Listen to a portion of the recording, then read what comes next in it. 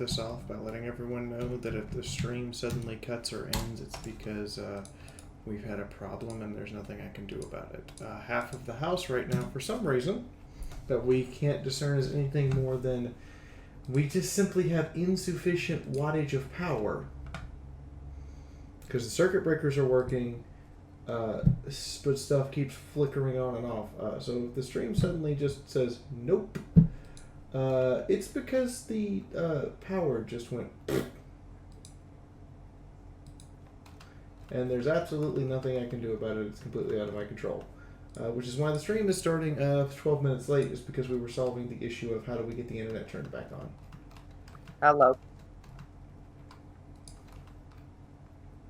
So there is my fair warning for tonight. Why is Chifundo being put on trial against squirrels? The Nuttenberg trial from last week's stream. Oh. Okay, you know what? I'll give you that one. I'm not even mad. It's not good to be mad. That was due to his war crimes against the squirrel population.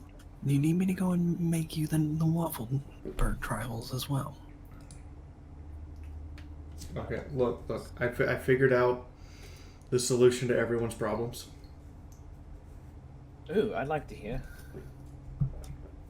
So, you take a bunch of tater tots. You already have me.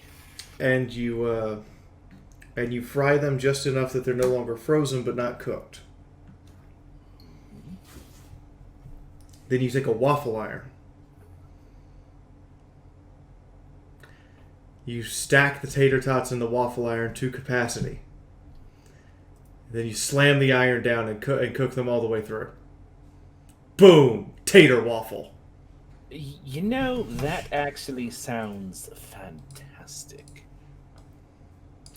And and then you have the option of topping them with syrup or ketchup. You can have sweet or tart. It's your choice. Why not I have both? a somewhat easier solution. What's your easier solution? Make mashed potatoes, chill them in the refrigerator, and then plop that in there and smush it. That doesn't work. The potatoes still need to be semi-hard, otherwise they don't fry together when you smush them.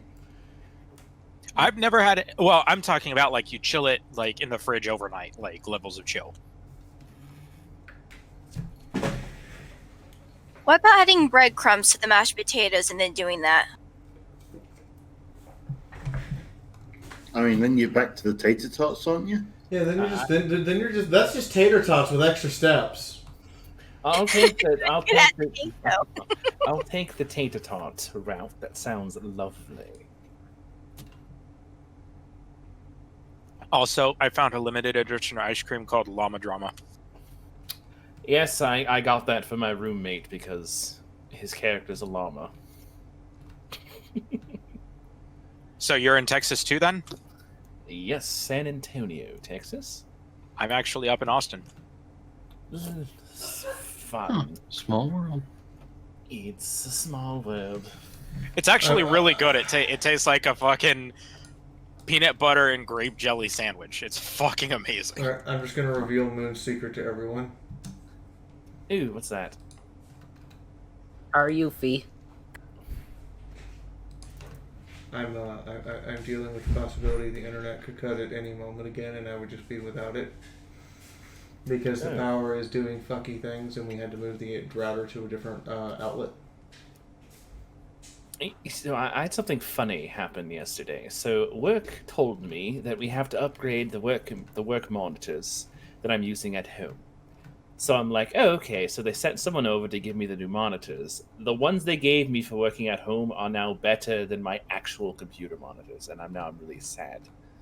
So I have a question. Yes? You don't have to pay for those, right? I mean, if I eventually stop working, then I have to give them back. Okay, but you don't. But so long as you're working from home, you don't have to pay for those, right? Correct. So I have a question. I have an answer. What is actually stopping you from hooking those up to your main computer? and then when they want them back, you just send your old monitors. I don't know. Because the answer could literally be nothing. English. I don't know.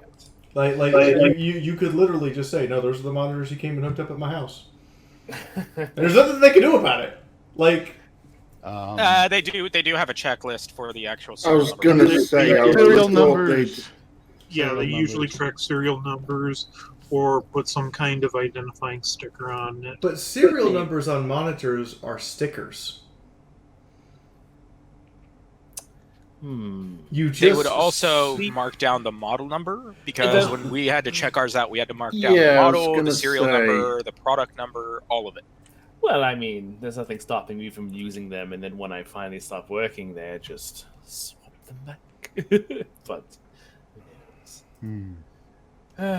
today has been a fun day. Also, I'm probably gonna annoy a lot of people, but when you're talking about waffles, you're a bunch of uncultured slobs. There already is waffles out there. They're called Bird's Eye British waffles. Buy those. I haven't had. He's not wrong. I'm sorry, I don't want a waffle made out of beans. I haven't had a waffle in quite some time, unfortunately. I think one of my favorite ones was one where the actual waffle make had bits of bacon already in it. That sounds good. I have plates for my George Foreman, or for my, I think it's technically Mimi maker. Okay. That is waffle. So Chris isn't here right now. No. So I can reveal my plan for Tuesday. Well, what's happening Tuesday? Crusader Kings 3 comes out. Okay. I'm going to found a religion that's just the Slaneshi cult. Okay. Oh dear.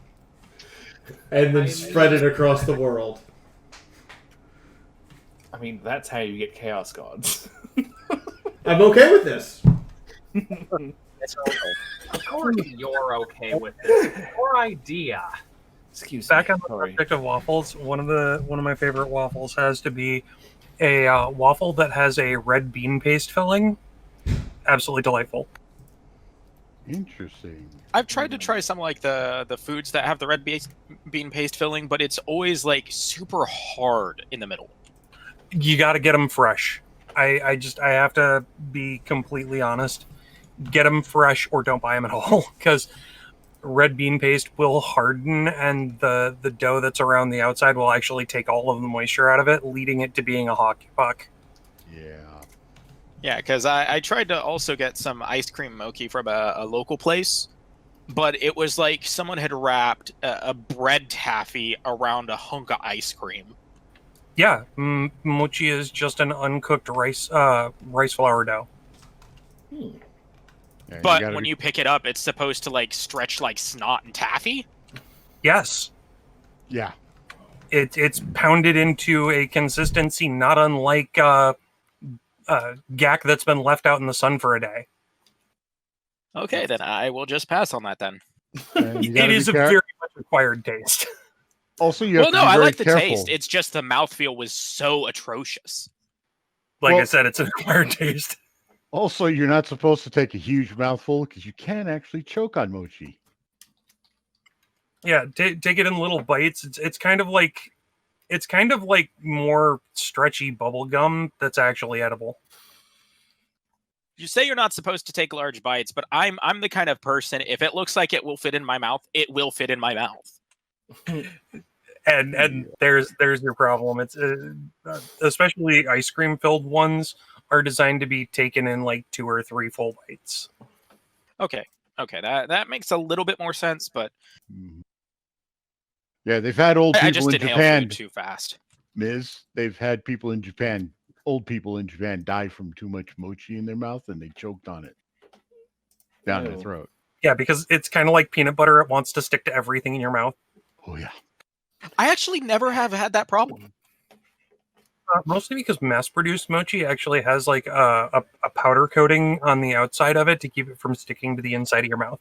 Oh, well, that makes No, sense. no, I mean the peanut butter problem. Crunchy or creamy? I have more problem with bread sticking to my palate than anything. Ah. Like soft bread, if I take a bite out of it, will always stick up in the top of my fucking mouth every fucking time. But peanut butter, no problems. Wonder Bread, the junk food of bread. I don't like Wonder Bread. I like butter bread. The butter top? I enjoy wheat bread because it's good for me. Yeah. Well, I would be getting some honey flax bread, but I have no way to get to the bakery that makes it. Actually, I've been trying a new type of peanut butter that's been quite lovely. It's cashew peanut butter. Oh, cashew butter. Cashew butter. I could see that. Cashews are good. They're much sweeter than peanuts. I have to say though, I can only have like, sometimes when you're really hungry, you can go like for maybe 2 peanut butter sandwiches. This one's like 1. I can't go past 1 just because of the sweetness of it. You would not survive a week in America. No, seriously, like the cashew butter, raw honey, and a banana. No. Let's backpedal slightly. I wouldn't survive a week in where? In America. Everything here has fucking sugar in it. Everything. I have, beyond how I sound, I've lived here for 34 years. Yeah. It's the same person you had the Texas conversation with. Oh, okay. Yeah. Hello. I'm so shit with names, it's not even funny. You can ask people I've gamed with. Well, to be perfectly honest, that's also not my real voice either, so that's fine. Do you actually have a real voice? Because yours changes up. I don't know if I got a voice. It always changes. Yeah. Voice actors. Wait. Well, it's not just a voice actor Shouldn't Mr. thing. Crosby be back in jail? Wow. Oh wow. No. Well, no, it's not just a voice actor thing. A lot of us have really thick accents and stuff in various parts of the United States, and we have to learn to suppress that for business purposes. Because having a nice, clear voice that everyone can understand clearly is a big selling point and gives you an edge over other people. Thank God I grew up in Wisconsin. I mean, I grew up in Alaska, and up there we're just kind of just nice to everyone. The most foreign concept I have gotten to when I went to Texas is in Alaska, everyone's nice to each other, and if you're not being nice, you leave everyone alone. Down here, everyone's an asshole. Yeah, no, it's why I miss North Dakota. North Dakota is the same way. I think it has to do. I have a very strong theory that the general niceness of the population directly correlates to how cold it is on average over the year. I like to put a step further in that, where the closer you are to Canada, the nicer you are by proxy. I've met some Canadians that were fucking assholes. Yeah, I gotta go with this on that. Until they get outside of Canada. No. I used to game with this girl from Canada, and oh my god, she was like the most meanest person you could ever game with. No, up in Minot, right? During the state fair, we'd get a lot of people from Saskatchewan, specifically Saskatchewan. All other parts of Canada, the people were pleasant and nice. But those Saskatchewanians, they were fucking assholes. Real quick, back to the cashew butter, real thing. Small jar, big price tag. No. I'm taking control of this. We're not going back to the cashew. Fuck that. No. I want to hear why Saskatchewans are assholes. Because they think because they're from fucking Canada, they're better than everyone else in the fucking United States, even though they're coming here for the state fair because they can't get a goddamn A-list fucking celebrity to perform up there. Minot, North Dakota can get 3 doors fucking down. Saskatchewan gets fucking no one. Well, to be fair, they're still recovering from Justin Bieber. I was gonna say they can have Justin Bieber. This was back in 2008. I know. We can't actually send Justin Bieber back. The height of Justin Bieber's in the United crimes. States, they won't take him back. No, this was before Justin Bieber existed. I'm sorry, this is so funny. I mean, we can't give Celine Dion back. Believe me, we've tried. Oh God. I thought we've just accepted that she's not Canadian. Either Canadian. The birth records would argue otherwise. You know, See, I Canadians think it's argue all the fair. time. This person's last name is Dorito Zozozo? What the fuck? So I'm Dorito Locos Tacos are fucking great. I'm filling out medical orders, so I'm just like, how is that oh, it's not in a record? It's Oh, no. real. You want to talk about real names that are fucking Okay. unfortunate? I had to call a girl back when I was doing insurance connections. Check. Basically, people would put in a form. They're looking for insurance. We would connect them to the right agency. Okay. Right? Check. And this one chick, her parents named her Laquifa. Check means. I wish I was Guys, fucking check. joking. Miss, Check cut. means stop. Mm-hmm. For everyone who doesn't understand or know that, check on comms means stop. Someone has something that the person who's running the communication has something to say. So, first off, there are more of you in Discord almost than there are on the stream. And I know the stream has a Twitch bot in it right now. So that's 2 I can discount that are not actually there, me and the bot. I know the bot. I show 23 people on, so. There, Yeah. it just ticked up from 17 to 23 on my end. 2, Lenzabi, Yeah.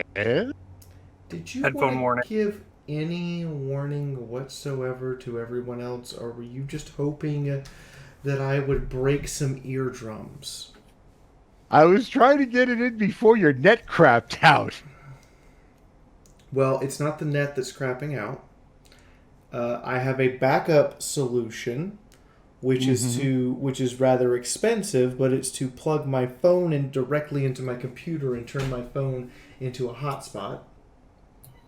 Yeah, that's just a fast track to getting your data to complete. Okay. But okay, so you're itching to get this out of your system. Everybody tone down your microphone, your headsets. 3rd, thank you. You're welcome. What? I'm wearing incredibly nice, new, and comfortable clothes thanks to you guys because I had to choose between a desk chair and clothes, and one of you stepped up and got me the desk chair, so I got new clothes to make sure that I would have, something nice to wear for conventions that aren't going to happen. So instead, I'm wearing the nice things for you guys. And it's really comfortable and really nice to wear it. And I just wanted to say thank you, Lenzabi. You're welcome. I'm surprised you're not having the conniption fit that you used to have. Oh no, I'm having a conniption fit. But it's all being internalized at the moment. Because that's only 50%. No, I know. And 50% is amazing and wonderful and awesome and incredibly generous of you. And if you haven't paid your own bills, I'm going to strangle you with your own freaking intestines. Nah, my bills are totally covered. No worries. Besides, beginning in a month, I get another $3,000 back.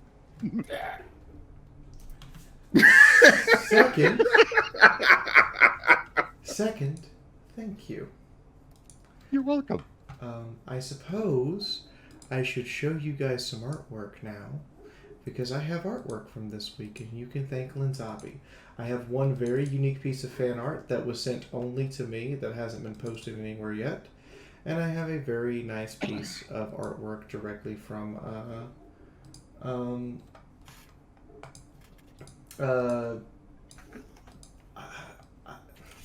Baja Griffin. There it is. The reason why it took me so long is because I wanted to call her first name, and that's no longer valid. I wanted to call her second artist name since she started working for us, and that's changed too. It's now Baja Griffin.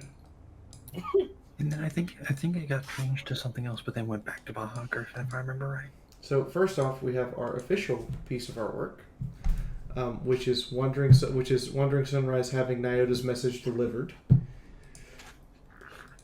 This is actually going in the book. This was supposed to be ready for chapter 51, for chapter 50, and it wasn't ready. Second, I have this wonderful piece of fan art. That's a Darkest Dungeon reference. For those who don't know, if I open my Steam here, I can read off the number of hours. And I assure you that more than 80% of those hours were live.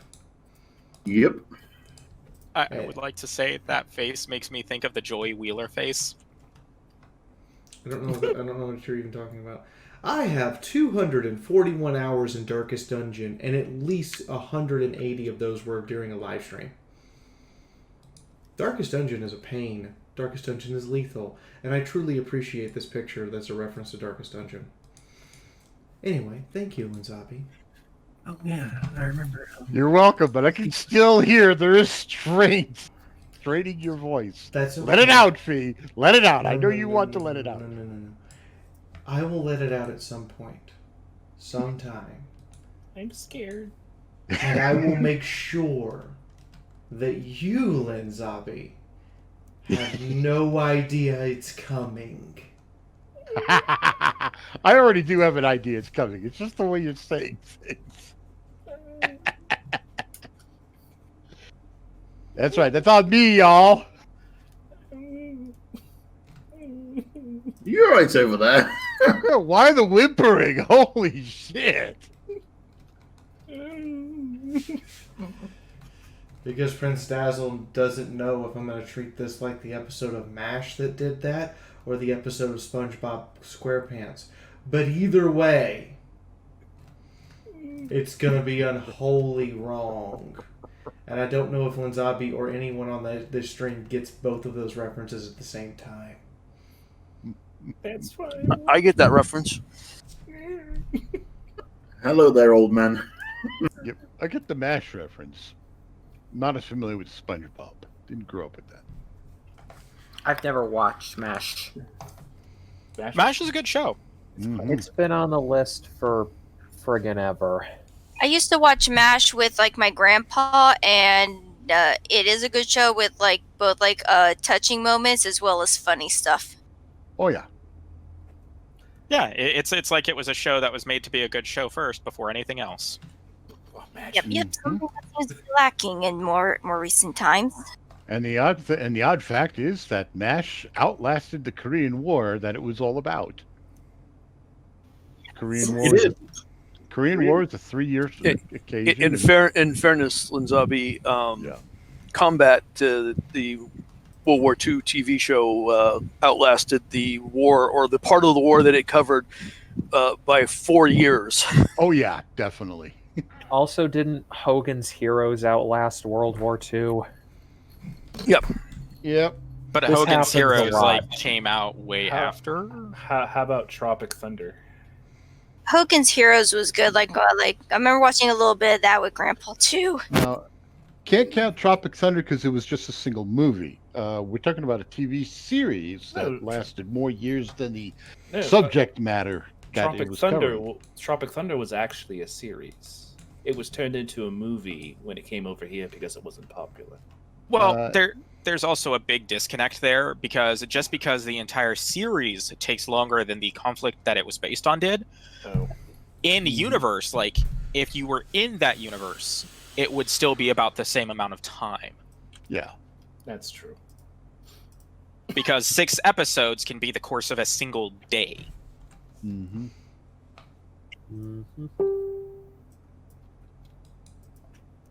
Also, in other funny news, apparently on the Independence Day weekend, 600 some drive-in theaters re-released the original Ghostbusters movie, and it nearly beat the 2016 Ghostbusters movie in opening weekend revenue. Nice. During a global pandemic, and only at drive-in theaters. Oh, I saw pictures of drive-in theaters. They have like those. You drive your car up to there, and they had the little speakers you hook on your window. They used to be really big, and then they just started disappearing. And now with the pandemic, they're making a popular comeback.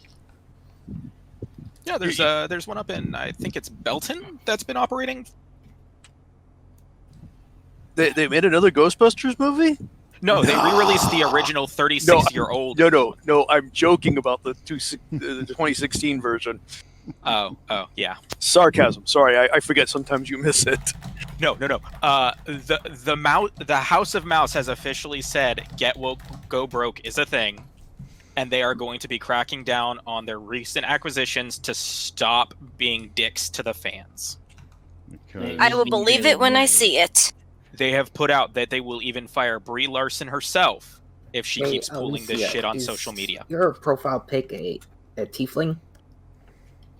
But yeah, I mean, no, Disney will absolutely shit on their own people if what they're doing is giving them a bad name. Also, Disney will shit on their own people if it's in their financial best interest. Disney will just sell you out in a heartbeat and not give a shit. Warning! But Stream they tip realize overload. that they All are hands, a prepare for business and exploded have to make broken money, Fiaura and in driving away 5, customers is 4, not a good idea. 3, Yeah, 2, they can't open 1. Detonation imminent. Have another. Zabi dear. Zabi hon. What's wrong? Don't yell. Nothing's wrong. Your current high score is 32,808. No That's one a has lie. managed to dethrone you since May. Well, they And have- you're really banking on the fact there's no cons where Fee can beat you to death with your own cane, aren't you? He's banking on the fact that he doesn't believe for 2 seconds that I cannot turn my entire job mobile temporarily to drive to his house and trip him down his own stairs. That would be a really funny video. You just kind of walk into his house. But he forgets that between here and his house, I have enough friends and people who would gladly put me up that I would not have to stay in a single hotel room.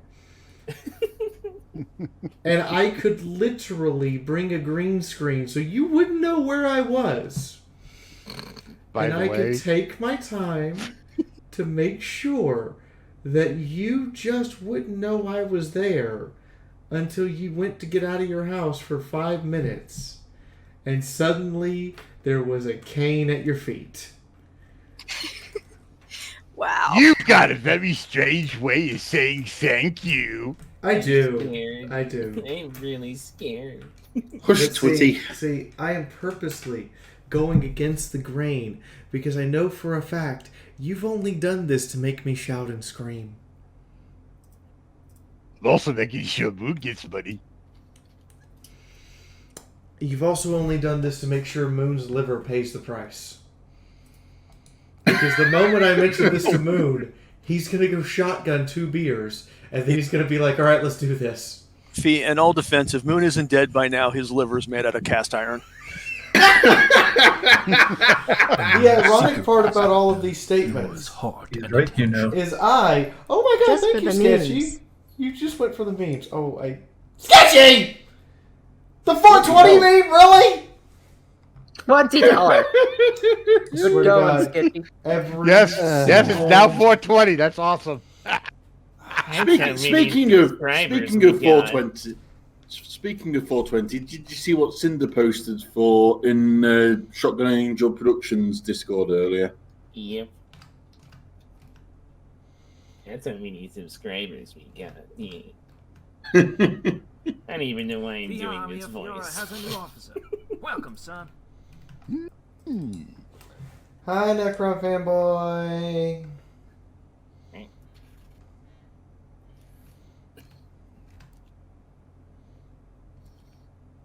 Love. But you know what? I actually this makes me feel good because I can actually now be in a position where I can help folks out, and I enjoy it. I know.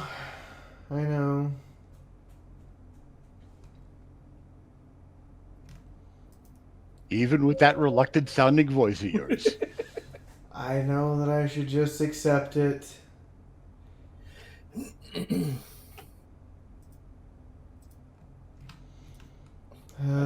That's right. You're bankrolled by the bug. I think at this point, I think she'd rather be bankrolled by the mafia. I think, yeah, I definitely was more okay with being bankrolled by the mafia or by the or by the conspiracy, which I am convinced now the conspiracy has invited the bug into the conspiracy, and the bug has refused, which means that the conspiracy is now trying to figure out how to overthrow the bug, and they haven't figured it out yet.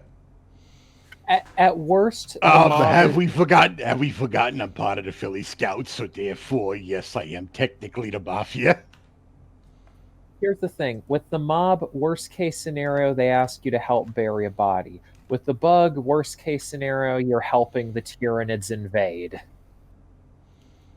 Yeah, but then you Now that is an interesting theory. Yeah, but then you get to be a gene cultist, and you'll be perfectly fine. You do know they eat the gene cultists when they're done, don't you? Yeah, so you get to go last. Yeah, for the Tyranids, the gene cultists are effectively the preparation seasoning for the food. They're the after dinner mint. No, they're the appetizers. Oh boy. Oh, that was fun. So, Linzabi, did you see the me and Dark Horse posted a thing a couple days ago? There's a little dark crystal animation. It was kind of fun. With the hunter. Yes, the hunter. Such a fun voice, but it hurts my throat. Coughed. COVID.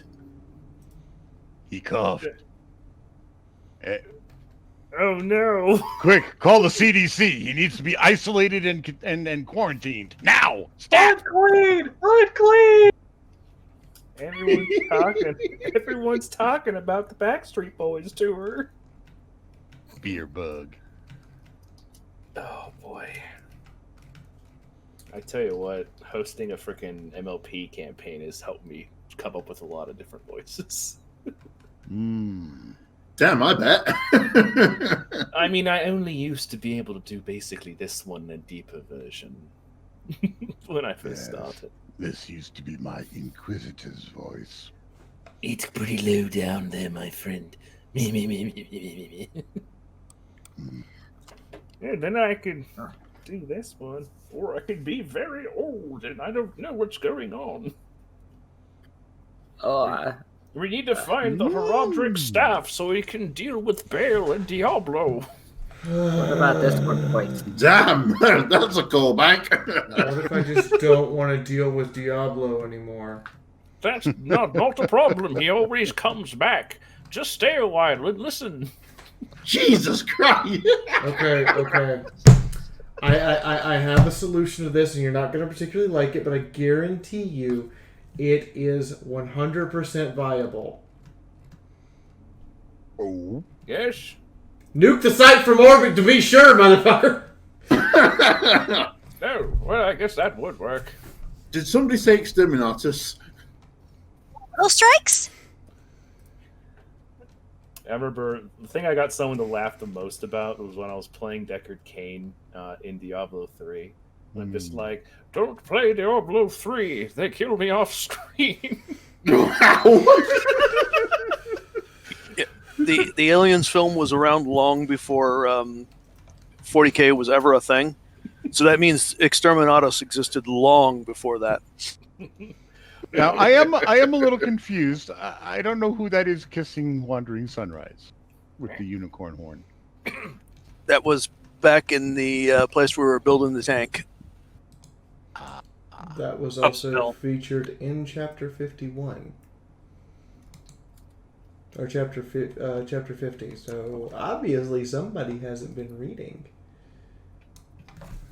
I believe Von has admitted he's not been reading for quite a long while. That's not who he's up. I was the one who got it right, Eddie. Yeah, he got it right. He knows exactly where it's from. Oh, Also, why hasn't Von been reading? Now I It's will. my have to get eyesight's back bad. to I've been listening to it. Oh, audiobooks. Audiobooks. Well, no, I've actually been listening. When she releases a chapter on Fimfic, I've been listening to it there because they also have a speech to text or text to speech function, which sucks really bad, but it's there. Yeah, you just see it try and pronounce any of the character names. It's horrible. You know what's really funny? I had someone get upset at my unicorn. Oh, why? Because my name is Prince Dazzle, and I'm not an alicorn. But princes aren't alicorns in My Little Pony. I know, and I actually pointed this out. I'm like, every single type of lead stallion type character in the show just has a weird, unique ability. They don't have wings. I mean, like Star Swirl, he's special. He has white magic. You have Sombra, he has crystal magic. You know, I'm just like, they don't have wings. That's not. I don't think that's how it works for stallions. The only prince they ever mentioned by name was Prince Blueblood. Yes, Prince Blueblood. He used rarity as a shield. Oh. Yeah, she was not happy about that one. and I ate her flower that she tried to give to me. Tasted great. Oh Lord. It was really funny. I'm just like, okay, cool. Of course. Okay. Go ahead. I was going to say the only other prince they ever mentioned was Rutherford, but he's a yak. That's true. He has 2 horns. Oh.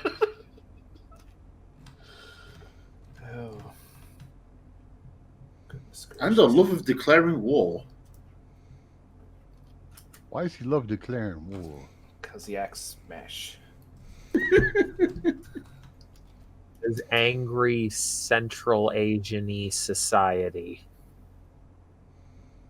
I don't know. I think it was more of a direct reference to the Mongols. I was more surprised that it took that long in their history for them finally to suffer an avalanche in town. I'm like, how is that the first time that's happened? Probably not just the first time someone's around to question the plan. I don't think it was by references in that episode that it wasn't the first time it happened. Okay, I was just going to assume because Pinkie Pie was there, something went wrong. I mean, that's not out of the question. Don't discriminate against the Pinkie Pie. She's the goddess of all Philly Scouts. She's also a better incarnation of chaos than Discord ever was. I mean, she does make Discord uncomfortable. This is very true. Very true, she does. I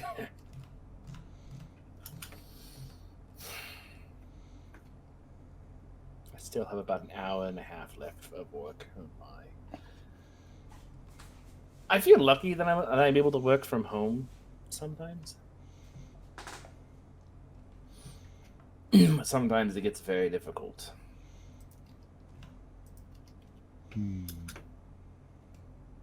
Yes. We lost another one. No. Okay. Do we have a moon yet? We do. We actually have a moon. We didn't lose anybody. They just moved over to the other page and didn't tell me we had a moon. Oh. Whoops. Fee, we have a moon. Bye. Okay. Lanzabi, shoe. Okie dokies. Alright, I'm gonna play the intro. See ya.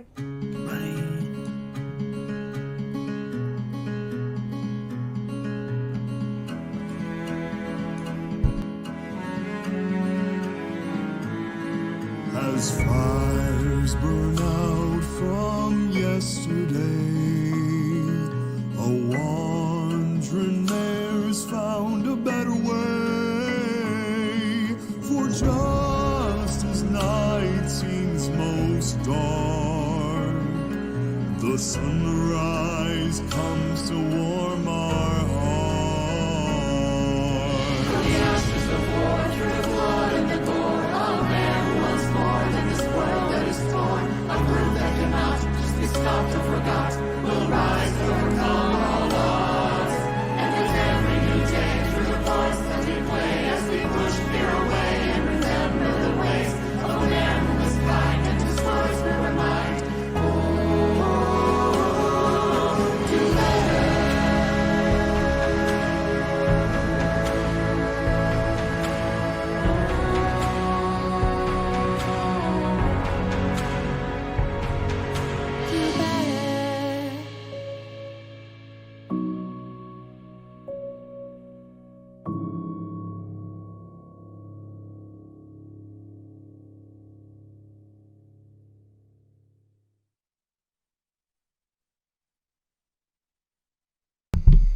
Okay, so I give you all fair warning again. I have no idea whatsoever if my power is going to stay on, or if everything's just going to blow up. So, in the meantime, I can't hear a damn word they're saying on Discord. Words. There we go. Yeah, no, we were fine. You were not deafened. You were just speaking what sounded like a very important PSA, and none of us wanted to interrupt you. The second PSA here is please go support Ditch's new project. I don't know what's going on with that right now. Oh my God, we are less than $400 away from being funded. I am freaking the fuck out. I am gonna have to write I didn't expect to get this far. Well, hey man. What I'm trying to regulate my volume and it's not working. Hey man. What? Lenzabi just maxed out the tip goal for the night. You can blame him.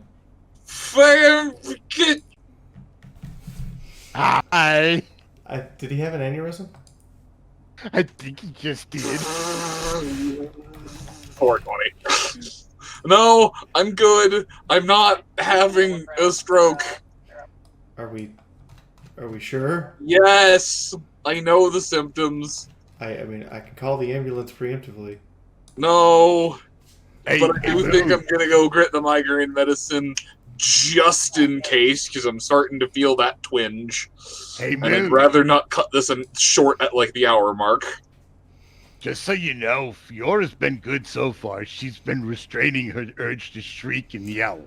I am in incredibly comfortable clothes, and when Hetty gets his fat zebra ass over here, look at that fat ass. Look how thick Trafundo is.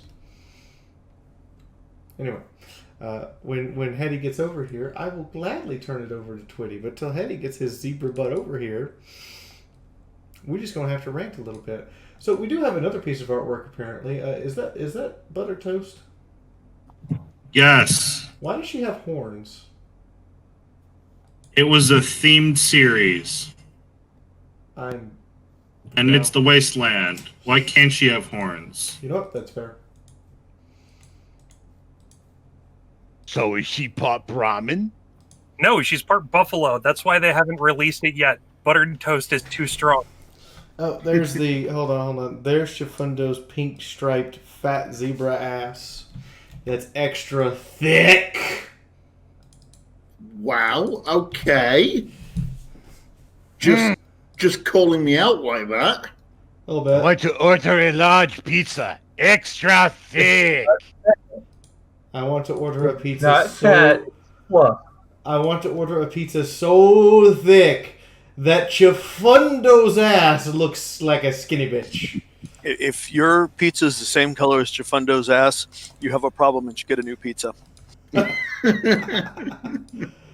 Everyone will get to see my new shirt here momentarily. But in the meantime, Lenzabe.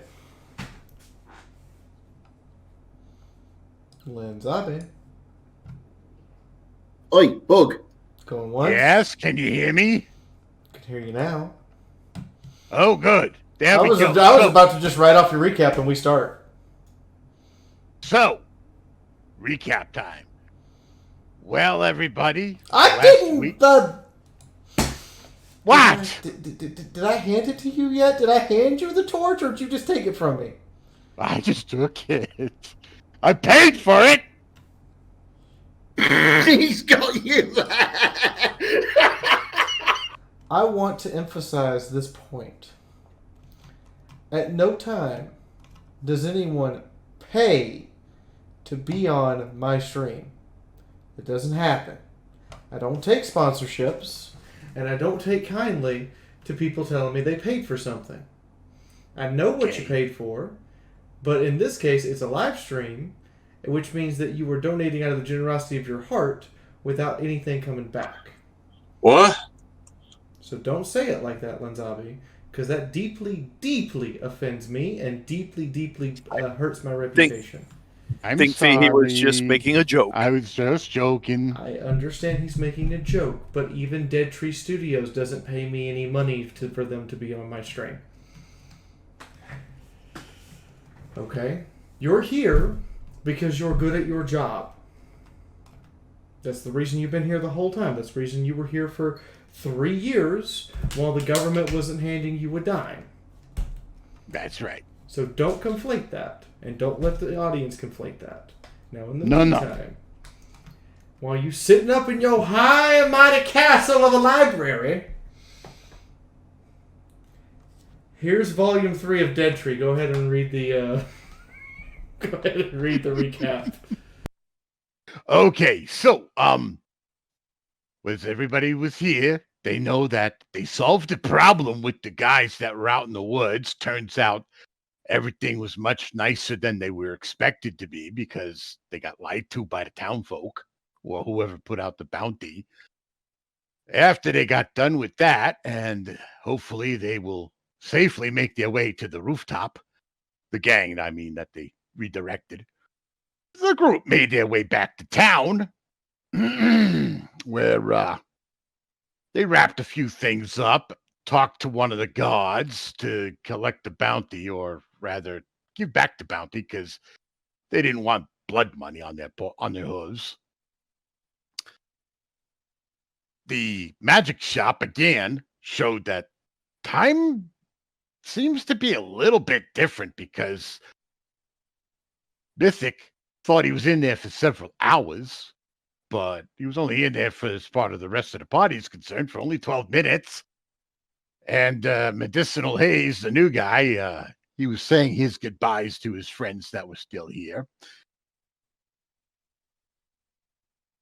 Pardon me, I have to drink a little bit.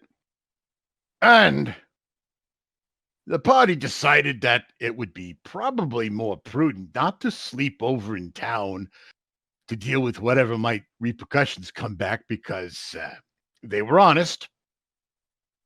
Got to give them credit for that. They were honest. They didn't kill anybody. And at the same token, they didn't convince anybody to come back to this godforsaken town. So we're figuring whoever did the hiring or put out the bounty, rather, is not going to be happy with either of those results. And, well, 6, as good as the party is, 6 against an entire town's worth of guns is not a good mix. So, discretion being better part of valor, the party decided to skedaddle, and they would spend the night out in the woods away from potential harm from the townsfolk, because at this point, I don't know if there's any creatures or monsters out there that are strong enough to deal with that party. So I'm going to do a little skedaddle of my own and let the party get on with their business and let Moon deal with them. Just thank you, Jody.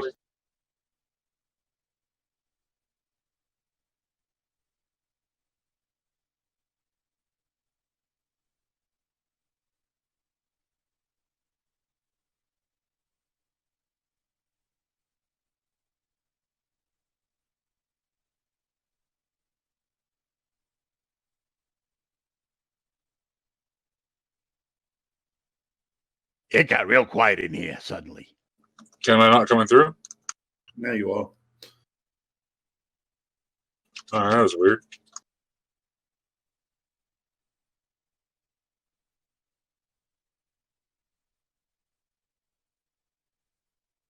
And lost you again? No, I'm still here. Yeah. You ready, man? Am I not? You're here. We can hear you. Okay. Are you ready?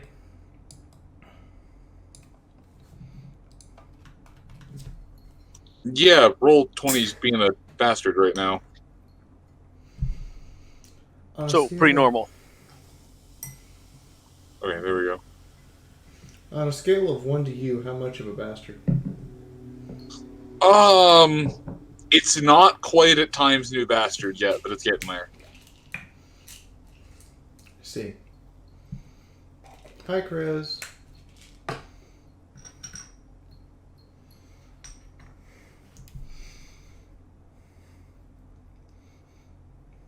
Anyway. Chris has arrived. I must activate Chris filters. Alright. Do we? Uh, Wait, do we have Chris filters? I do. Yes. Okay.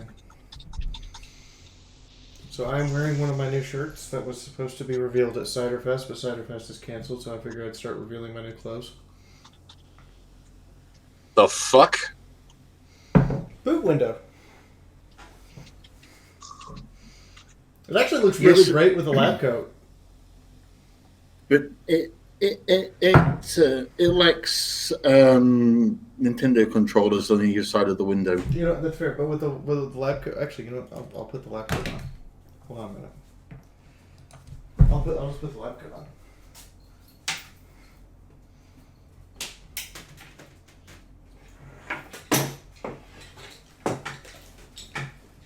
And hey, I'm not required by contractual obligation to not eat or drink wearing the lab coat anymore. Wait, what? Because of all the signatures on her lab coat and that she was going to be donating it to charity.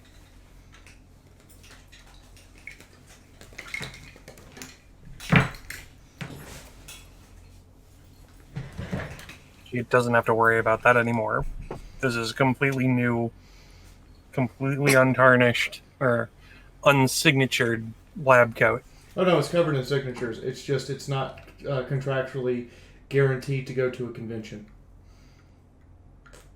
Oh, I thought that you donated that one, the one that was contractually obligated to charity. Yes, it's already that was like already been last sold year. to charity. That was already been sold to charity last year. I immediately, on stage, pulled a new one in the plastic out of my pocket and put it on stage.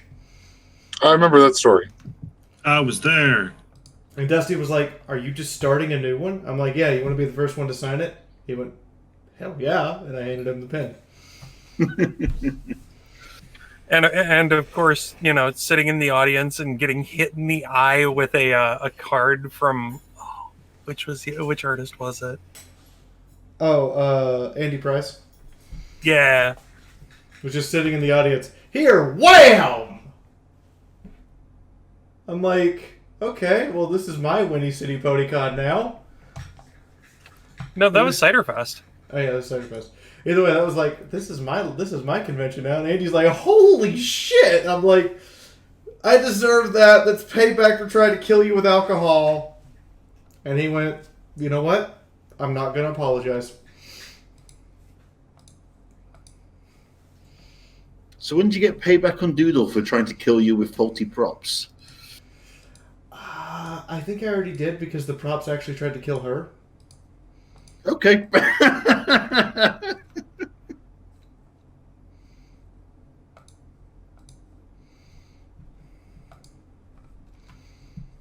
Anyway, so yeah, you guys can see it with the lab coat in the meantime. Moon, I believe we wanted to know where the coordinates were for got the bird hat. Okay. Martini, no, bad. That kind of size needle, no, bad. I am uncomfortable. I am uncomfortable about many things. God, I need to actually switch servers. I can't just idly stare at that. God.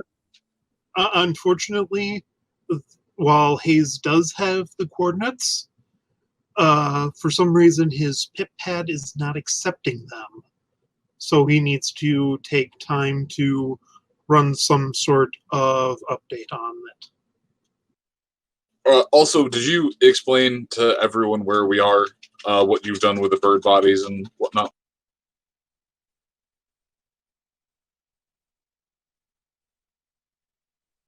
Well, simply in the downtime, Hayes has stripped the flesh from the one cyber crow that he deactivated.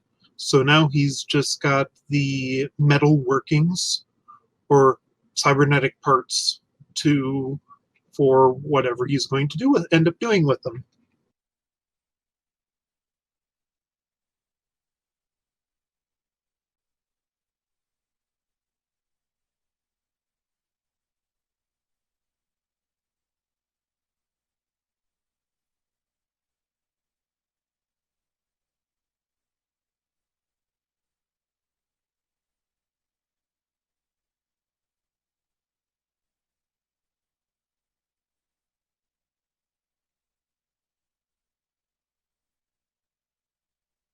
That's what you wanted, right, Moon?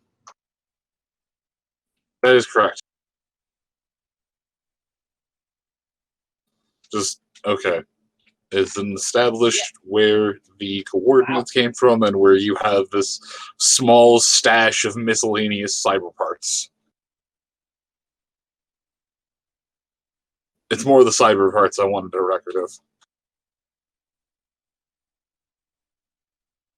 God, I can't believe we're on episode 100 fucking This is episode God. This is episode 105. Fucking God, Jesus. It's even on my sheet. 1 sunrise-sized cyber bird worth of parts. Wait, sunrise is a unit of measurement now? What? Why will America use everything but metric? Oh, dear. Hey, Noon, just think. As. Tonight's episode is a 105. That means it's the same size caliber as we used to put on tank guns. Fucking God, the best part about Push to Talk is that people can only hear my existential anguish when I want them to. Apparently, also Quickstitch got the giant syringe. Although I do admit that is actually 1 sunrise worth of syringe.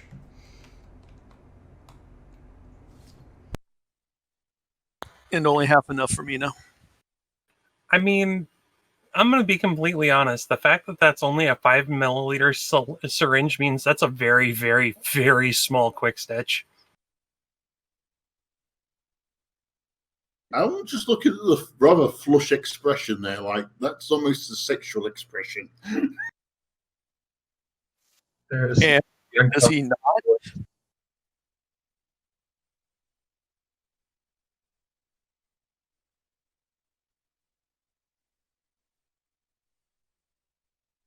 Anyway, now that we have proceeded to use sunrise for 2 units of measurement. Oh God, what was the first? Oh, I'm sure you'll figure The it cyber out. parts? Yeah, that. What? The bird parts and the size of the syringe. That's in the channel that you're muting because you don't want to look at that picture. Look, it's a combination of fucking quick stitch and a goddamn needle that sends my fight or flight response into fucking overdrive. I mean, I have more I don't- Twink Quick Stitch to share. Please no. Please no, Quinn. Moon is not giving consent. Please no quick stitch. You mean Twink Stitch? That's better. You know what? I am okay with our new Twink Stitch Overlord. Wow. Does that make Quick Stitch even closer to being an alicorn? Yes. Harvest the lower horn.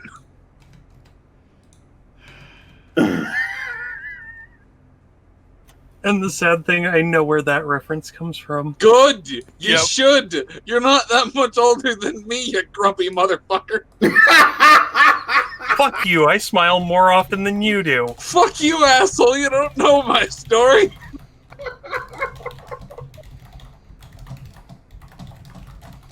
I'm smiling so much it hurts right now, ass.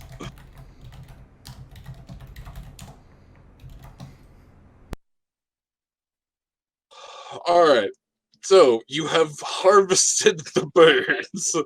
You have a sunrise worth of assorted cyber parts. How many did you take with you, Medicinal Haze? Shadow, I don't think you're helping there. Unfortunately, unfortunately, he only got 1 bird. The rest were kind of exploded. Okay, hang on. Let me get the book.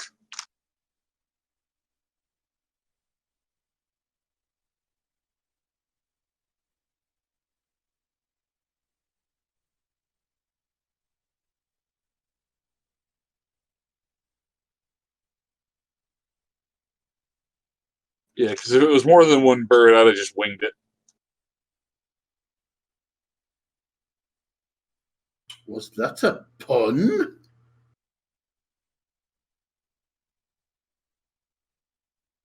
Luck D10, please. I think Moon actually came here with a pun ready. What, me? Nah. I have to wonder how long it took him this week to put that one in the oven and come out with it. About 35 seconds. I've been friends with Fiji for years. That motherfucker's a pun machine. Yeah. 60-10 since my luck is 6. That would be 6d10, yes. But most of Fiji's puns fall about as flat as the water that he's named after. Hey man, fuck you. Fiji water is great. I don't know what it is. I think it might be the fact that I'm actually just drinking money, but...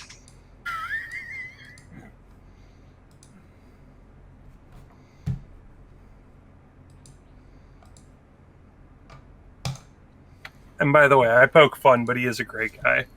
Hello, Little Pip the Stable Dweller. Cool. Hello.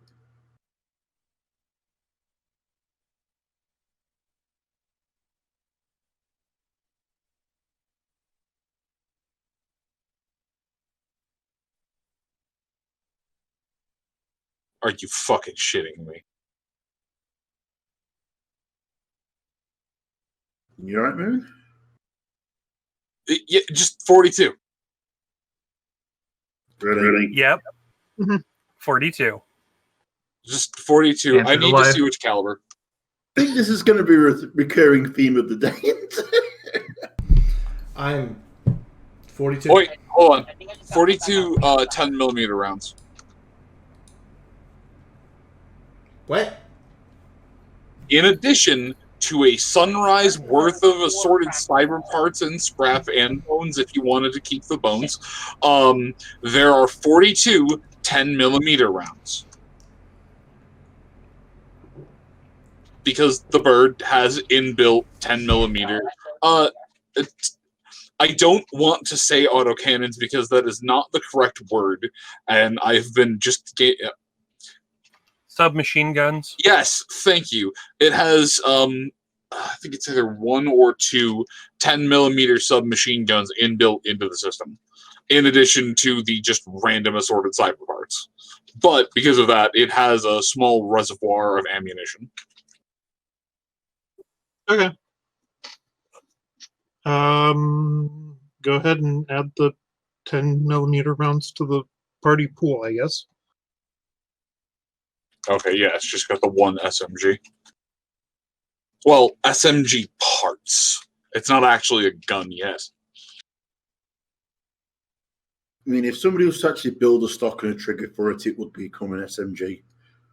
Yeah, you could So, if you have a GM that is willing to get kind of wiggly with the rules and just go full-on immersive, yes, you could harvest a PDW from a Cyber Vulture. It would have penalties that you could not get rid of because it was not designed to ever be fired by an equine. By anyone that wasn't the Cyber Vulture, really. Unless you put it in a battle saddle or something, maybe. In a battle saddle, yeah, it'd be fine. It'd mitigate it. Actually, yeah, in a battle saddle, it'd probably gain a bonus to hit. But no, yeah, you could be a cheeky bastard and harvest a fucking submachine gun from this thing.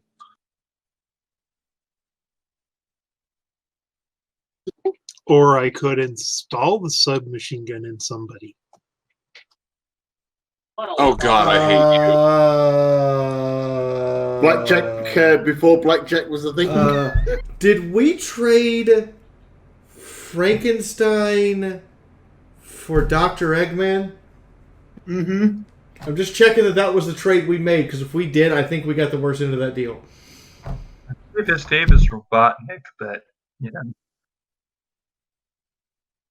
So far, Hayes is cooler than Robotnik, so we'll give that is.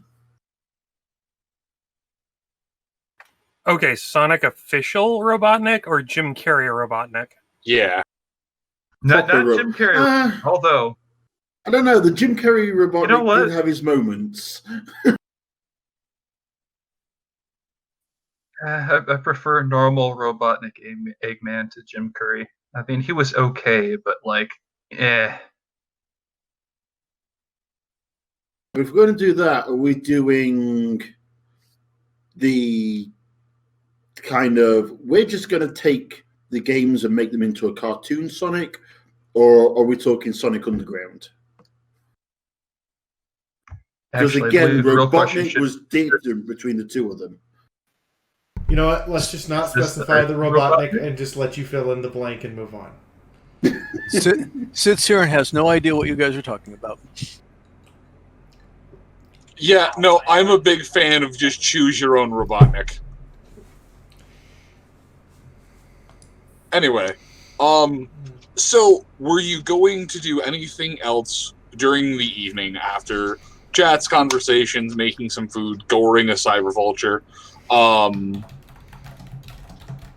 Anything else in the evening, or just flash cut to morning?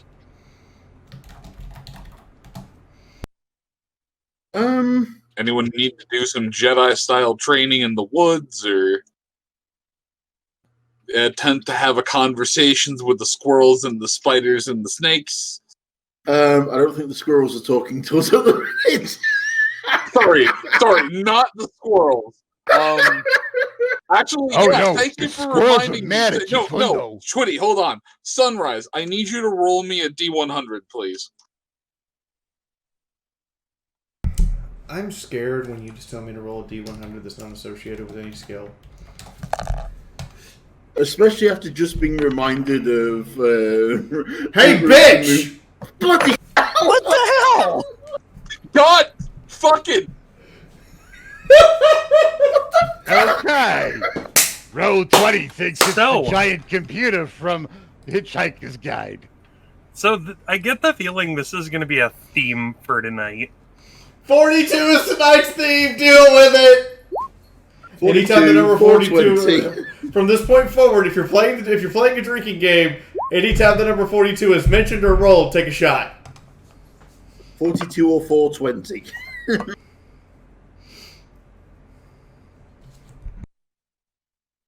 I think James is in love.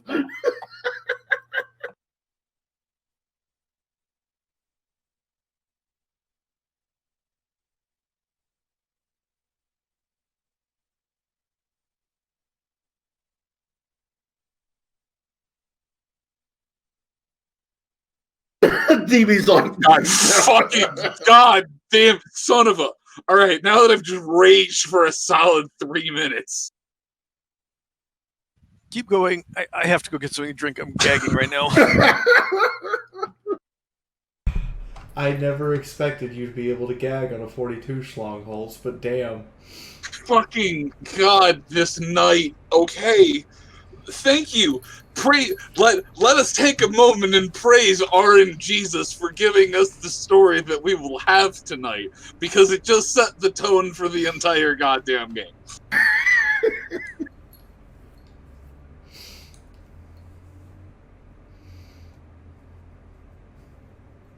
Hands Moon, a pan-galactic goggle blaster. You know what? I have basically one of those downstairs. Although it doesn't taste like a gold. What is it? A gold brick? Yeah. It doesn't taste Gold like a brick gold wrapped brick in a wrapped in slice of lemon. Yeah. Okay. It was so much yellow, my brain keeps getting confused over it. I keep thinking, wait, is it a brick of lemon wrapped in a gold leaf, or a golden lemon wrapped in a brick?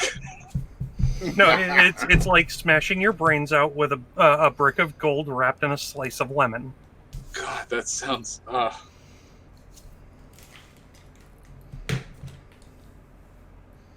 Just yeet me in the skull with a gold brick and then put a lemon twist over the wound. Sounds awesome. No, okay. But Also, can I just direct everybody to videos on Fee Server when when Chris is going like, no, this is metal. And Chris saves the day with Norwegian Viking metal. No, please don't distract me with Viking nip. But Moon. No, I want to go and listen to it. I can't do that now. But My Moon. ADD is already being bad today. Moon. No. Moon. Bitch, what? I could just say, why don't you, if you like Viking stuff so much, why don't you just go live with Chris? I'm American. We can't leave the States.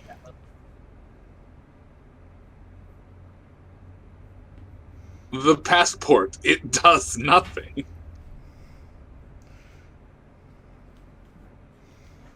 Really? All right.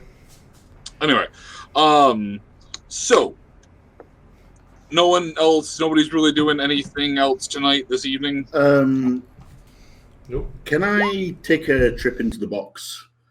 I have a temple I've yet to explore.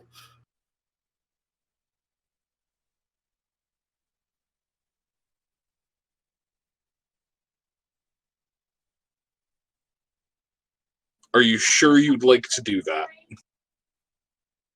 That sounds like it's a bad idea. Let's do it. Okay.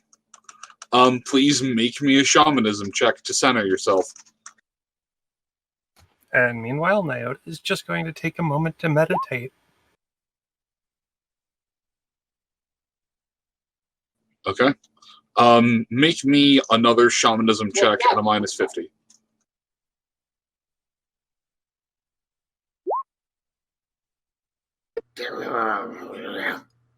All right.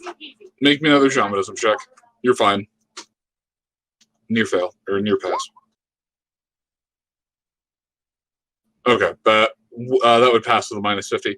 All right, you're able to make your way back through some of the outer protections into the clouds, and are able to make your way out into the area where the temple is contained, slowly descending your way back to the starting area from before. Meanwhile, while you're just giving off a soft pink glow, Nyota, you're meditating, medicinal, what are you doing? Or would you be fussing over the cyber parts all night long?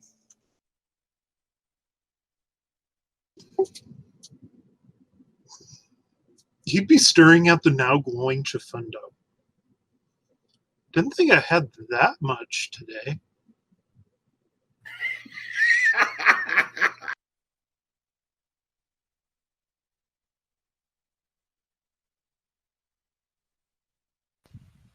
Oh no, he does that from time to time. I haven't figured it out either, but he's kind of cute when he does that. Yeah, yes. Pulls out his book and starts to read.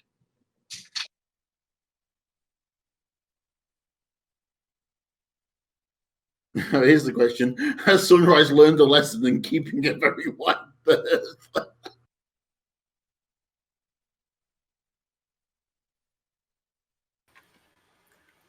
I mean, Sunrise could always join Nyota in the basic meditation. I mean, if that's what your version of training is for the day, I guess so. Okay, so you're meditating, you're Chifundoing, you're watching Chifundo. Mina's explaining Chifundoing. What is Mythic doing? Weeby anime bullshit is an answer. Shit, I am very tempted to answer with that. Can I answer with that? You can answer with that. Be anime bullshit, which may or may not translate to just kind of going off and practicing by himself, or getting distracted by something off in the woods, going off into a whole nother adventure. And give me a luck roll. Wait, shit, what do you mean this isn't Naruto? I mean, it's going on about as long as Naruto. Okay. So what? You're just gonna go off somewhere?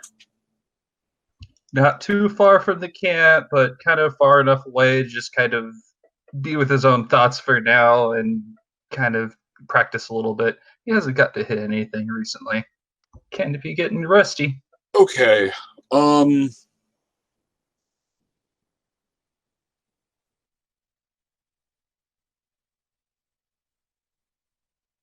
Chifundo, roll me willpower. Okay.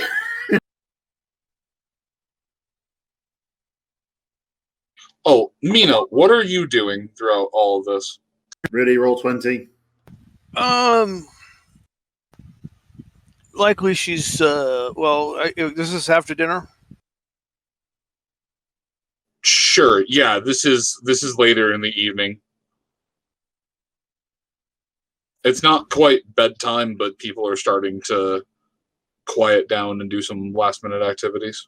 I've been kind of neglecting in some of her reading, so she's probably doing some reading about. She's got several chemistry books that she's gotten out of places, especially out of that laboratory last time. So she's probably going to spend some time reading.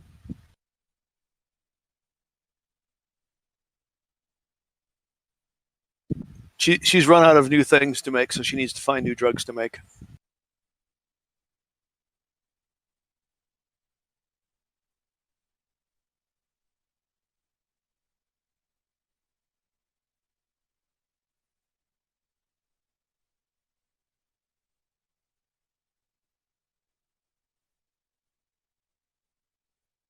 All right, so you're reading and doing drugs. Give me a. All right, so you're reading a book specifically on chemistry? Yeah. Chemistry roll.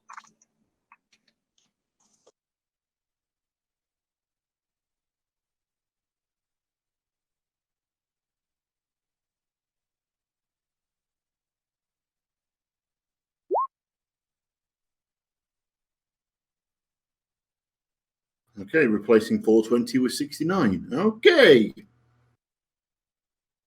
1 giggity. Nice.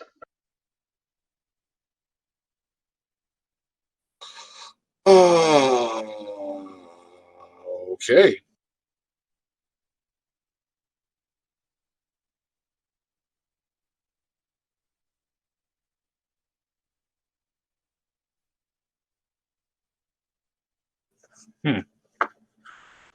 I want to make a chemistry joke about covalent bonds, but I'm going to dodge that now.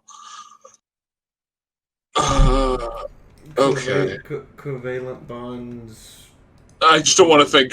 I can't think of anything. I can't think of anything good off the cuff, and so I'm just not going to bother with it for now. Covalent bonds cooperate with Mina's drugs addiction. She's not addicted to drugs. Okay. Yeah, Luna kind of says no to Mina getting addicted. Actually, I can't even think of anything that rhymes with covalent bonds. Crazy!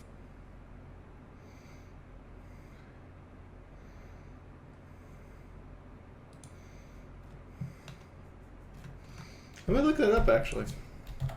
Okay. So while you're looking that up, I need a perception check at a -1 from Hayes, Mina, and Mythic if he's doing reading. And I need perception at a -3 from Nyota and Sunrise. So, to clarify, Moon, according to Rhyme Zone, there is absolutely nothing that rhymes with covalent. Hell yeah. And you need a what from me? I need perception at a -3. Well, Mythic is... yeah. Hayes, too. Yeah. And I was going to say Yeah. Mina did well for a -1, but Sunrise knocked it out of the park. It's on a -3. I know.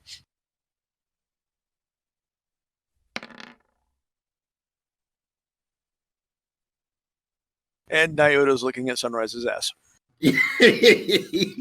Nah, he's examining the inside of his eyelids. Oh, you're looking at her form for the practice. And also, was that for sight or for sound? For you, that's actually for smell. Okay, then that's still accurate. Did someone cut the cheese? No. So, all right, here we are. Your campsite in the woods where you're all set up. Actually, I should double check.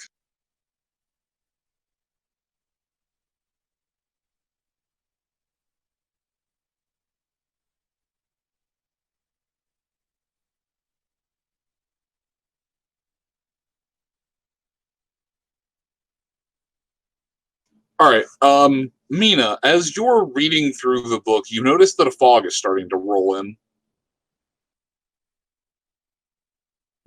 Does that fit the weather pattern? It's definitely not outside the realm of possibility, and you are in the woods. It's a bit warm out, so it would make sense that the weather is fitting, so it's not abnormal in that way. It has an odd scent to it, but outside of that, no, it's not really that bizarre.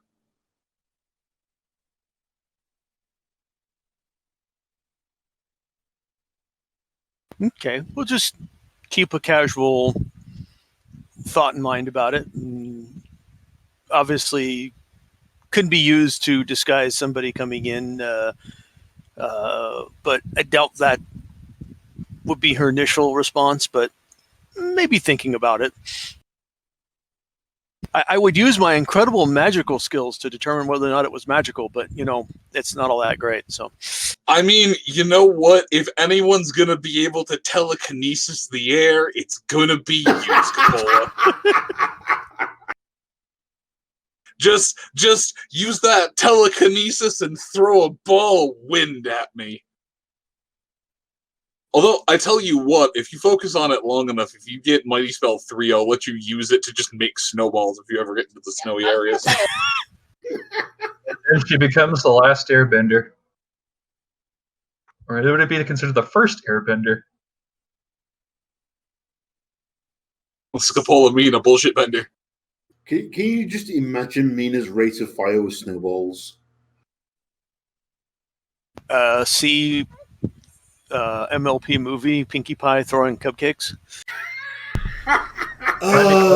So I just want to point out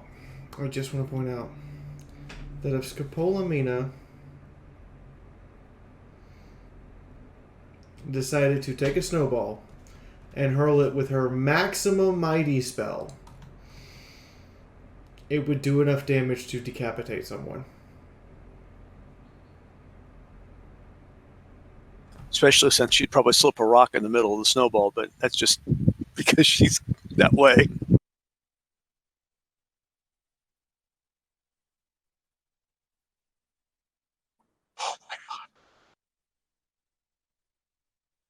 Meanwhile, Sunrise, in the midst of all of your training, in the midst of this deep meditative session, Nyota,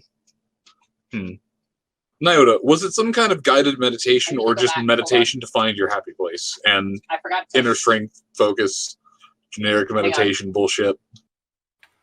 In this particular case, it's just a matter of, like, you sit her down and guide her through the basic meditation. You just let the day go. Alright, so Sunrise, you're in your happy place. So I do have a Twitch alert that I am supposed to say right now. Do it. In the event you live on the Gulf Coast in the path of the hurricanes, an evacuation order has been sent out. Please do not stay at your house to watch me or any other streamer. Please evacuate. That's all. What was that again? I didn't hear you. If you live on the Gulf Coast, if you live on the Gulf Coast at this moment, an evacuation order has been issued for immediate evacuation of everyone. So if you live there, don't be watching me. be getting your stuff in your car and leaving. Mythic, do you have to go? I don't know if that's your area, but I know that's... Are you good? Central Texas, it should be fine. You said a hurricane? It's not. This is for Mississippi, Louisiana, and Alabama. Oh yeah, no, way over there. But apparently, some of the highways are already underwater and landfall. And I'm looking this up now. Some highways are already underwater, and landfall isn't for 6 hours. That's nasty. That is. They could watch you on mobile as they're retreating. Yeah, you can watch me on mobile, but just make sure you're in your car driving and you're not actually watching me. You're focused on driving, so you're just kind of listening. To clarify, it probably isn't. It's nowhere near Mythic. It's the estimated paths curve back in towards Tennessee, not towards Central Texas. You're fine, Mythic. Oh, great! That means we're going to get the remnants of it. It's everything from Houston, Texas, to Mobile. Oh, hello there. There it is. Oh, it's gonna rain so hard in New York in a couple of days. Yep, and then it's going to wander across the Atlantic, and then we're going to get it in Europe. Anyway, continuing. We send you. We're doing. I've done my public service announcement. You're good. Thank you. That is important. Holtz, what were you saying? I was just going to say, Hetty, we always send you the best. I know. Hello?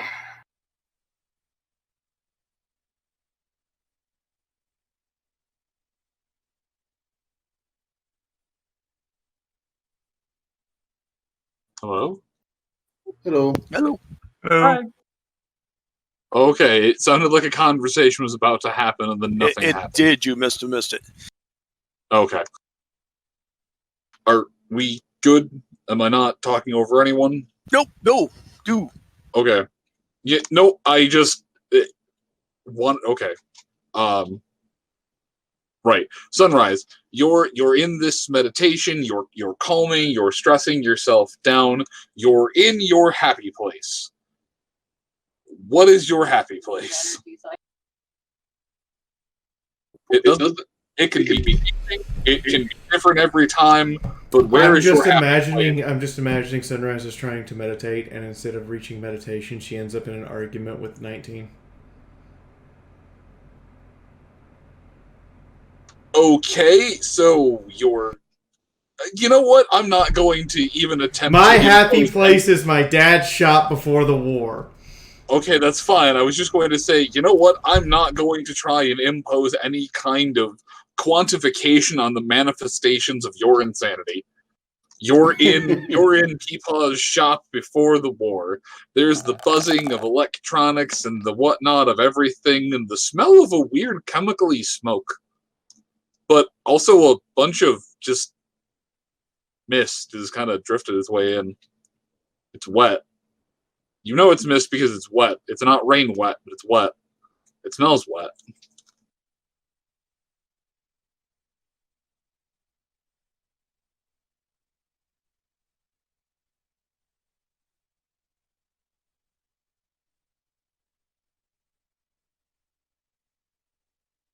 What smells wet? The air. The moisture in the air. Okay, then. Have you never smelled wet air? I have smelled wet air, but I'm wondering why the air smells wet. Well, you realize that it's not part of the meditation or anything. It's just kind of misty, but it's also pretty strong. Everyone make me an endurance check. Except for Chifundo. You're in someplace else.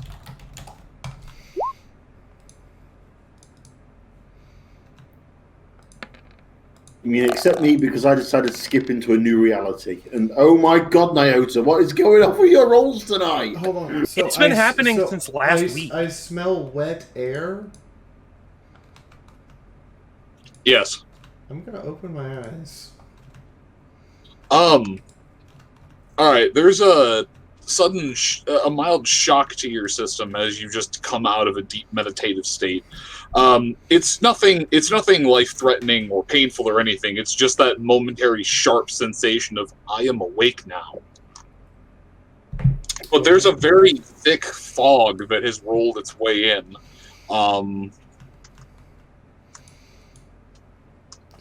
Fiaura.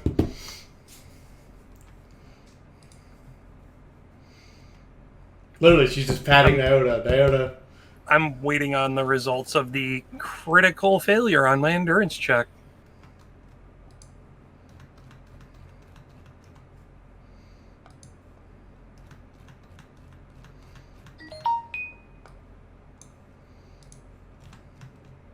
Okay.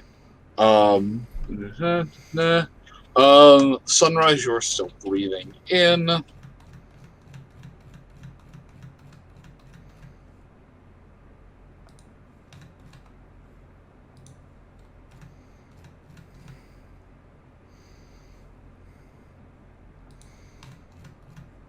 Okay.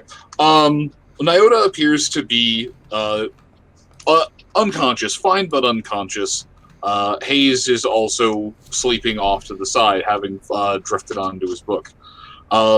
Mythic and Mina are around you, still seem to be fine, but are fading pretty quickly, as are you. It just seems to be some very strong sleep agent in the mist. Does it seem... am holding my breath. Okay. Okay,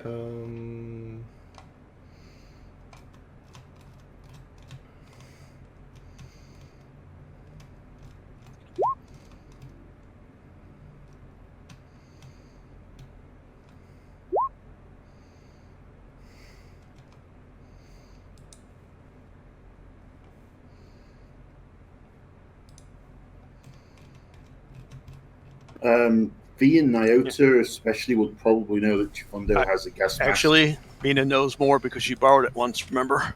Yeah, so... Believe me, I was already thinking along those lines.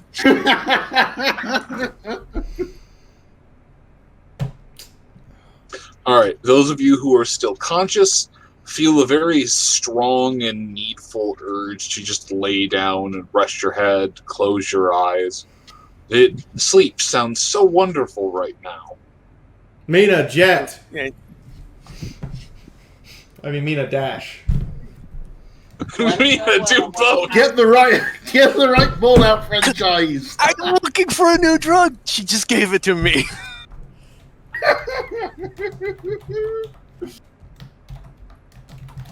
Mina will TK over or reach out with TK and grab Fundo's gas mask.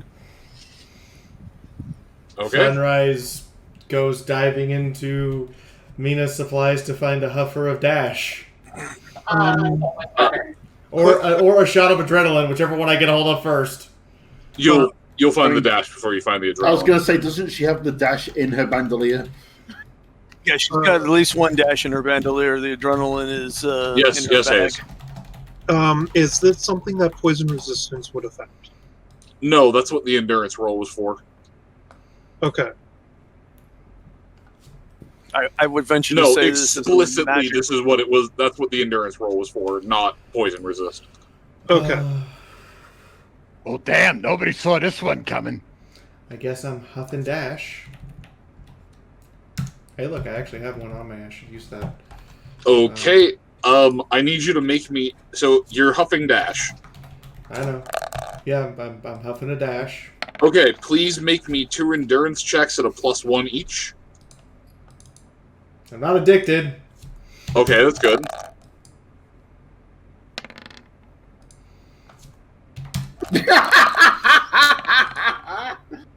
It's that kind of night, Moon.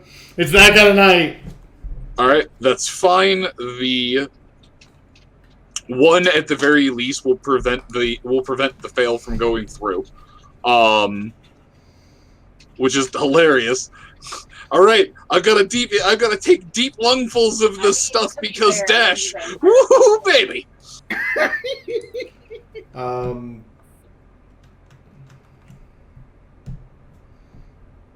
All right. So as this is still going on, Sunrise, you still have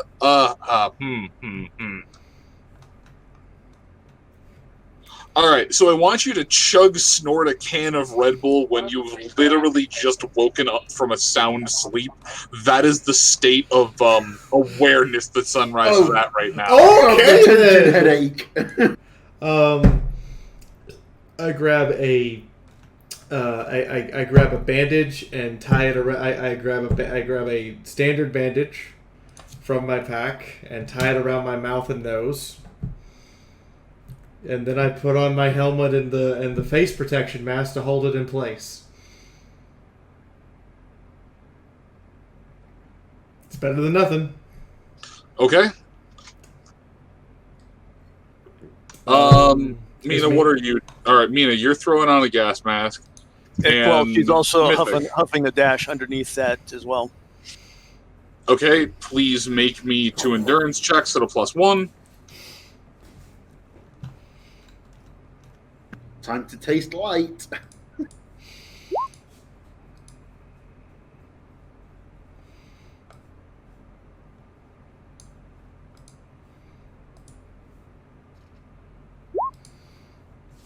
I just realized Mina has a Consistency. higher endurance than I do. Yes. Most unicorns are tanks. Okay, and then Mythic, what are you doing? Shit. Insert something about breathing styles and how this is dangerous. How high does this fog look like it's reaching? Because lacking anything else, I figure getting some height. It is fully. It is obscuring vertically enough that you have a limited field of vision skyward. As far as you can tell, this is completely obscuring the entire copse of trees that you're in. Is there a roll that I could make to know if this is the work of an enemy spellcaster or unnatural in some form or fashion? Clearly it's unnatural, but what kind of unnatural? I would let you roll Arcane. At a -20, because you're trying to ascertain this by huffing some fog.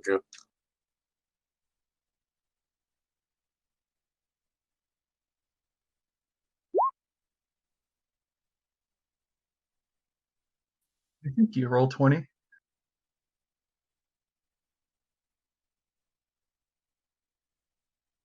All right. I need you to also make me an endurance check. As unfortunately, in order to sample the air, you had to take in a very deep breath of it. Conk. He knows exactly what it is before he falls asleep. Okay, make me a willpower check. Oh, hey, I know what this is.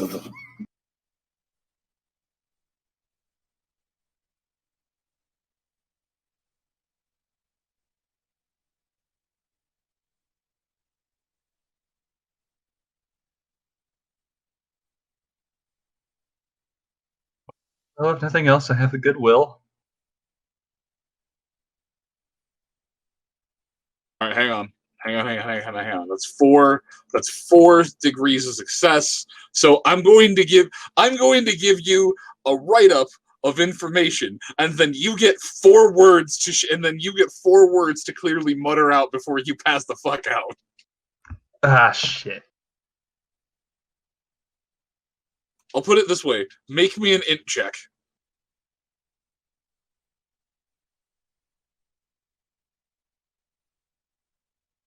Yay! Nice.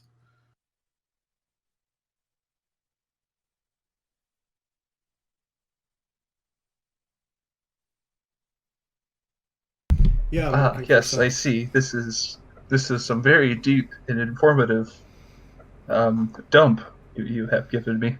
I'm trying to Oh, figure out something to see, use. that's where you needed the good rolls.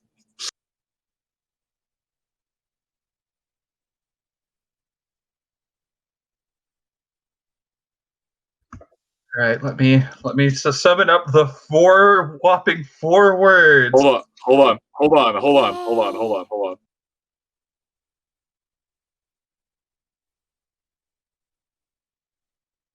And with that inhalation, the mighty mythic is in La La Land. I guess now would be a good time. Too bad now would be a good time to use that dash I have. Though I don't think it helps much.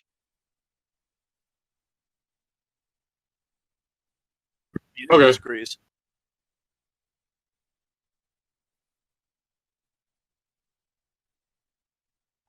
I desperately want to say this is the work of an enemy spellcaster, but that's too many words.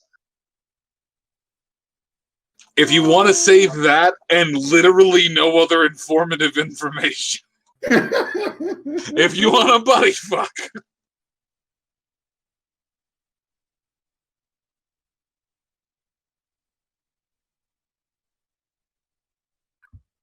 It's an alchemical spell! And then falls over. Okay. And then there was just Chifundo, who is still giving off a soft pink glow, and Mina, who is sitting there huffing through some kind of air filter, or who is huffing through a standardized military gas mask, and Sunrise, who has a hobo filter.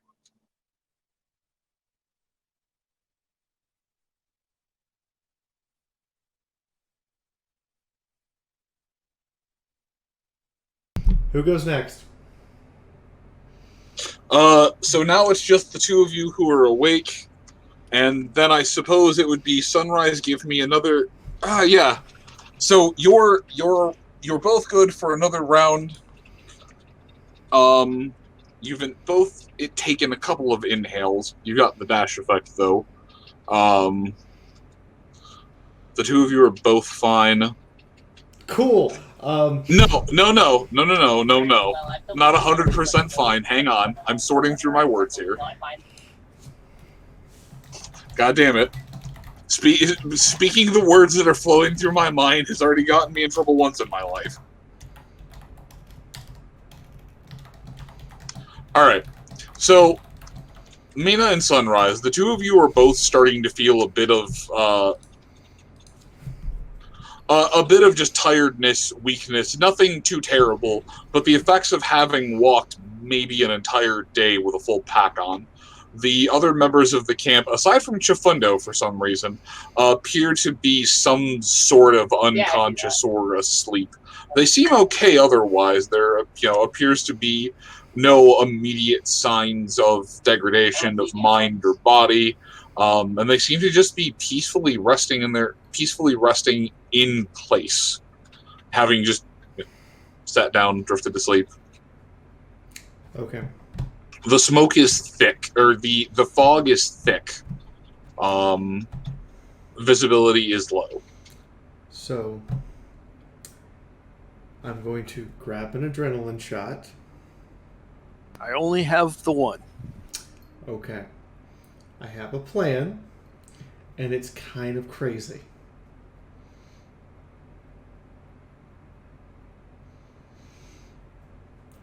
I'm going to grab the shot,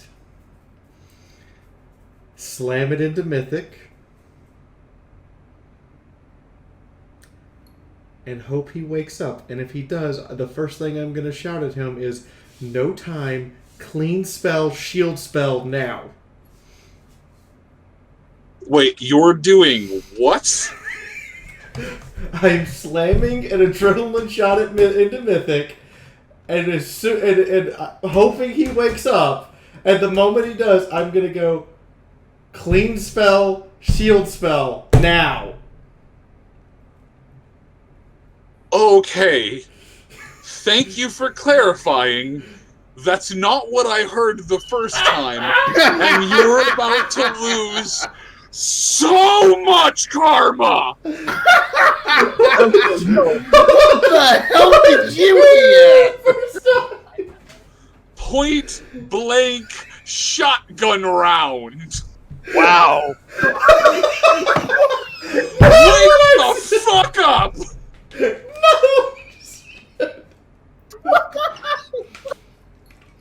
Although I could see her setting her shotgun next to his ear and firing it. So yeah, no, I thought you were gonna hand or hook load a fucking beanbag around, put it up against this lightly armored caster's side, and go, yeet, motherfucker! Bang!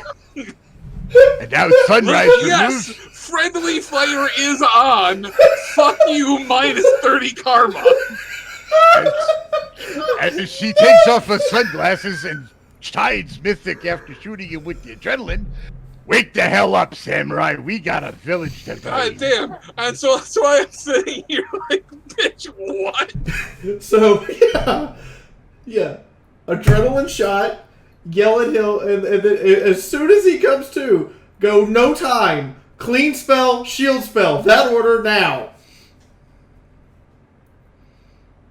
Jab. Okay, not how I expected this turn of events to go.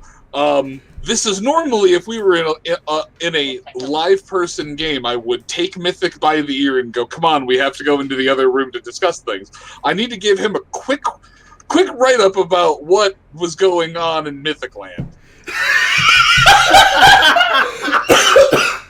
Did he just have a dream of Sunrise walking up to him, putting his shotgun against his side and pulling the trigger? No, what I want to know is, does Mythic dream in anime? Yes, I am a firm believer that Mythic dreams in anime. Just watches Sunrise approach me with religious intent with shotgun, loading shotgun.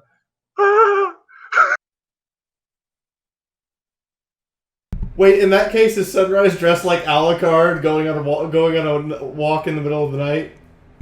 Dude, she'd be dressed like Alucard. There'd be some really weird shadows. There would be menacing text, like the whole 900 yards.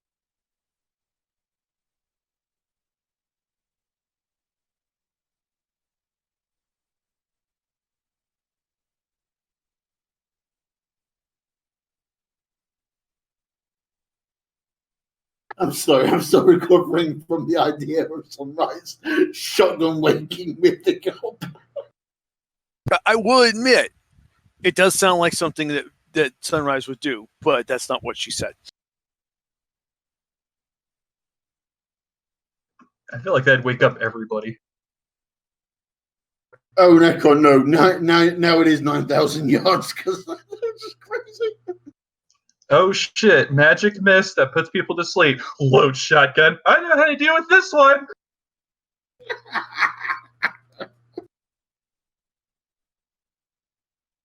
Sunrise casts Awake.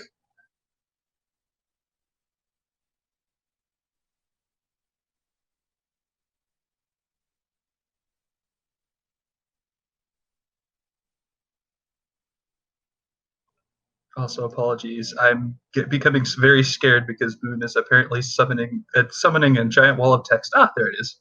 No.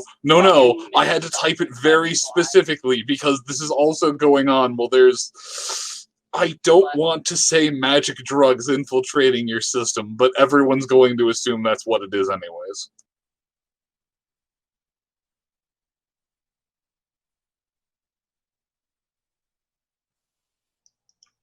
Okay. Well, I'm going to have to file that one away for a lot of asking later. But, yep, he's just going to jump awake after that shot gets into him. And, whoa! It pops shield.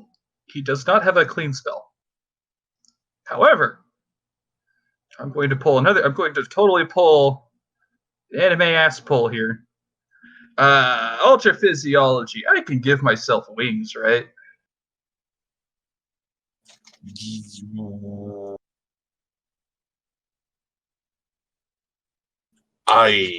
What level do you have it at? Yes. So you have it at expert? Yep, I have it all the way at expert. I am not 100% sure off the top of my head if it is a thing if using it to essentially grant yourself temporary wings would be a thing you could do. So I'm going to have you roll Arcane first at a -20 to check, and if you can, I'll say you can, and then I'll worry about the official ruling later. Wait. So I gave you an adrenaline shot. You're awake, right? Yes, he's awake. And he heard me say clean spell, shield spell now. And he's giving himself wings instead? No, he's throwing up a shield. Okay. He actually doesn't have a clean spell. Oh, well, that's a problem. Yeah, he's throwing up a shield and then trying to figure out a way around the shield. So the plan here is, because I don't have a clean spell, what I was going to do, because I was under the impression that I could give myself wings with the expert level. Yes, Physiology. Yes. Sorry. Ultra physiology, I can do that. A unicorn could be turned into a Pegasus or even a zebra, but not a griffin. Essentially similar species. My own question is: aren't the Pegasus tricks to clear this kind of thing something you need to spec into? Yeah, he would. It is, but I'm not doing that. What the plan was is I have wings now. I give myself wings. I make vents in the. I cast the shield with vents, and I use the wings to essentially blow out as much fog as possible, because there is literally nothing else he could do about it. That feel when Sunrise mistakes one unicorn for a past unicorn. In essence, I knew Mythic could do the shield. I need the shield to keep the gas out. I didn't know if he could do clean or not, and I didn't know if Medical Haze could do the shield, so I took the option of, okay, I know he can shield, and I need that, because this doesn't work without it. We can figure out part 2 later. Medical Haze is an earth pony. Dirt pony. Yeah, so, and just because Sunrise went off the deep end and can now occasionally cast magic. And you're a unicorn, which reminds me, that might be... But yes, with this, I essentially turned myself into a living ventilation unit of sorts, and I am just going to essentially flap those fuckers as hard as I can to blow out as much of that fog as possible. Well, I have an awkward question. Is there a structure that looks relatively intact of some sort within my line of sight? You want to run that by me again? Is there some structure or building or something of that nature that looks, not completely burned out within my line of sight that could facilitate? No, you are in a relatively woody spot. There's a very old skeleton of a building nearby, but it is like one corner, one beam, and essentially enough that a seasoned explorer could go, yes, there was a house here at one point. Second question, because currently my sanity is not 100%. Second question, can I see the edge of the fog? No, you cannot. Okay. Can we see the height of the fog? Is it ground fog or is it all around us? Last question, and this is going to seem... It is... Hold on. It's mostly ground fog. It does thin a little as it goes up, but it's still very thick as it goes up. Last question, and this is going to seem a little bonkers. If using the teleport spell, can the fog be the willing target I'm taking with me? That's hilarious. No, unfortunately, you cannot. I was like, wait, I do have 4 spells. What do I have? Telepathy, teleportation. Teleportation! GG. No, you cannot teleport a fog bank. But can I teleport a portion of the fog bank within the shield out of the shield and then teleport back in without it? No. Darn. Yeah, no, it's much in the same way that if you teleported, if you were like 50 feet submerged in a body of water, you could teleport yourself outside of that body of water, and the only water you'd bring with you would be the water that was immediately clinging to your body. Okay. Last question, by the way, Moon. You have met your $5,000 goal. How many have we get? What? Hold on. No, need to immediately go check. Drinking Buddy just put the picture in Livestream Crazy Post. He screenshotted that shit. Zen just announced it. Yeah, Zen just. Oh my god. In the meantime, can I unscrew the warhead of a rocket and use the backblast to push the fog out of the cloud, out of the shield? Wait, what? Look, I'm getting desperate for options here. I'm already doing that. That's not nearly as dangerous. Yeah, I'm with the anime protagonist on this one.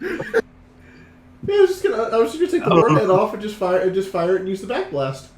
Okay, you could do that about 500 miles that way, please. Moon? Okay. Sorry. Can I so TK many, bullshit something? So many conflicting emotions. Can you TK bullshit something? Okay, I gotta hear this. Yeah.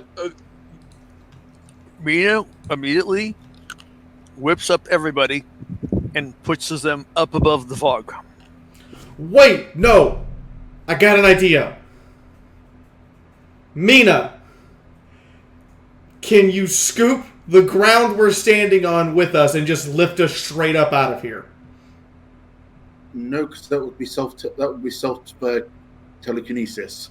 No, she's just lifting the ground we're standing on, and since we're all sitting here, we just go up with it. Including the ground she stood on? You can do self-telekinesis.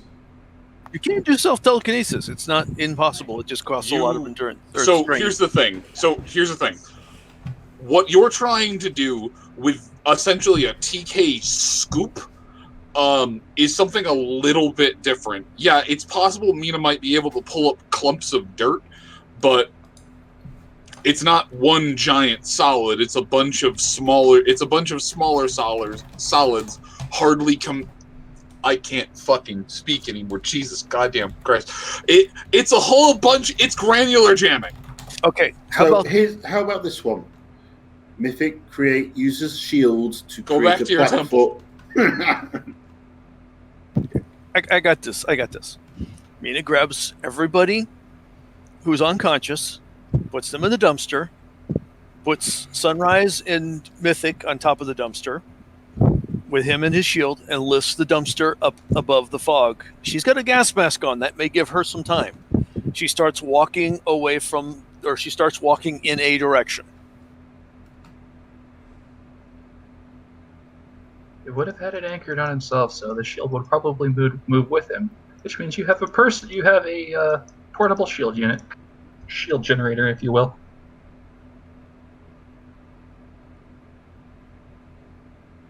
I think that's how that works.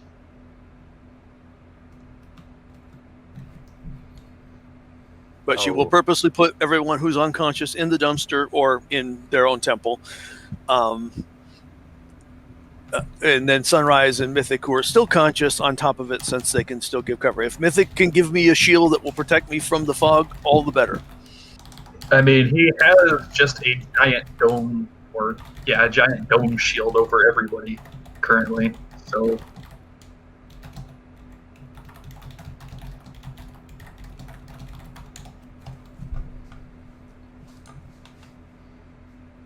I mean, I thought of a lot of scenarios, like taking the van and the dumpster and start spinning them around really fast to try and suck all the gas away, but this seems to be the more practical way of doing TK.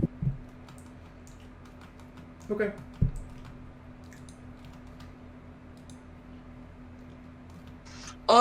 Chifundo, do me a favor. While all of this is going on, give me a willpower check. One moment. Why is Chifundo's sanity so low? We've had 2 days without any sanity breaks. Chifundo had a sanity break last session. Yep. Oh. Well, the rest of us have been recovering. Anyway, sorry. I can't remember over what, but I did something. I remember that much.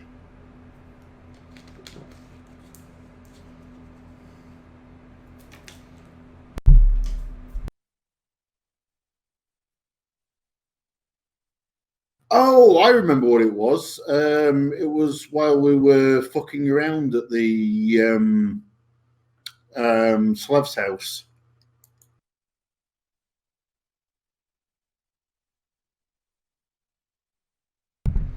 And actually, Moon, I didn't necessarily have to put the bandage around my face. I just did that because it was faster than putting on my fucking helmet.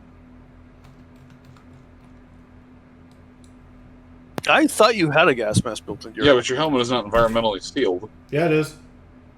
Oh, it is? Yeah, it has a built. The face mask has a Oh, built-in filter. that's not environmentally sealed, but if it has a built-in gas mask, that's just as good. Yeah, it's so I can tear gas bomb myself. But it takes me, a full round to put the helmet on properly, and it takes me a single action to wrap a bandage around my face. You think Mina would learn her lesson one of these days and actually get a full gas mask? I don't know why Breaking Bad the pony over here doesn't have a full gas mask. Because the last time I needed one, I just borrowed your fundos.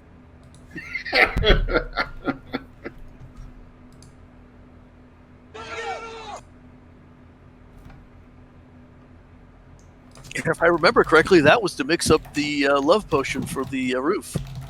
Or love poison. Why get your own when you can borrow somebody else's?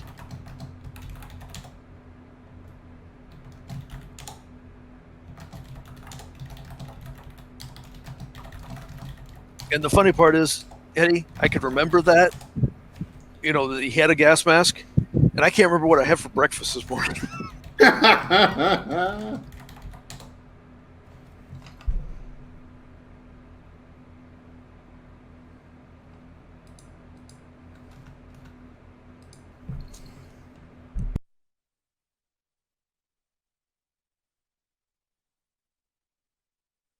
Alright, so you're doing that. You're trying to...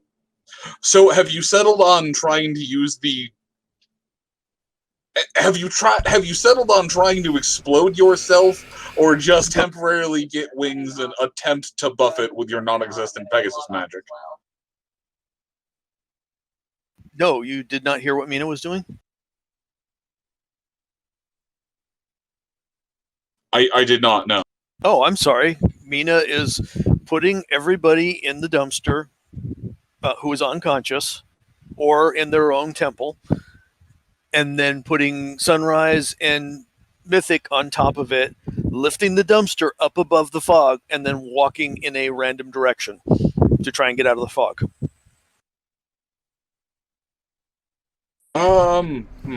This is my way of TK bullshitting my way out of this.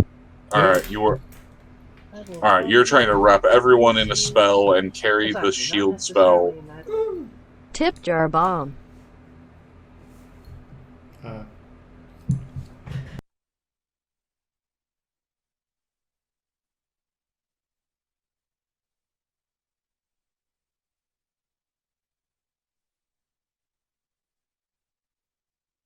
While Mina and Mythic are doing this, Sunrise is just casually wrapping a bandage around Mythic's mouth and nose in order to give him a hobo gas mask.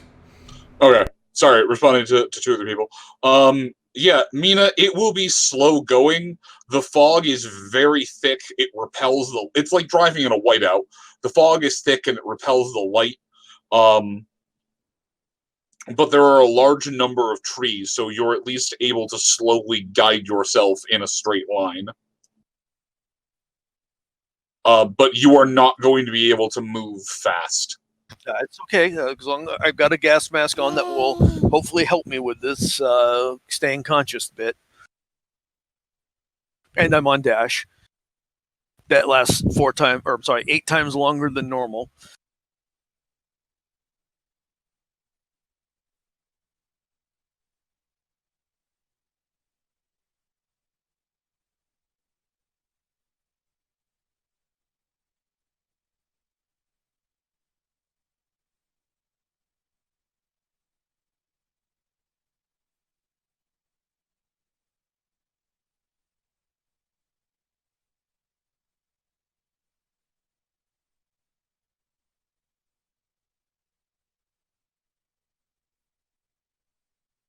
Alright, so you're walking them through.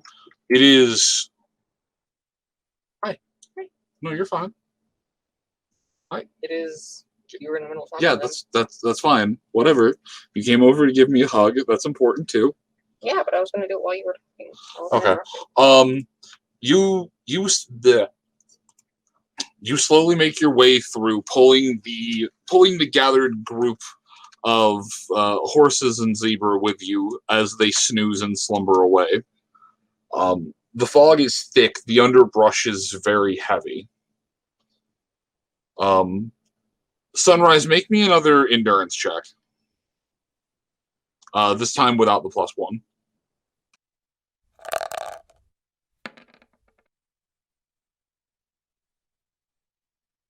Damn it.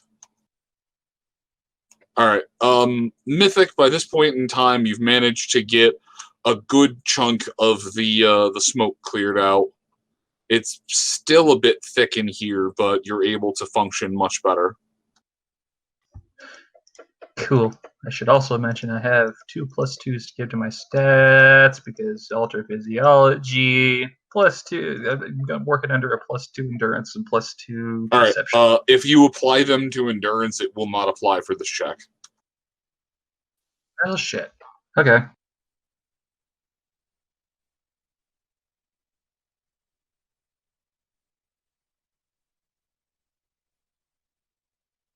Wait, shit. I was supposed to roll endurance, aren't I? Yeah.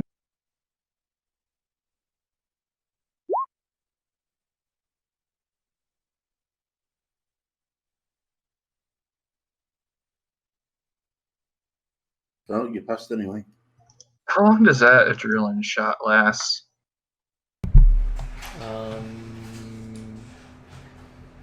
5 rounds. So 30 seconds. You're also supposed to be very hyper. Oh yeah, he's hyperventilating. Looks like he's about to have a panic attack. He is doing all he can to focus on leveling his breathing and keep everything working.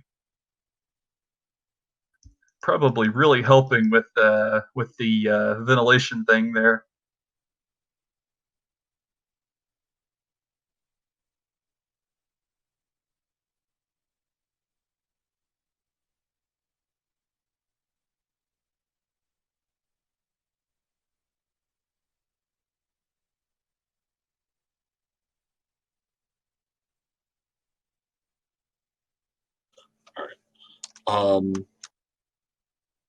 So you're making your way. What? I was going to say, is it not say something that anytime I pull up the lock safe book, I know exactly which page numbers to type in to get the chemistry? That's awesome. All right, Mythic, you're still a bit heavy. You don't feel like it's going to draw you back in, but you know that you very much will have to fight it. And fight he will every step of the way.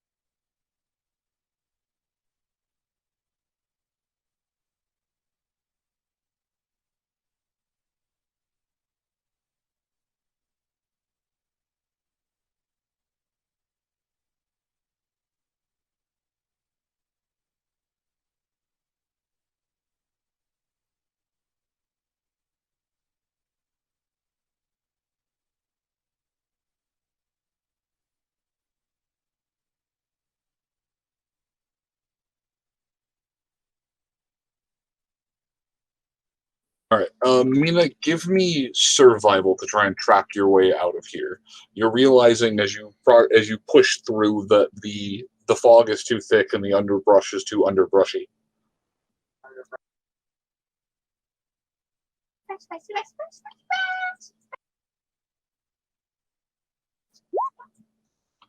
Let's see. 18. Nice. Well, God damn it. All right. Yes, Mina, you are able to. It will take you some time, but you are able to navigate the gathered group out of this foggy bank.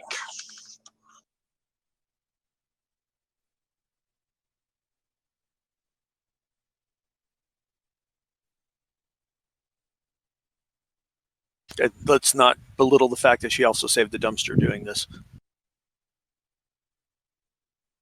Most notably, you saved the dumpster.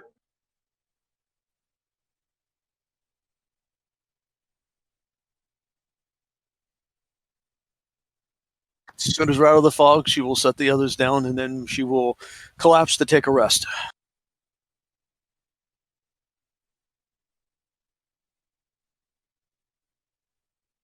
Okay. You're able to set them down. You're still in the woods, but it's in a less clear spot. You collapse down. Give me one last endurance check. But you collapse down, and now, Sunrise, you are sitting with a still asleep Nyota and Hayes. Mythic has come back to the waking world, and Chifundo is still in his trance. And that's a good time to roll a 10 for Mina. Cinematically, that is perfect. Awesome.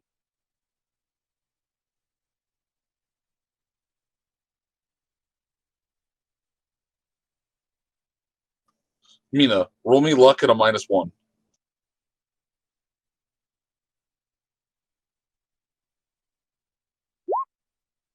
Yes. God damn it. I should have made it a -2. Still would have made it. Because her luck is 5 now. She actually put a point into luck.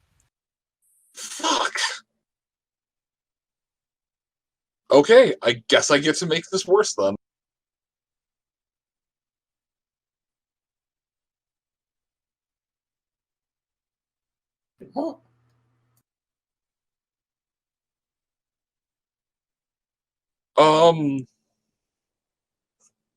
Let's see.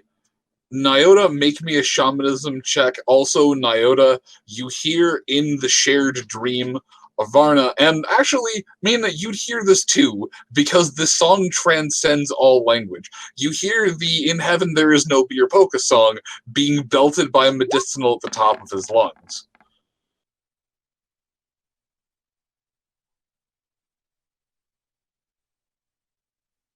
We hear the what? Hold on. Moon, I can't play that song on Twitch at all. You know that, right? I know you can't play that song. I'm not asking you to play that song. I was telling the two of them who were in there that it's that song. Hey, blame Hayes. But, Hayes, you get a couple of bars into that. Give me a second.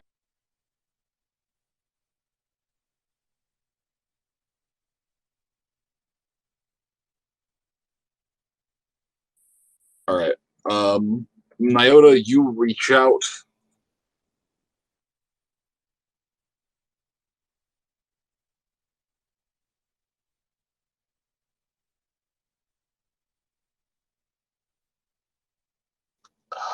Mina just rolled through all of that. Oh, poor thing.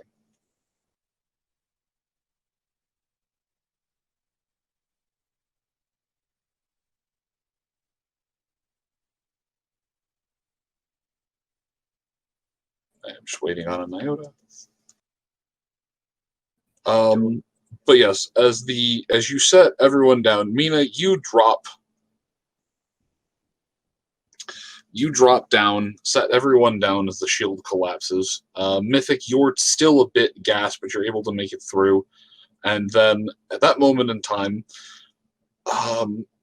Hayes, you would snap out of it very almost violently, a sudden awake or a sudden asleep and then awake sensation. As Nyota, sorry, I misclicked. You're fine. Fucking keyboard, goddammit. There we go. Okay, Hayes, you are, as you were asking your, Yeah, I'll use it in a second. Hayes, as you were being kind of ripped back to the waking world, there's a sharp sensation as you go from suddenly asleep to suddenly awake. Nyota, you come back too, but there is a dreamy quality to your words, a slurredness. Your glowy green eye is extra glowy as you speak. Well, it fluctuates in luminosity of glowiness, but it still is very glowy at times.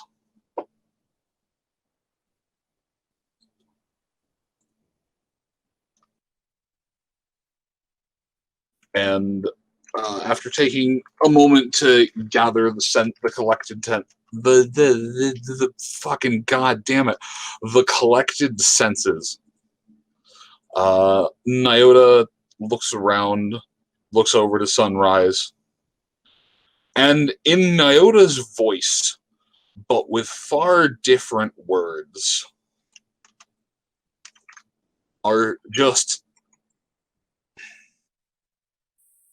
Nyota makes his way to his hooves, comes before you and kneels, lowering his head and just muttering, "It is good to see you again, Lady Sunrise."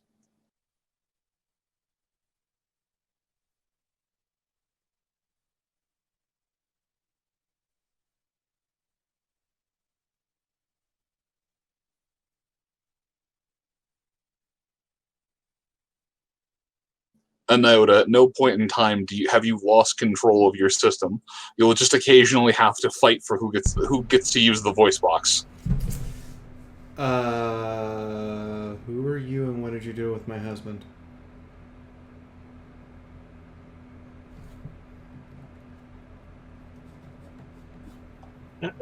Are you the rabbit? Yes, I am the rabbit. I have had to borrow your husband for just a moment. He is still here. He can still hear everything. This is purely voluntary. Nyota, is this pure? First off, Nyota, is this purely voluntary? Second off, who the fuck just tried to commit a war crime against us? Did the Yes, pot it's just say hi to voluntary. the I kettle? don't know who you. I don't know what you're talking about, but we'll have a conversation about that later.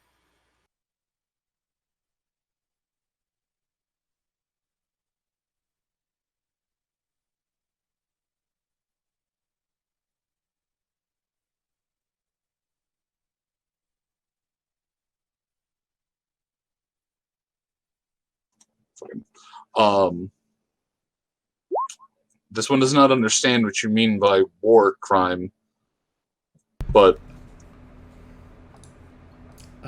That's a alchemical sleeping gas that the shield is keeping out.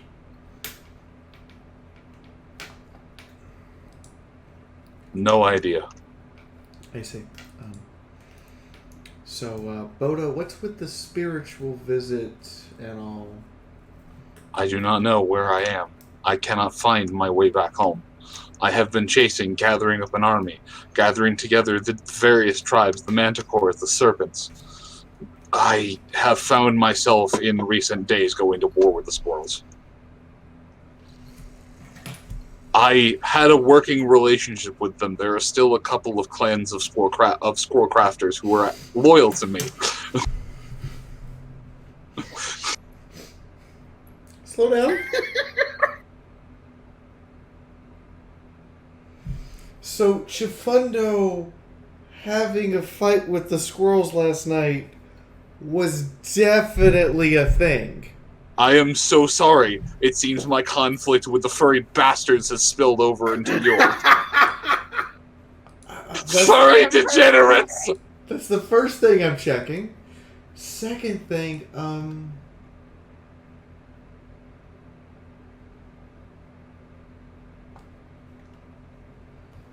Oh, I have to say this. If the squirrels demand our surrender, our only response is nuts.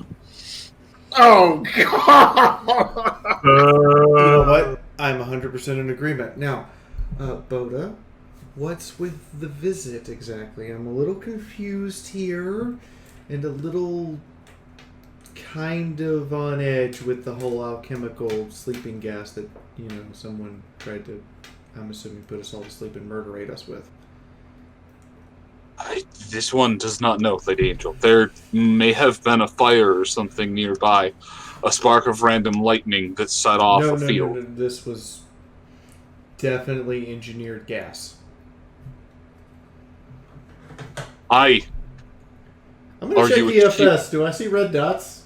There are no red dots. I'm just making sure we're not suddenly surrounded by a squirrel assault tactical team.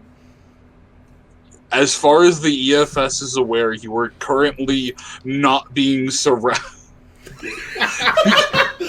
Moon's like, fuck, I've got to say that now. You are currently not being surrounded by squirtnaz.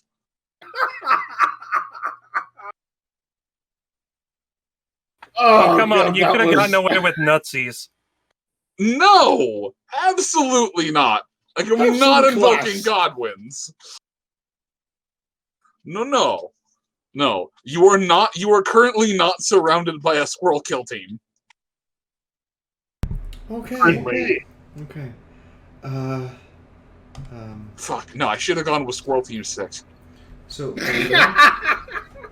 what can we do to help you, and why exactly are you sharing Nyota's body?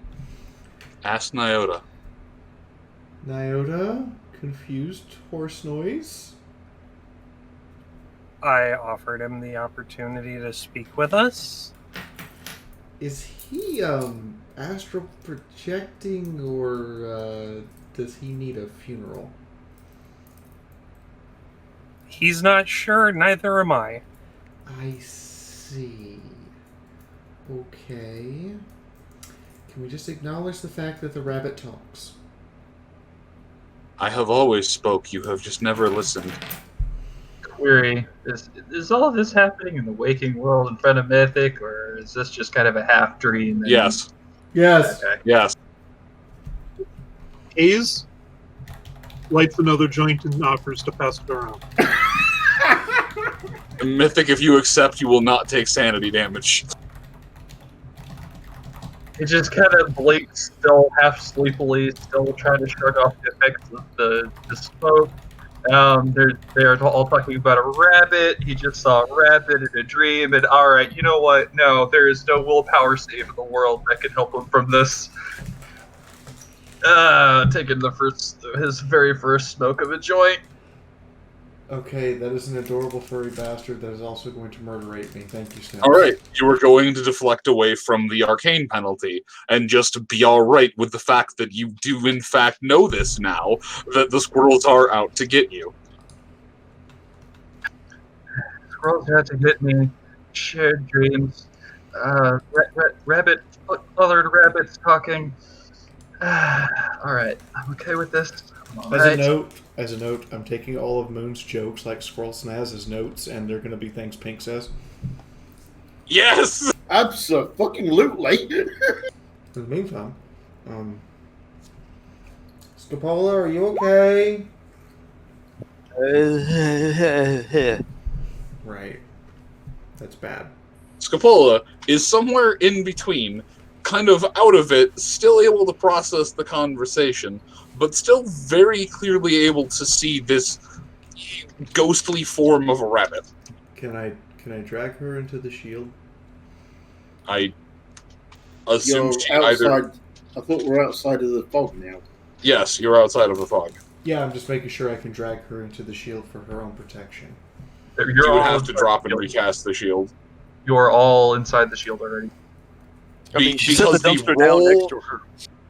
Yeah, because the roll Mythic would have to make to shape the shield, it is easier to cast and recast the shield. I understand. Mythic, can you recast the shield and put Scopola in it, please? Alright, so I'm gonna say this for the third, fourth time now. You're all inside the shield. At what point was somebody outside the shield? Mythic was outside. She was outside the shield to carry us out while putting people in the dumpster. Okay, yeah, she's right. There was a shield that you put up. She lifted up the dumpster and carried you all out. So you would have to recast the shield. You can do it through the shield. And we were all gathered around it, weren't we? No, she trying lifted to everybody and the dumpster and you up above the fog. All right, the shield is anchored on me though, so Right. it's moving with me. And Yes, when he but cast the shield, he cast She it over lifted you everybody. 200 feet above into the air. Well, I don't think it was 200 feet. I'm not sure how that affects positioning. Your I'm not shield sure how that doesn't affects move. the positioning of the shield. Your shield. If it's a shield spell, it's focused It's on the anchored caster to and him. moves with the caster. Yeah, so if they're moving the caster, they'd move the shield along with the caster. The rest of you would all just kind of be rudely forced in a straight line up.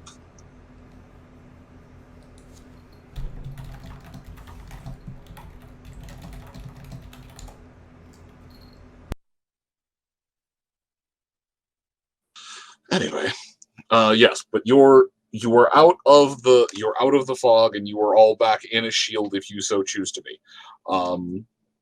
And yes, Nyota is still Nyota. The eye will flare green, and there is the words of Nyota, but the tone and intonation of Boda, or at the very least, what Boda would sound like if you had ever been Quickstitch. Okay, I'm gonna regret this. Cabby. Hello, son. Hello, 19. It is a pleasure. Processing. Hello, Sunrise. Settings updated. A pleasure to speak with you again. What can I help you with today? Is there any way you can figure out the substance that just tried to poison us? Processing. And there's a notification that pops up. Would you like me to continue processing in a minimized window? A simple no would suffice. No, it's still loading the information and trying to process it through, but it is currently taking up about 70% of your current field of view. Imagine if imagine if the world in front of you just suddenly had a pop-up. Right. Yes, please. Never mind. Alright, it minimizes down. You can still hear the soft sound of something saying processing in the back of your mind.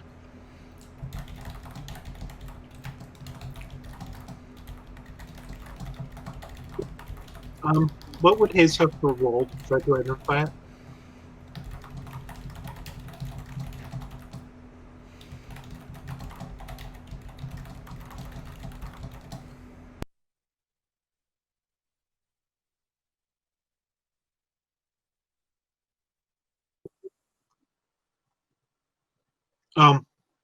Yes? What would Hayes have to roll to try to identify it?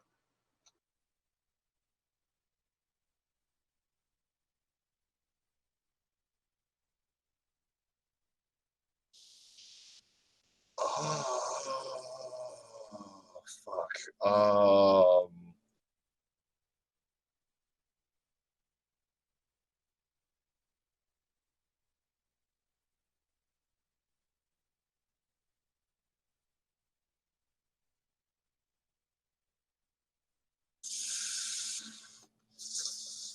I suppose the closest, the smoke, the effect, the everything that happened, yes? Correct.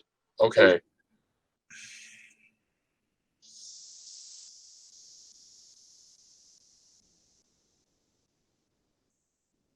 Well, that depends. Are you approaching this with the angle of that vision you saw was absolutely crap, or no, that totally just happened?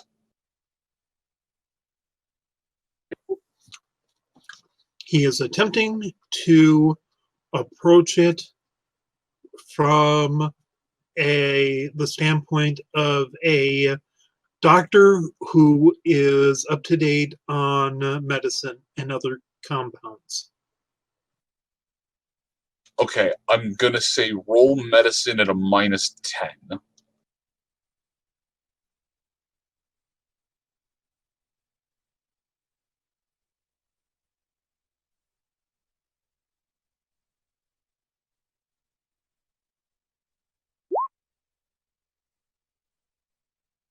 some kind of hallucinogenic sleep agent.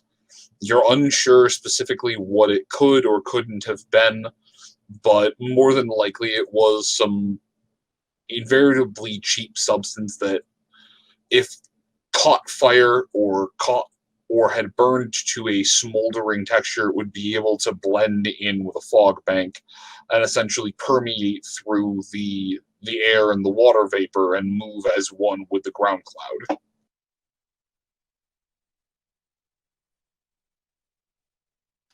You know, as some things tend to. Indeed, praise the glow cloud. But it would move. But it could move through, as some of these things tend to randomly do. I guess, and this could easily have been the result of, like an old chemical dump that suddenly caught on fire. Indeed. Well, I guess he relays this information to the others.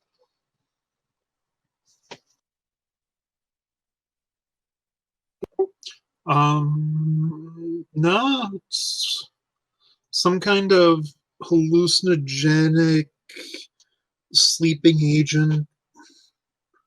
Could easily have been from a pre-war stockpile that caught on fire and just kind of blended in with the fog.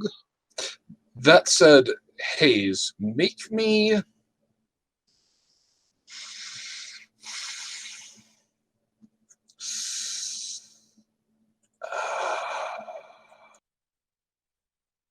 Which one's lower? Your Pegasus magic, unicorn, or your Pegasus magic, arcane magic, or shamanism?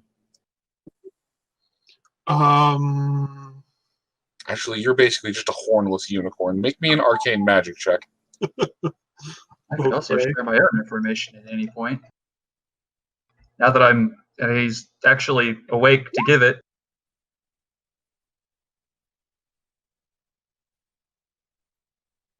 Really, roll 20? Really? Also, you're pretty sure there's just a little bit of a magical effect floating through here. Some kind of ambient wild earth pony magic. And maybe just a touch of earth pony magic in the mix, Which would corroborate with the information that you know as well, Mythic. Which would corroborate with the information that you gleaned as well from your unicorning. It would be something like that. The winds of magic are strong around here, and the effect, it's sort of like an alchemical effect, and it was mixed with a spell or two, but I can't identify currently. Also, Hayes, what did I have you roll? Was it arcane? Yes. Add +2 to that skill. Okay. You put it in quest or trained or whatnot.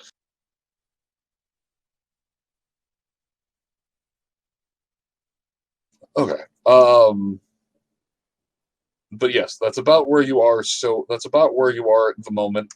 Nyota, there is still currently the kind of ghostly link to Boda existing through you. You would just periodically hear Ember go, "Can I burn the rabbit?" No. I just want to burn the rabbit a little.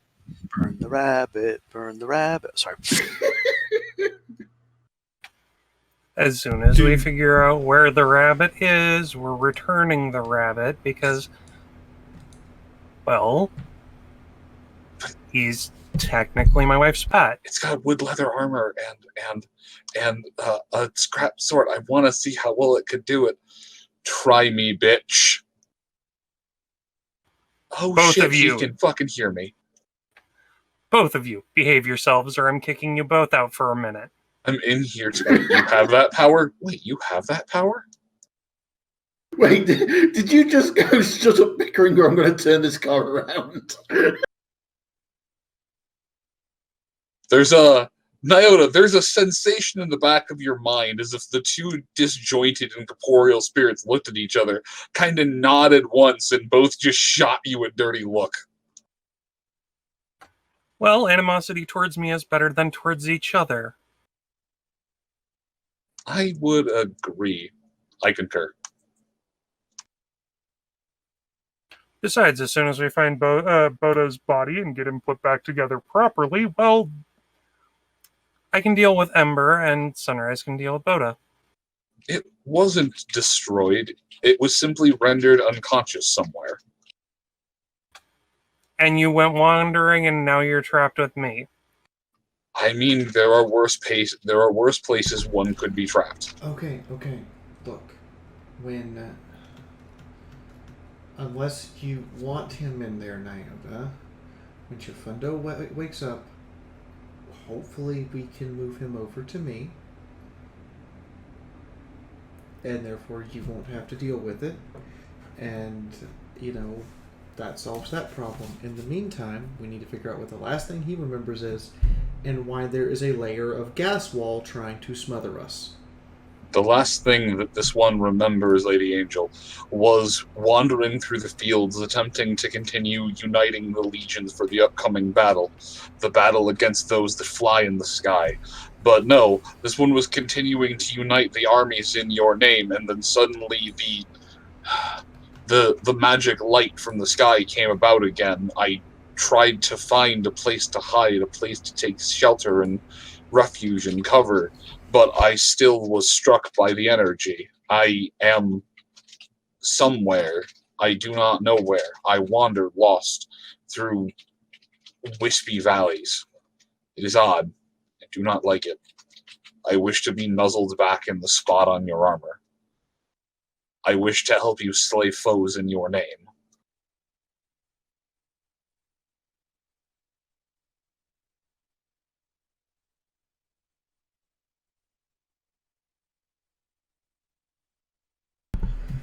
Right. Okay. Hayes.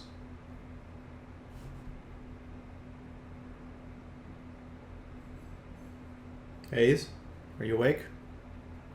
Yes, but can you check on Scapola and make sure she'll be fine? And then check on Chifundo, because they're both still unconscious. And then make sure Mythic isn't going to drop dead from the adrenaline. Sure. Thank you. Now that I have some basic... Yeah, it starts poking people with sticks. Safest option of Chifundo. Face palms. And now that I have some basic information on what this is supposed to be, might I roll alchemy to see if I can figure it out? You're welcome to try. Any penalty? 30. I am tempted to pull a sunrise. Finally, the roll doesn't fuck me on roll 20. Is that a crit? That is Yes. some bipolar 20 going off there. This is the So, having spent your time and getting a very strong initial whiff of the cloud, as well as being stuck in the lingering gas cloud, you're able to ascertain that it's a combination of 4 things. A naturally occurring rolling bank cloud, as the humidity in this region is actually pretty substantial, as it's a deciduous forest nearing the middle of summer.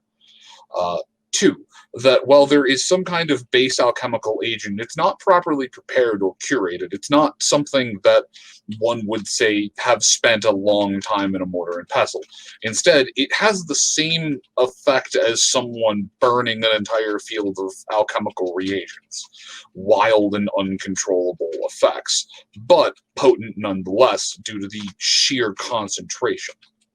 3, there was also a very chaotic and wild what's the word I'm looking for? There was also a very chaotic and wild undertone of unrestrained and raw earth pony power that was generating through the cloud and the smoke as a whole.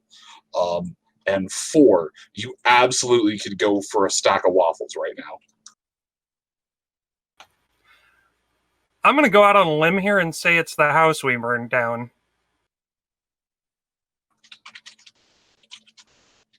It's the house you burned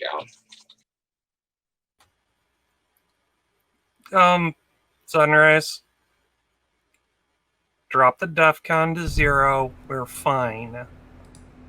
It's okay. Remember that house with the Slavs? Yeah. What did we do to it?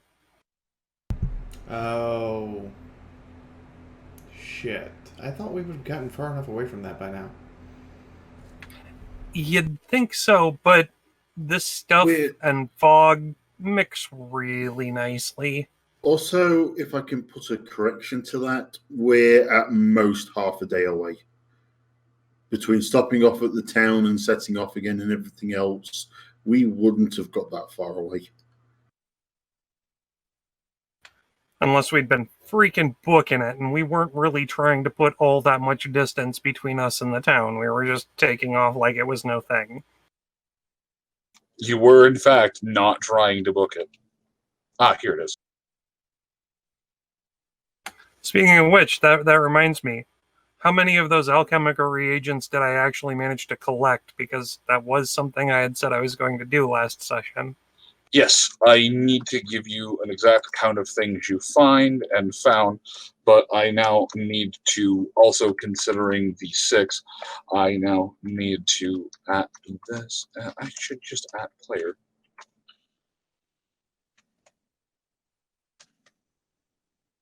Also that, a little bit of that. You found several hooffuls of various alchemical reagents. This was a pretty luxurious field, and so unless you were specifically going, red or blue hunting, you would be able to find considerable portions of things, as this entire area had been allowed to turn back into a sort of natural garden. I mean, during the time we were spending with the Slavs, after, as they were getting packed up, you would have packed away at least one of each style of plant. Okay. Yeah, there were many.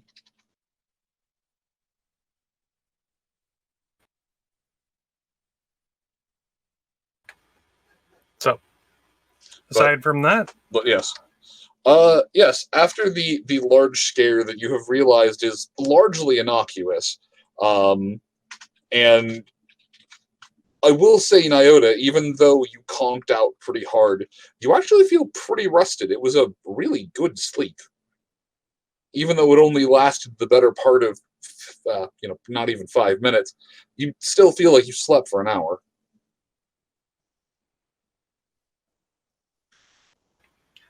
Well, you know what? I'm not going to look a gift horse in the mouth. If anything, this might actually benefit us. At that, I have a query. So everyone looks pretty now, right? They fell asleep, but they're up, they're talking, and they're doing all this stuff, right? Yeah, more or less. Except Mina, who's kind of out of it on exertion, and Chifundo, who's out of it on glowing. Does there appear to be any immediate threats? And are we planning on just moving on anytime soon?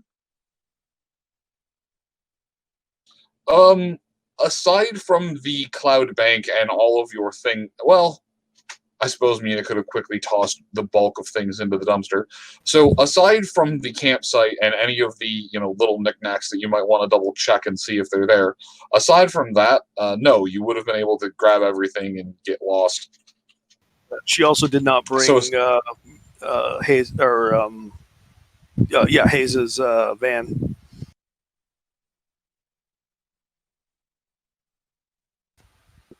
Which is fine because we did bring it in the first place because it wasn't Hayes's. Because I saw it sitting there, I thought it was there. No, it's just we've there. not moved on. Because I don't have a random map for that forest where you all trip balls on, random effects. But yes, as the clear and present danger has seemed to pass, aside from the darkness of the forest kind of coming in on you ominously. No, there doesn't appear to be any immediate threat here. And you would be safe to either set up another camp or trying to continue moving. Although at this point in time, it is pitch black. Miss Sunrise, are we planning on moving anytime soon? Or should we just stay until daylight? I don't think we're planning on moving, but I think we should consider the possibility that the fog rolling in again is going to be lethal. So I could keep the shield up, block out most of it. the shield drops the moment you go to sleep, doesn't it? Permanent. No, you can set the shield up to just stay. The only thing you'd have to worry about is the limited air supply inside the shield, depending on how you casted it. I mean, if he cast it right, we would have enough time to wake him up and have him cast a proper shield, so we wouldn't have to worry about the limited air supply. I could do that, or I can shape it in such a way that it would be ventilated as to minimize the intake of the fog. If it rolls back. Or just as an open-ended cylinder. Given my crit, could this be lethal? No, this is not going to kill you. And Nyota looks at Sunrise and looks at everybody else and just face hubs. No, the highest possibility if a nat 10 is failed on an endurance roll is that you will sleep for somewhere between 12 to 24 hours. You're just gonna sleep really, really hard. You can't overdose on this stuff. This isn't like Mina's hard drugs. I'm not concerned about the overdose. I'm concerned that if we all passed out from it and someone found us in that state, they'd take advantage. Well, I can pop my shield. But, forgive me if this seems a little unprofessional, as I usually am, but, I'm just going to take a large whiff of it, and I want to try this out for myself. But, Nyota, thank you for alleviating that worry.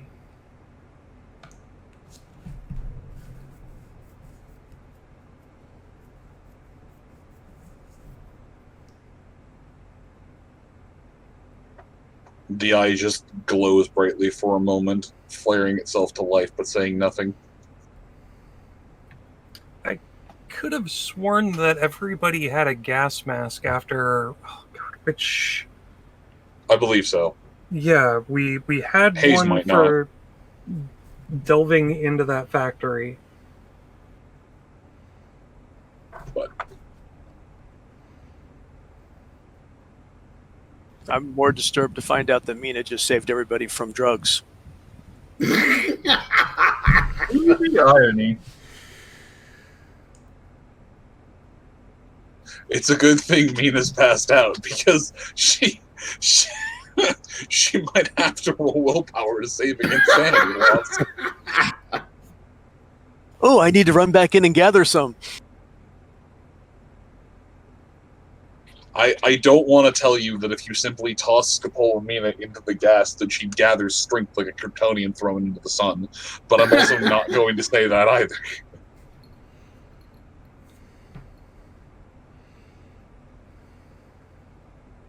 God damn it. Alright. But yeah, so if you're not going to do anything, if you're just going to rest for the night with some kind of protective shield barrier up,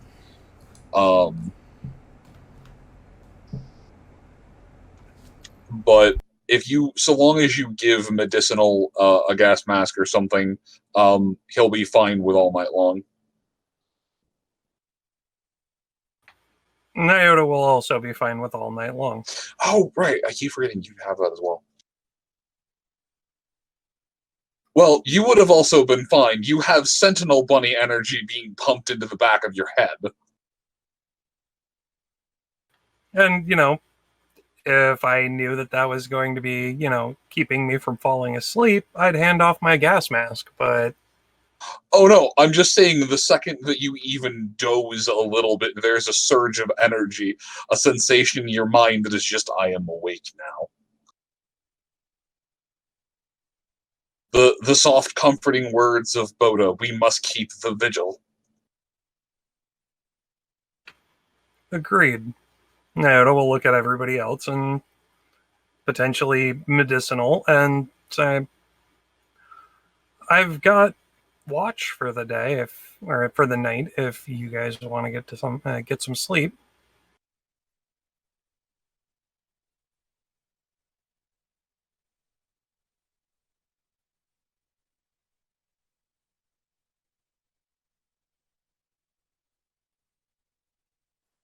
Yeah, I can try. I'll take you up on that offer. Continues to glow softly.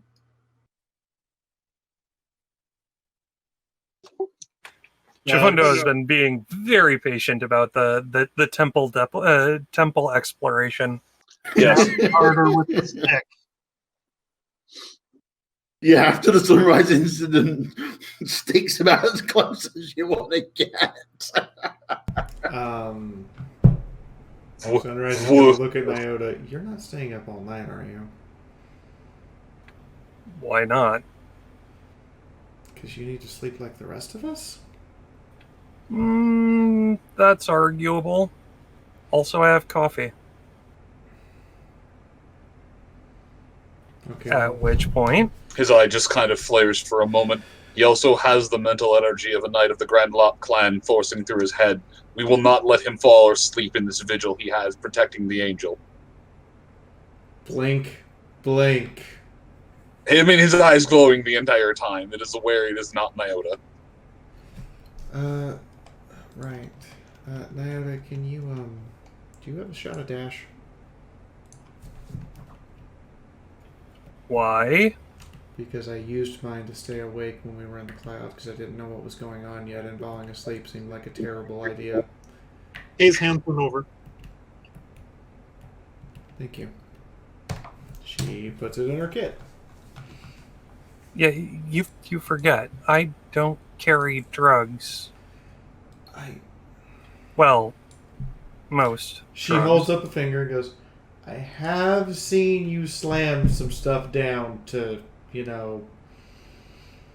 when the time called for it. I didn't know what you actually slammed down there. You never told me what the concoction was you injected yourself with. Oh, that's easy. Stampede.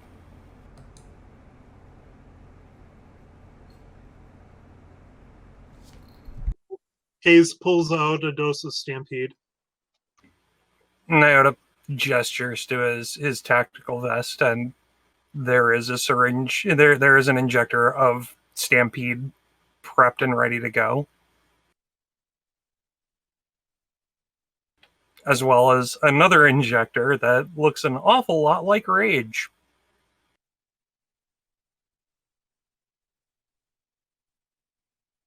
See, I'm now imagining the injector of rage is just a masking tape with angry eyebrows on it. No, the Rage has the angry Doom Bunny on it. Stampede has the angry Marine face on it with bunny ears. Brilliant. Or I could go one better. Rage has Daisy on it. Stampede has Doom Bunny on it. Don't forget Philly Scout coffee for every occasion.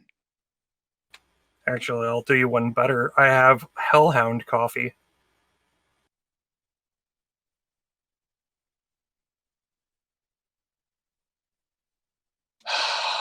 Hellhound coffee. Sounds like Moon could go for some of that right now. Coffee. You know what? Speaking of coffee, I could go for some right now. But all right, so hold that thought for a minute. So you're basically Nyota. You're going to take shift watch until the end of the night, and essentially have the mild ramblings of a rabbit that was suddenly granted sentience and speech, blasting into the inside of your head for like 12 hours. Plus a cup full of third shift. you only lose 1 sanity. As no one should ever know the inner machinations of the bunny. But also, the rabbit is going to be filling you in over the courses of the adventures. The sanity loss is more from the strain of keeping a connection between this world and the other one.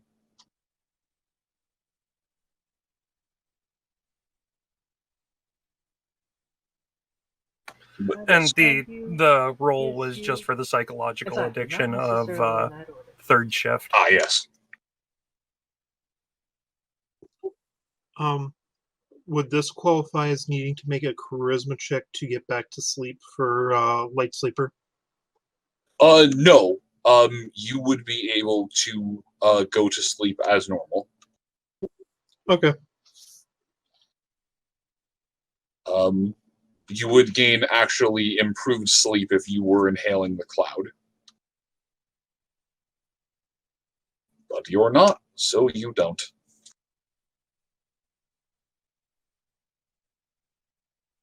But yes, alright, so the lot of you sleep, the lot of you wake up. The rest of the night, aside from faint wisps of the fog making its way through, not even close to the same level of thickness or concentration or even duration of time, but a few faint wisps make their way through, but for the most part, everything is quiet, everything is still, the night air is peaceful.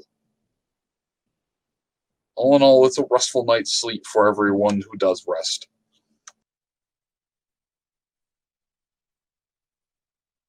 By the way, can the party infer if the smoke clouds would have actually affected the town? Would have actually affected the what? Affected the town. Given the path that it was making, yes, it seems as though the cloud was trying to steer its way towards the town. Now that's funny. Everybody's gonna have a late morning tomorrow. Chifundo, as you were falling through in your initial trance, making your way through the clouds of your own mind, there would have just been a very faint spiritual presence that you would have been able to feel far off away in what you would later come to find out is the general direction of the cloud. Okay.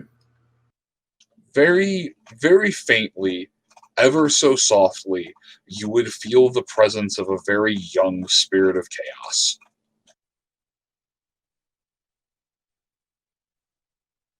Interesting.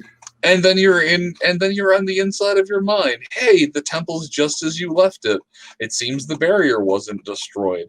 Everything is good. There is a sensation that it is glad to have you back. Do you make your way back to the temple proper? Yep, very much so. All right. You head back up there. Everything is good. Everything is happy. There is a genuine sensation that the box is happy to see you again. So now, coming to the... Oh, wait.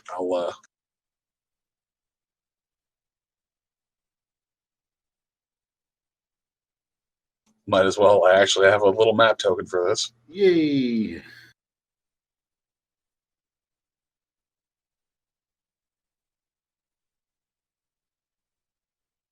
Goddamn fluffy Chiffon.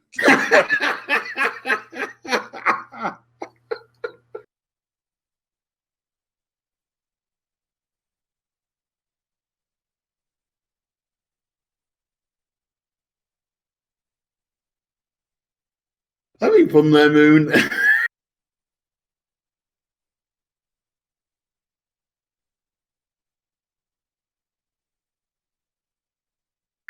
Hello? Yeah, I hear you. I hear you.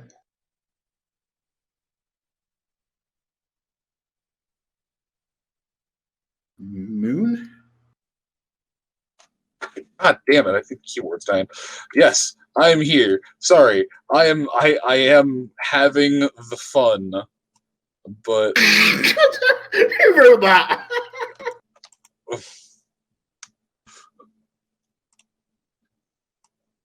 There we go.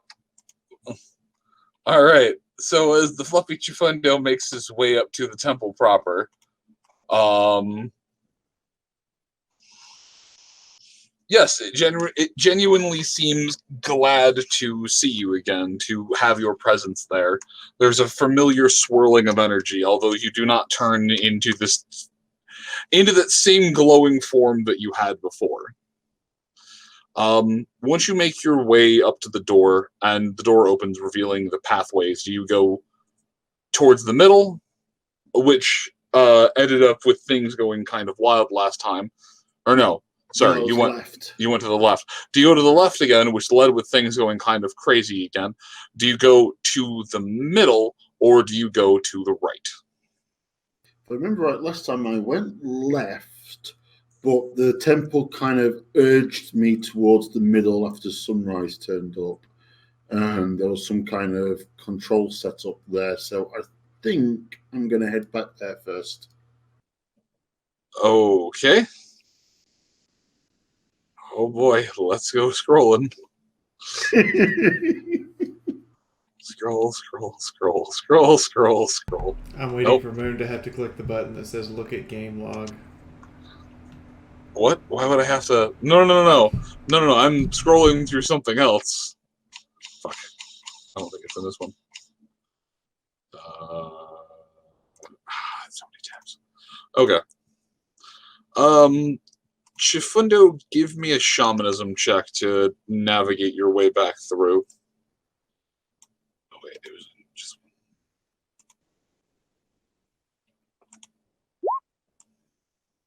Yeah. And please tell me the result because I'm not on that screen. 90. Ooh, okay. Well, thankfully, there it is. Thankfully, you weren't taking any penalties. Okay. All right. So you're going left or going right? I know you're I know you're going in and trying to make your way back towards the center, but I don't know which path you were taking. My understanding is it was the control room straight up the center stairs.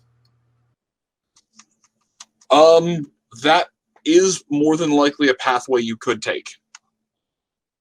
That's what I'd like to do.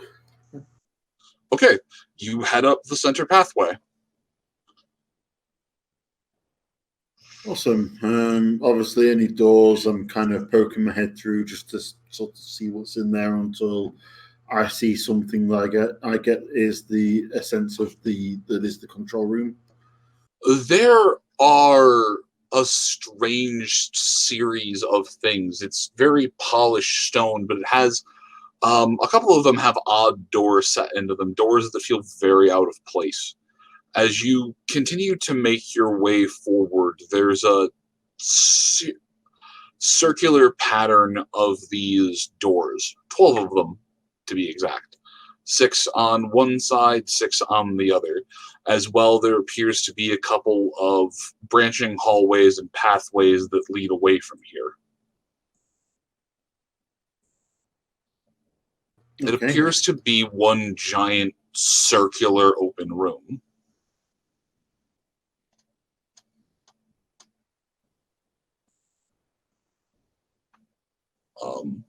But yes, I'm going to start looking through doors then. All right. So you're just popping in, going left or right, and then trying to open the first door you get to? Yeah, I mean, like I say, if I get any intuition, remembrance from last time, I'll try and follow that. But otherwise, yeah, just give me a D10.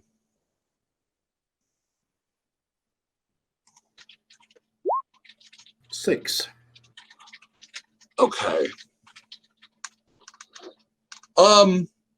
There is a strong sensation that you should not, if the door does not open, you should not try to brute force it open. But beyond that, your senses tell you nothing. Then I'll start trying doors without really putting a lot of effort, trying to open doors normally, shall we say, rather than force them. doors specifically appear to be numbered. They've got Zabrekian glyphs on them, starting at 1, going to 2, and then 3, and so on.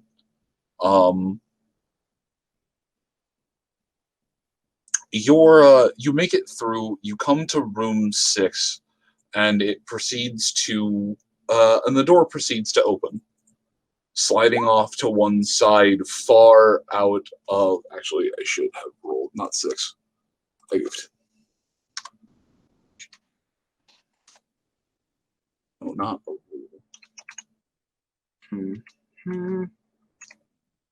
Okay, sorry, not 6. You go to the end of the first side, still see nothing, and then move on to 2 other doors. Stopping at 8, the door pops, hisses, and slides open, revealing an opening of the contents. However, all you can see is a small open archway on the other side. The entire room is blacked out. And I don't mean it's a dark room. I mean it is a void of nothingness.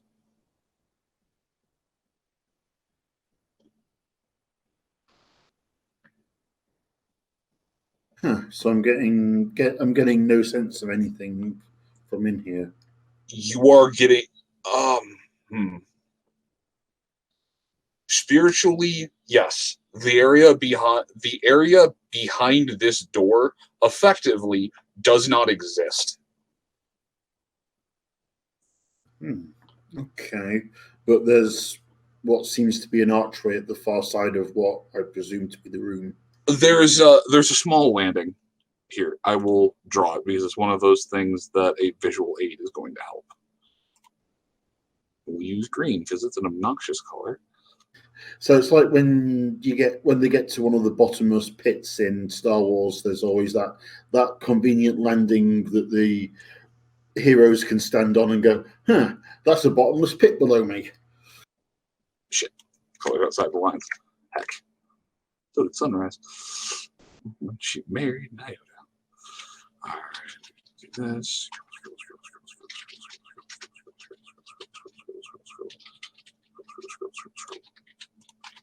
Two red eyes. Menacing. There we go. Classy. But yes, so there is that little pathway, little pathway dealio, that little guy, and then here's the doorway arch in a bag, and on the doors big old number 8, but it's in zebra. It's a zebra 8. Zebra 8. Shit. There we go. But yeah, so that is what is on the other side of the door. Do you be a brave shaman and step through into the unknown, or do you back the fuck out of there? I'll step onto the landing bit for now. Okay. And kind of do that thing where you kind of peer around and just kind of try and make sense of what I'm not seeing. Give me another shamanism check at a -50.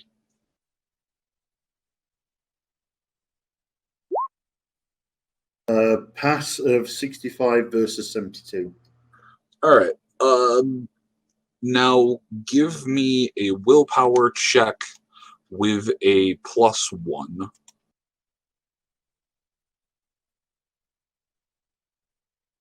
Or sorry, not willpower, charisma. Is that still a pass for charisma?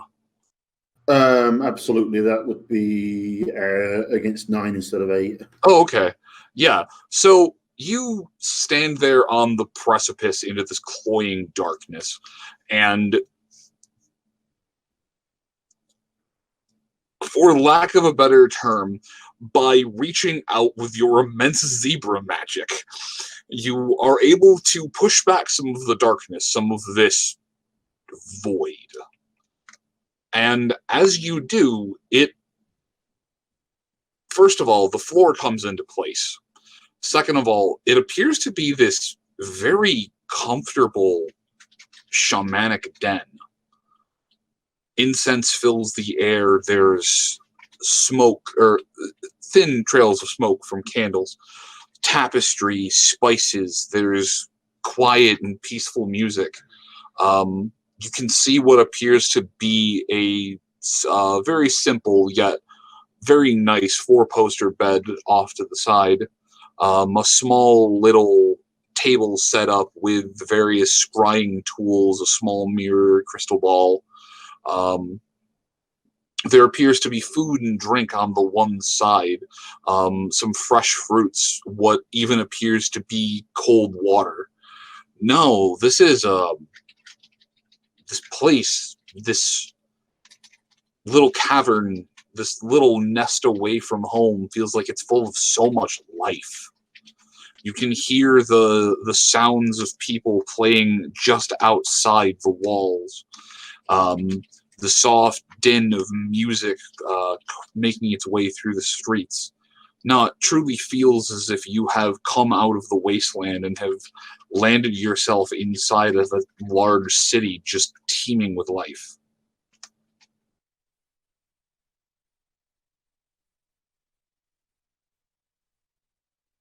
So kind of like an old Sabrekian city of old. Essentially. Please roll me a 1d100.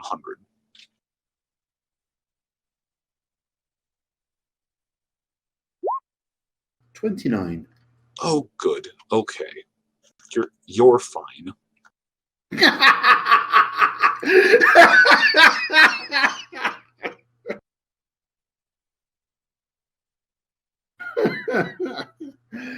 Oh dear. Okay, so door number 8 is a kind of sanctuary away from, well, a sanctuary of familiarity to. There's a very strong sensation that this room belongs to you.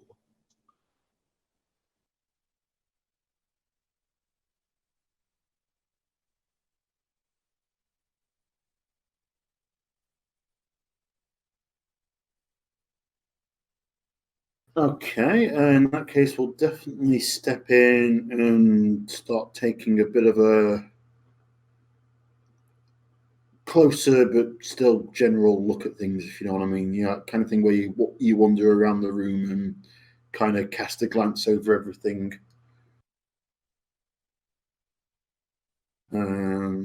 Is that archway still there?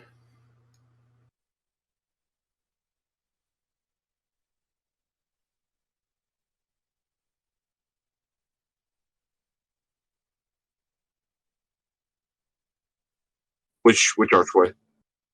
Originally, you were saying there was like an archway when I first walked into the room, or first looked through the doorway into the room.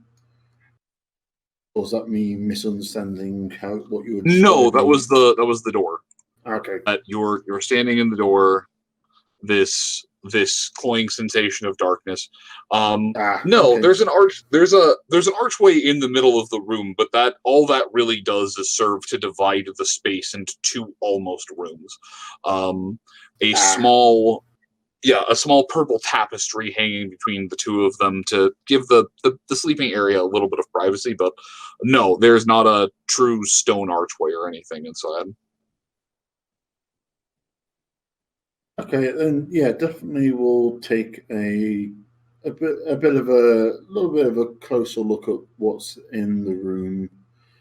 Not wanting to spend too much time in here, just kind of getting a feel for things and sort of anchoring himself where this room is and what it is, what it means to him. It's hard to place words into it, but there's a very strong sense of life, of past, of history to hear. As you look around, you see what appears to be a small a small little end shelf of books. There's maybe 5 or 6 tucked onto this thing. But there's a... Do you close the door, or do you let the door close behind you? Do you step in far enough that you're essentially out of what would be swing distance? Oh yeah, he, like I say, he goes into the room proper and has a good look over everything. As the door closes behind you, there is first of all, it's a wooden door that is there, not the strange metal one. Secondly, there's a little coat rack on it that would hold some stuff. Thirdly, there appears to be a cloak that looks very familiar to you. Only this one doesn't have all of the embroidery that you've put on it.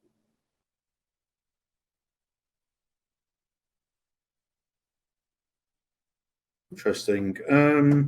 That will definitely catch his attention, and he'll go so far as to sort of walk up to it and run a hoof over it. Pretty familiar, pretty similar material. Even has a very similar smell, or, well, what it smelled like before it got blown to shit. Before everything. Yeah. Yeah, and he'll go so far as to trace what in his mind's eye would be where the glyphs are on the cloak. Yup. This is your cloak. And in fact, on a whim, he'll try and remove the cloak in order to put it on. It comes off. Because I presume within the temple, he's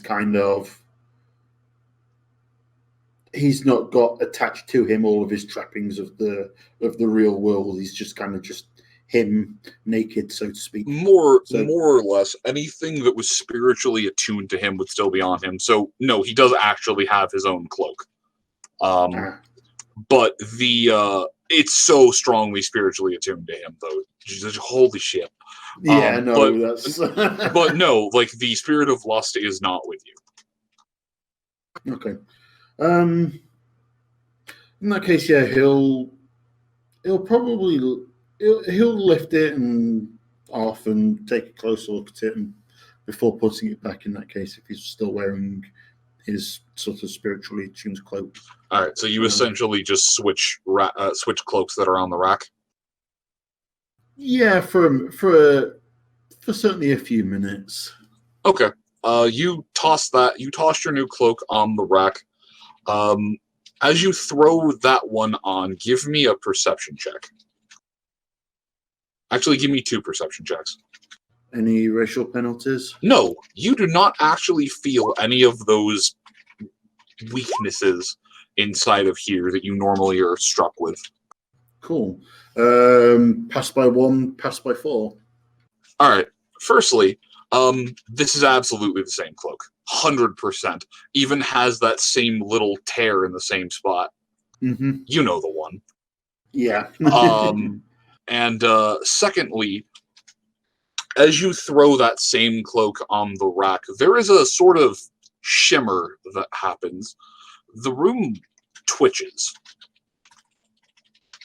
Oh. Now, I don't know if you've ever seen a room twitch, but the first time you ever see a room twitch, it's not really something you can ever forget. Not really something you can properly describe, but not really something you ever forget. But you see this entire room just twitch. And but nothing really seems to happen. Nothing bad happens to you. The children don't suddenly start screaming. Everything appears to be exactly as it was.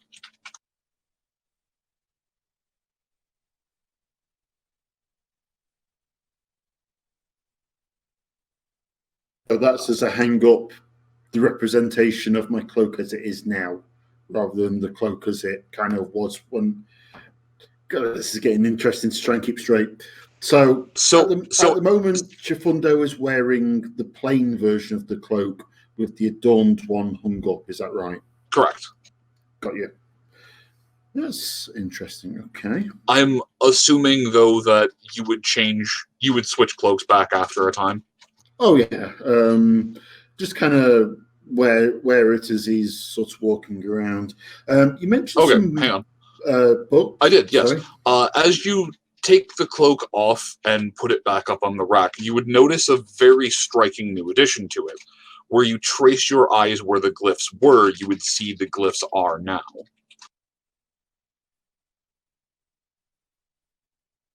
So both versions of the cloak have the glyphs. Is that right? Correct.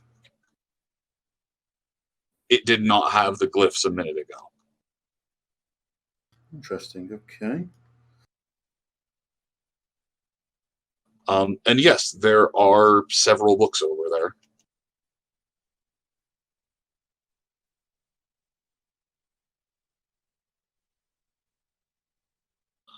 They don't really appear to be too colorful. They're bound colorfully, but there isn't a title. There isn't any indication of what it is or what the name might be. They're just wrapped tomes.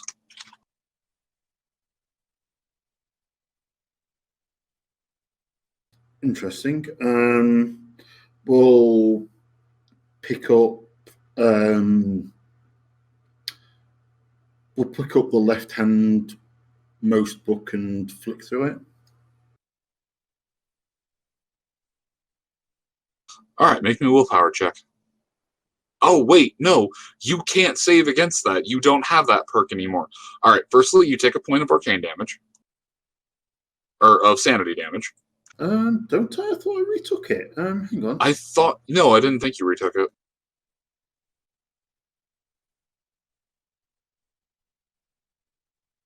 Unwavering, I took it at level 15. Huh. Well, goddamn.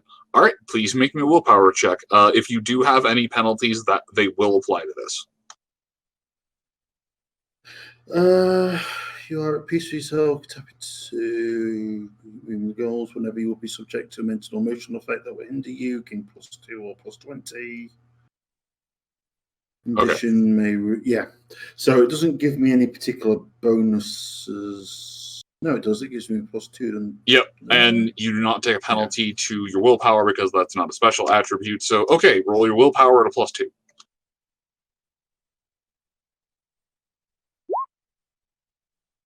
Six compared to 9. All right. Reading through this book hurts. It's a very sharp digging sensation at the inside of your mind, as if you're trying to reach in through your own skull and remove some kind of scab. The words are Equestrian. They're not Zabrekian. They're not even words. They're like formulae, glyphs, math, symbols, letters. It's very high order stuff. It's something that you don't know, but you know you should know, but you can't seem to figure out right now.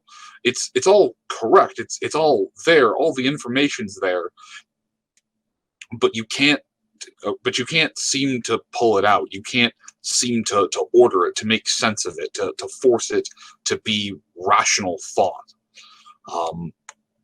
Give me a hacking and matrix tech.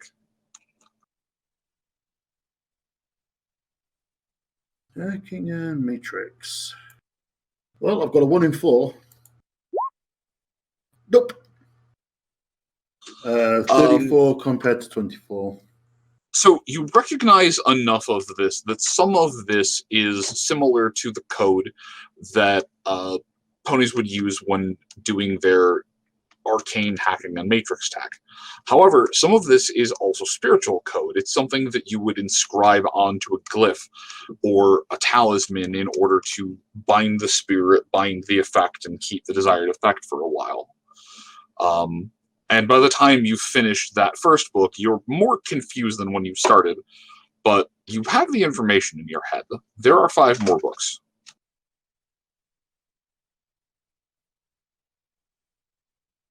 Given that this kind of mentally hurt, he would be hesitant, but at the same time, kind of curious. And yeah, he'd pick up the next book along and start flicking through it. All right, roll me a d5.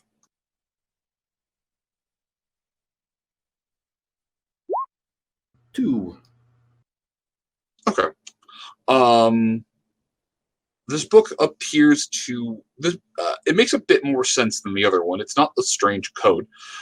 It's words, but it's not words that are written in Zabrekian. But it's also not words that are written in Equish. It's written in both, and at the same time, it's not. It's written in thoughts, in sense, in feelings, in emotions.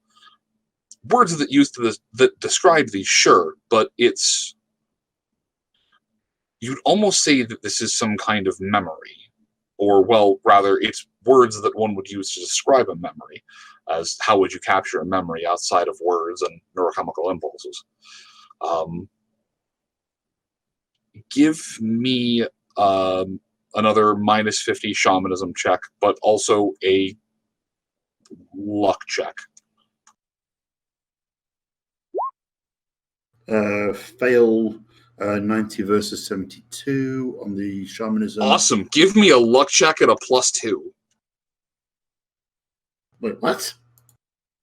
This is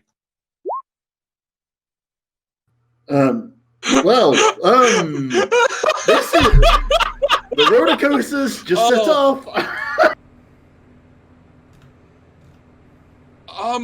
All right. It starts kind of pleasant. You remember being back at that old shack when it was in a much better condition. You remember fighting up there with a team, dispatching some gunners, some slight necromancer combatants. You remember the combat on the inside that happened, how the mare that you were with had part of her body just disintegrated by necromantic magic. You remember the sensation of plunging a dagger into the mage. You remember being someplace else, the smell of blood, the sounds of violence. You remember being... Hold on a second. Is this going back to that memory that backfired on me? The one memory, but it's also bouncing around through a lot of them. You essentially tried to flip through a book of memories, and now they're coming at you in a wave. Okay, so the first one suggests that that particular death was at that shack. Is that what you're saying? Yes. Cool. Okay. But more deaths, more combat. It flashes through, and then lastly, before you're able to pull your eyes away from the book, there is the very sudden, the very soon, this sensation, the sound of pickline, and you're able to close the book shut.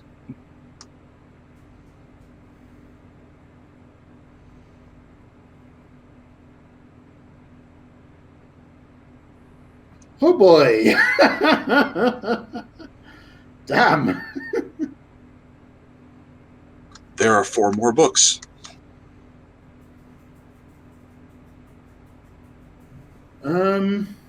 That was unexpected. Okay. Damn. Okay.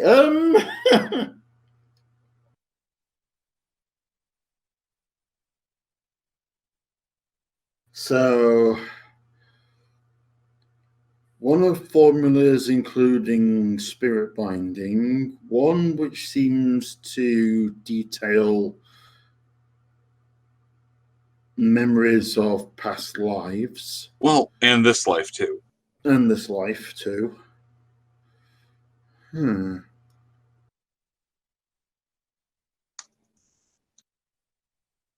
if you go for another book, with a very shaky hoof, will lift the middle book. Roll a d4.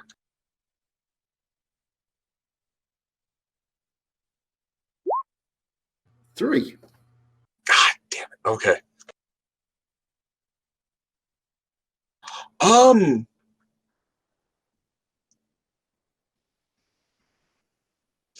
Give me another Lick the shamanism book? check. What? Lick the book. I mean, when in doubt, lick the book. Minus 50 again. Yes. 15 compared to 72. All right. This is a bit more complete, less disjointed. There's less of a series of your mind being pulled around through a blender.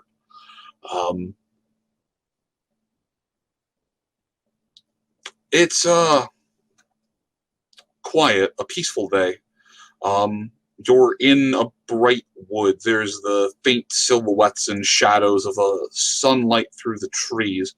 One of the few days where there isn't complete cloud cover overhead. A forest, a tranquil forest. There's the sound of animals, of birds up ahead, running water.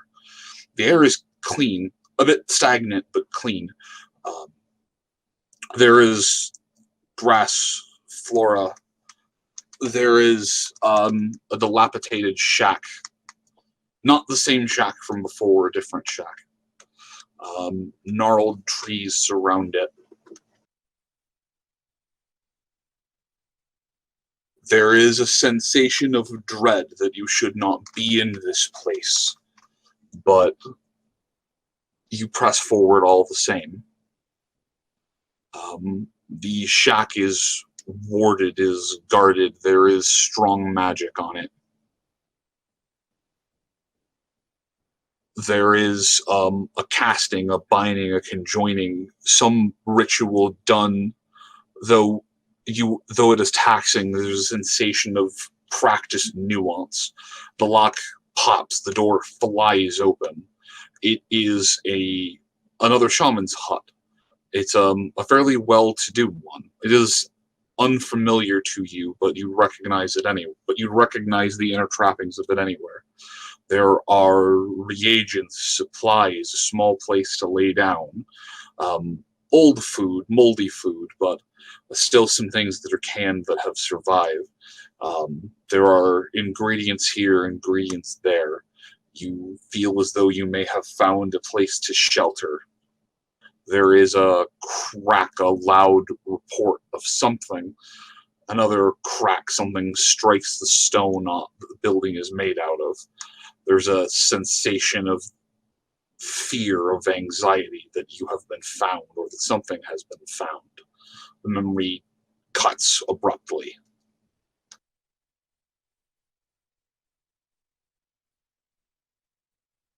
There is another 2/3 to the book.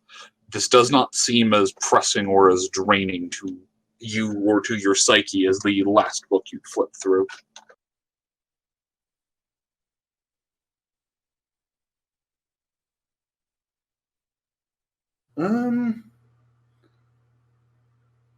We'll take a breather and reopen the book a little further in. Another memory of you, of a mare, of a stallion, of a couple of others, but they do not seem as in focus, as if they are not as important. The mare, the stallion, the mare, another unicorn, or another zebra, the stallion, a unicorn, but seems to have some faint stripes as well. The two of you, or the three of you, strong bonds, strong friends, a sensation of camaraderie or something else shared between all three of you, a strong sense of unity. There is sadness that grips the two of them. There is a familiarity about their face as you move your mind around them, a familiarity of the limbs, of the form, a familiarity of nearby armor. These are the two who face their end inside the shack with you. But they are here, alive, well, happy, smiling, joyous. They seem to be elated to be near you. The memory ends abruptly.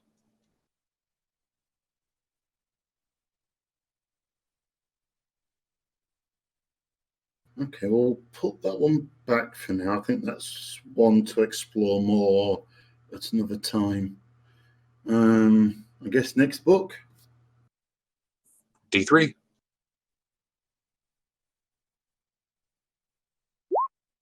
Three again.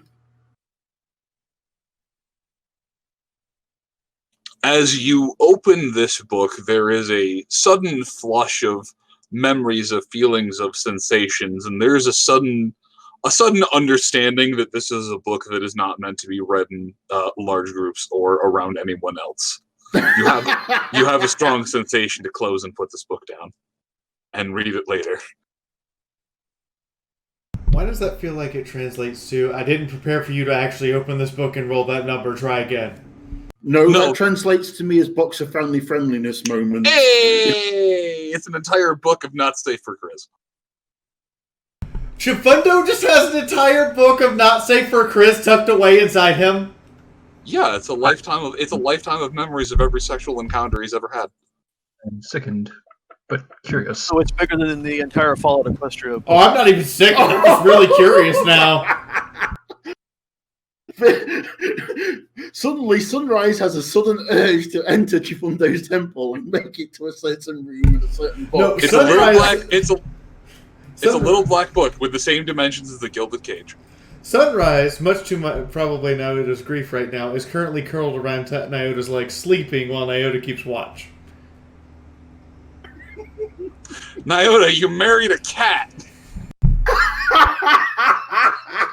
I'm okay with this. Be worried if she sits up in the book, or sits on top of the book you're trying to read. Wait, no, yeah, she's absolutely a cat. She breaks things spontaneously. She'll knock things off of cabinets. When depending on the situation, she will sometimes just scream real loud. She'll cling around you for warmth and for cuddles, and also she'll occasionally bring half-dead things back and go, look, I did it good. Don't forget, she also scrambled into the box to fight another cat for the box. She did! She did!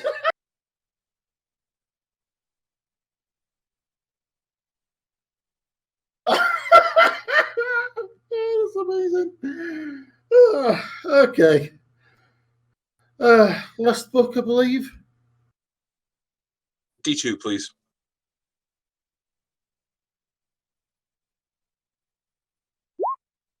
That's a 2.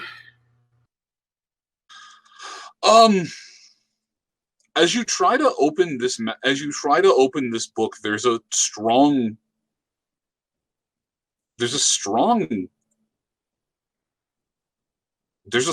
arcane seal on it.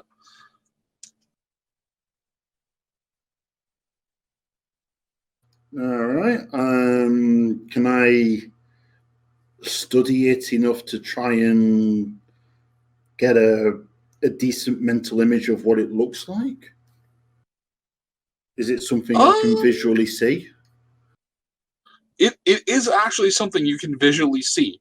There are wispy lines of ethereal magic that completely surround the book on all sides.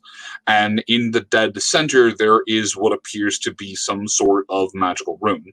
For whatever reason, the longer you stare at it, the harder it is to properly conceptualize this thing, much like trying to observe a subatomic particle.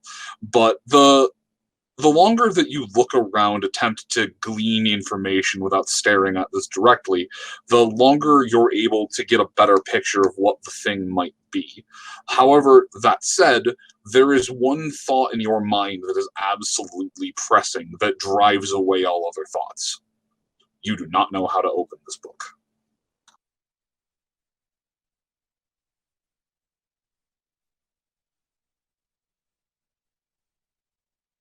All right, then. You could, however, describe it to someone else. I shall bear that one in mind.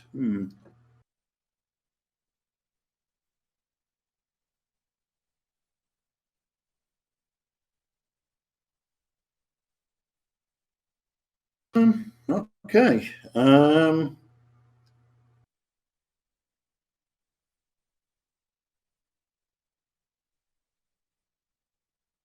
I think on that note, Chifundo will put the book back and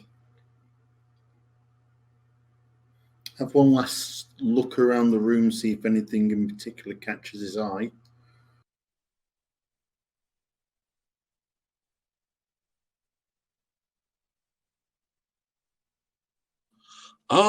There are a great many things in here that catch your eye, but at the moment in time, there is nothing that pulls you to them.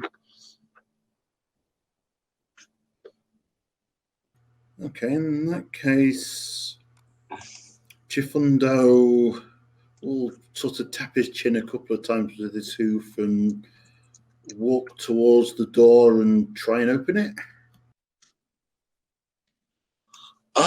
There is a strong sensation as you move to open the door.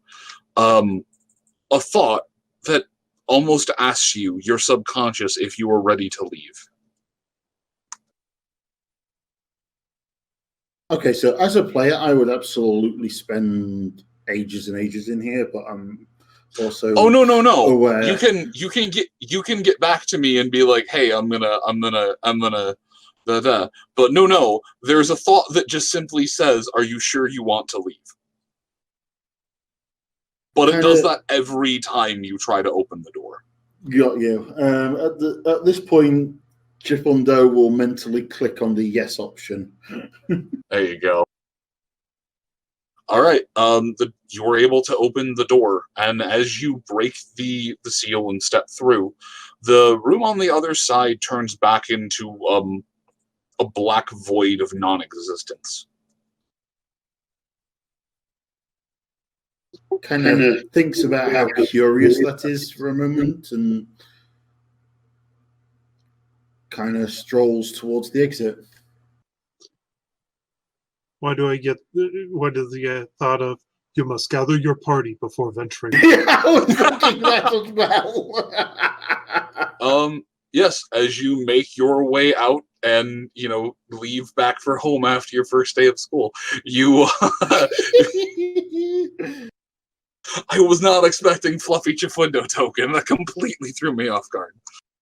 But yes, as you make your way back out of the temple and back to the waking world, you, aside from having all of your gear and the Spirit of Lust still attached to your dock, you would wake up in a completely different place from where you started.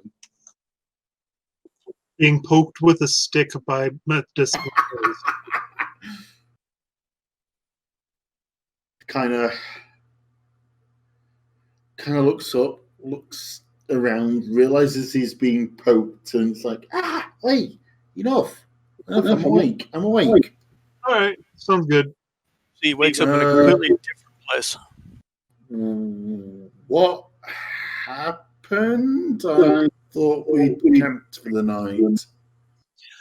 We did, however, Earth Pony Magic Sleeping Fog kind of rolled in, so we relocated. I thought the weird stuff was supposed to be my domain. Yep.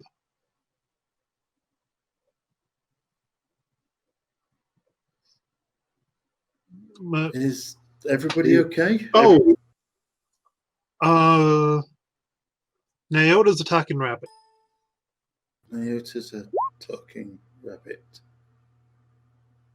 Oh. Can I roll an intelligence or something to realize that it's yes. Or something.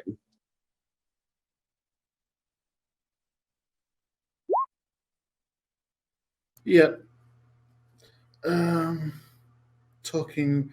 Is Nyota glowing, or is his eye glowing, or anything else weird happening with him? It comes and goes. They're glowing green.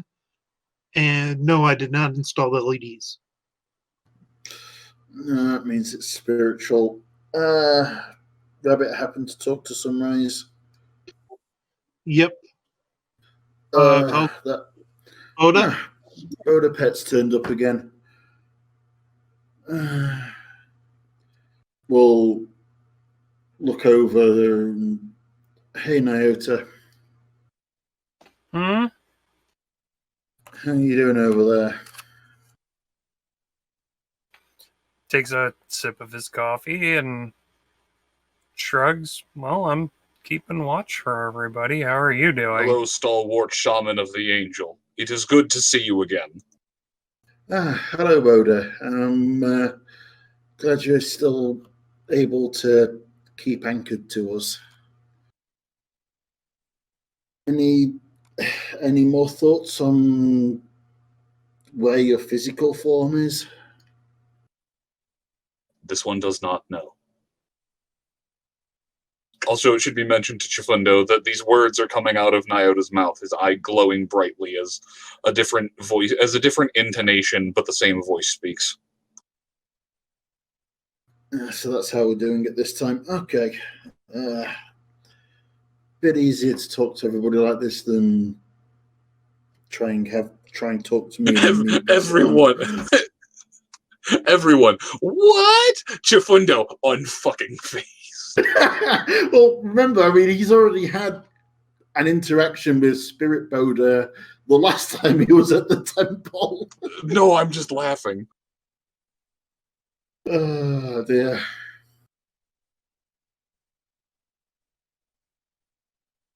So, what have you told everyone so far? Only what I have been able to tell them. Only the information that I know. Only what happened as best I can inform them. So we're still stuck at the arcane storm dislodged you from your physical form, and you're now lost. Okay. I have managed to anchor to Nyota. That's good. That's good. At least you're close to sunrise this way.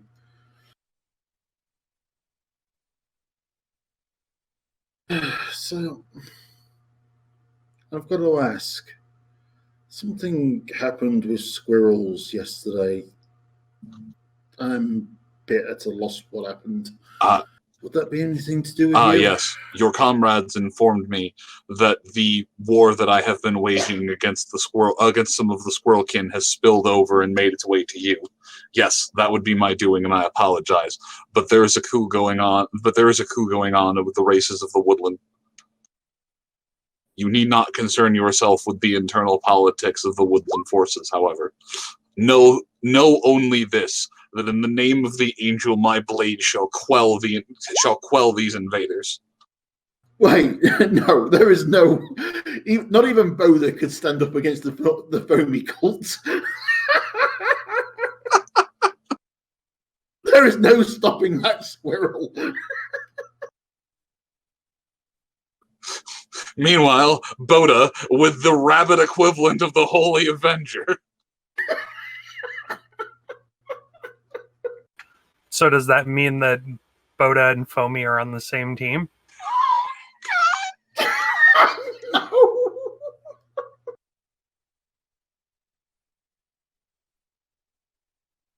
Oh, dear.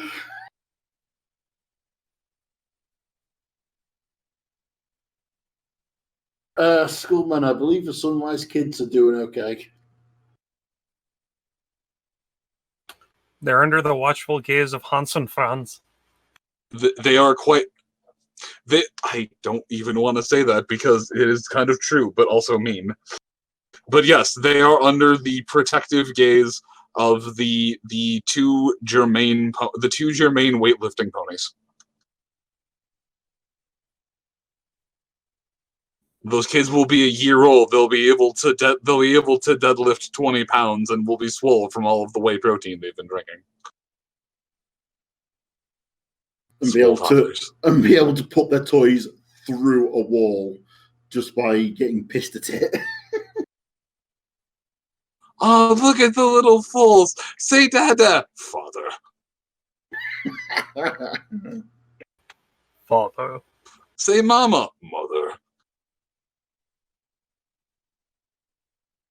Oh dear, but okay.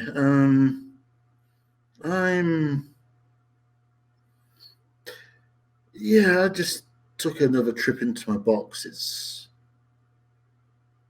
manifesting as a temple now. It's proving a bit interesting. So yeah, I'm gonna go and if that's all right with you, I'm gonna get some rest. That's why I'm keeping watch. All right. Thank you, Nyota. And thank you, Boda. You're welcome. At which point he'll kind of gather himself up and go to sleep. All right. Yeah. So you would rest with a lot of them. Everyone wakes up in the morning. Night has been fairly uneventful, aside from all of that. Nyota is still, or Sunrise is still doing a cat around Nyota's leg. The rest of you having slept peacefully throughout the night. And yeah, it is morning. And I need to go and use the bathroom. So give me 5 minutes to go stand up, do a bio, and I will be back, and we can continue this train for another little bit. I'm going to bio as well in that case. All right. Before I step away, I just want to thank everyone who helped us get to our initial funding goal. That means there will be actually a book now. Woo! Okay, Ash will step away.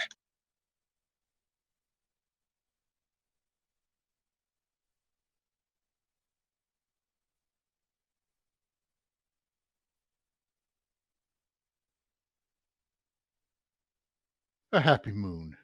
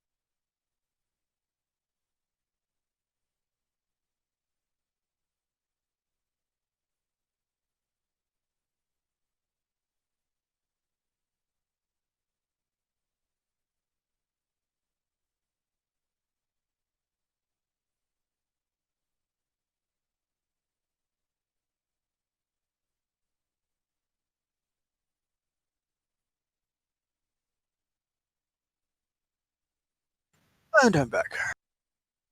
Welcome back. Welcome back.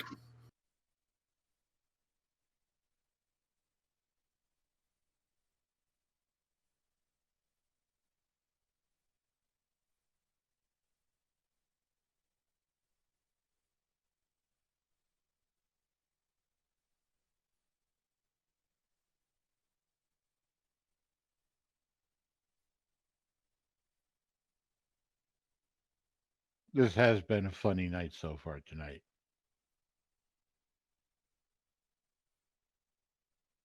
Plenty of twists. Oh, yeah.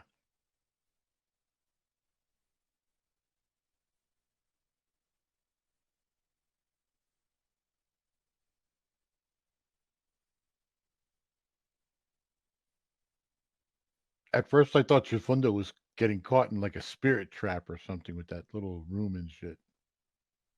I have to ask, did Chifundo just find out how to change his loadout? I don't think so. He just discovered a bunch of files that he probably needs to purge. Mm-hmm. His what? You know when the dying wish is to format the hard drive. Drinking buddy wants to know if this is a variation on Watership Down. Okay, so Chifundo wants to wipe his hard drive.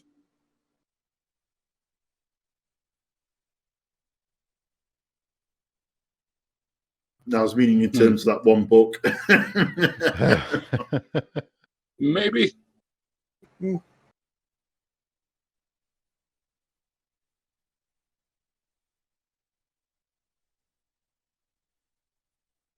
right. Who are we still waiting for? Or was I the last person out? Is Fee still here? I never left. Okay. I'm still here. Mm-hmm. I think everybody's here. Okay, then it was just me. All right.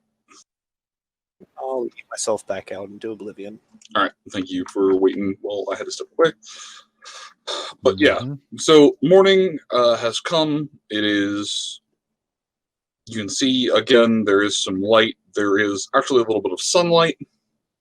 The cloud or the fog bank has completely dissipated, and you have found that you are still inside the forest, although the trees are much, much thinner here.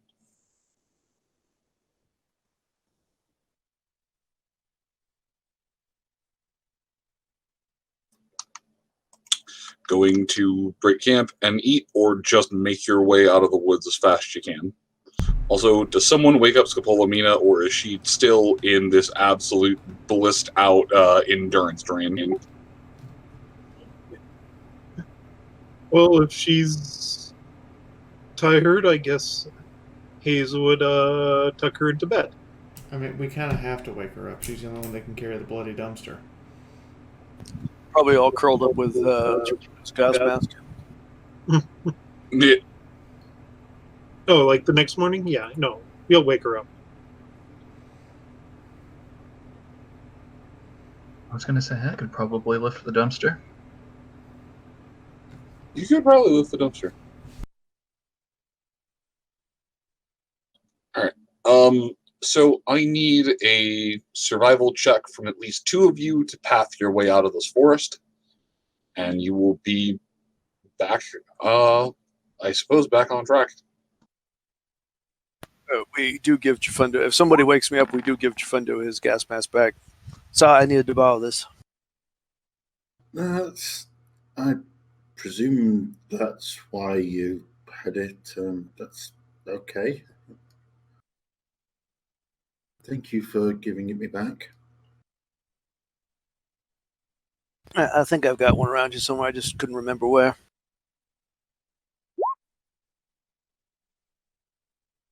So, what exactly happened last night?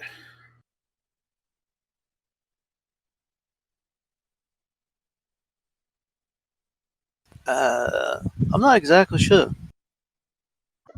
Well, there was this fog that was combined with a bunch of alchemical reagents, I guess, from the house that we burned down.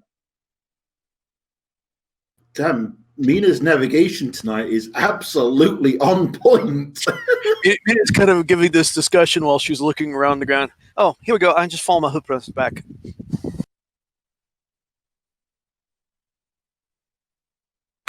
Even better, she finds a better track to, get us where we're going.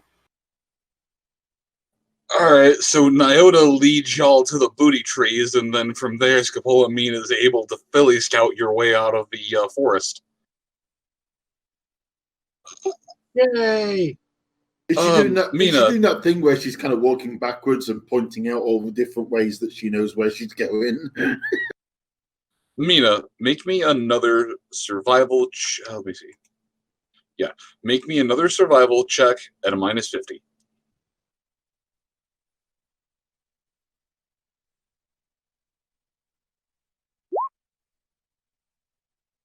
Okay. Make me a luck check. Plus nothing.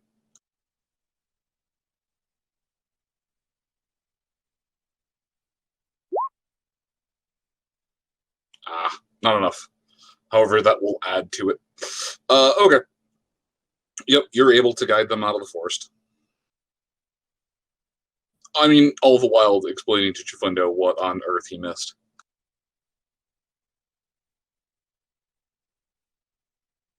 Did we ever determine what it was? Because I was kind of out of it by the time we got to where we got to. The remnants of the house combined with the fog making a very pleasant sleepy gas. Oh, really? Yeah. And don't give me a sample? No, Yeah, we're seriously, more I in a love the panic bottle. to get away from it. Damn. Although I imagine the entire town that we just left is going to have a very late morning.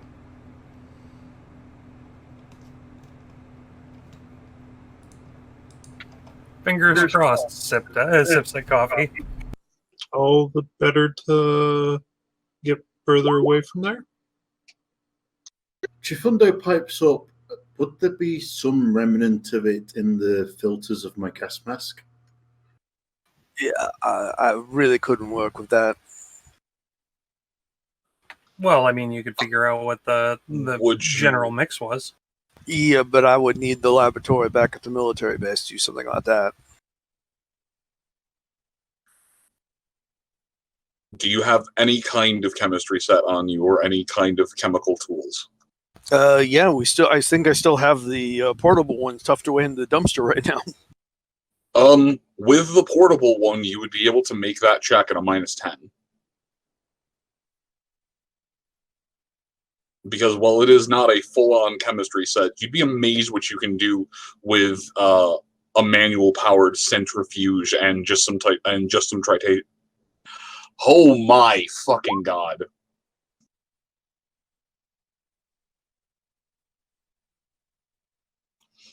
Okay, yeah, Mina. Between the gas mask, you're able to sequence out a sample. You'll need to spend a good bit of time working it through, but no, there was enough in there, in your gas mask specifically, or well, Chifundo's gas mask specifically, to harvest an appreciable sample. We'll probably have to buy him a new filter. You will absolutely have to buy him a new filter. You had to destroy the filter to get this done. That's fair.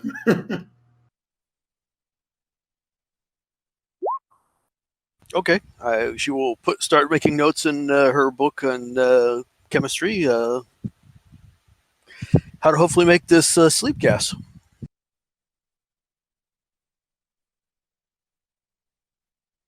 I mean, that's one way of spicing up the smoke grenades. Oh, you wanted to put smoke in? I was thinking about putting it in cookies, but that's a good idea too. Hell yeah. I'll vote for the cookies.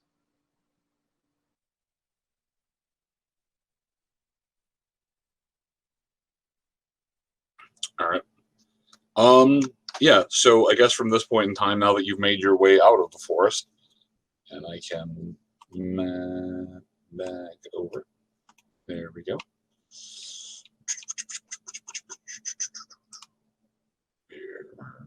There they are. There you are. There's all of them.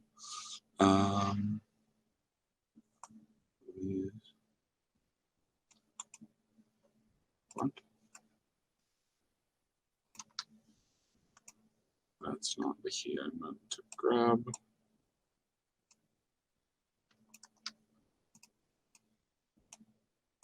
Alright. Another. God damn it. Alright. No, I'm moving the two of you on purpose. Okay.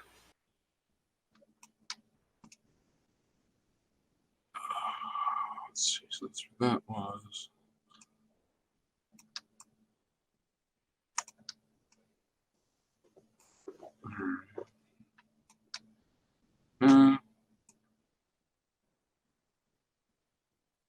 Okay.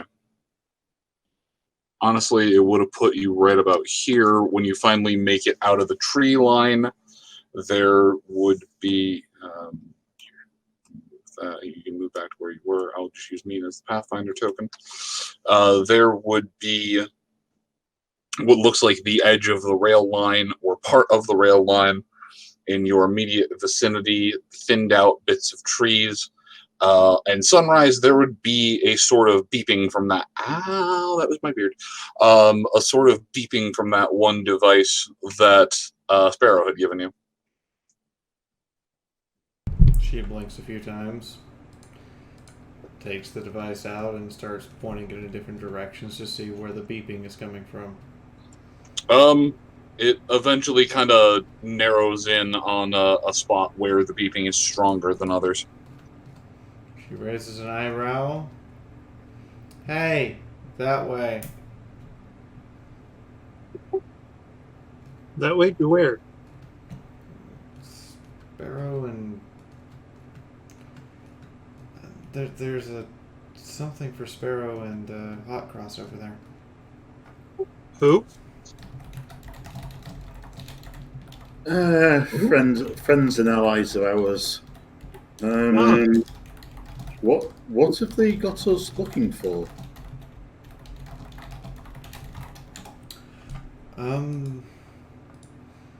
Technical parts, but I won't actually know what we're looking for till we find it. Alright, as you continue following the beeping, it leads you to what appears to be a sort of burned out building. Trees have started to grow. Trees, wildlife, vegetation, nature has all but completely reclaimed this thing. The beeping is just violently strong at this point in time. However, it seems that there are still locations around this domicile where the beeping is stronger and weaker than others. Anybody want to see if someone's home? Oh wait, that's my job. There are a couple of red dots inside the building, but they don't really seem to be moving around. Hayes would have raised his hand, but then when you spoke up, he just kind of puts it down. Technically, wouldn't this be Nyota's level of expertise? Or are we just talking about going and knocking on the door? I was considering knocking on the door, but I don't think knocking on the door is prudent now that EFS has popped up with some red dots. Could be red roaches.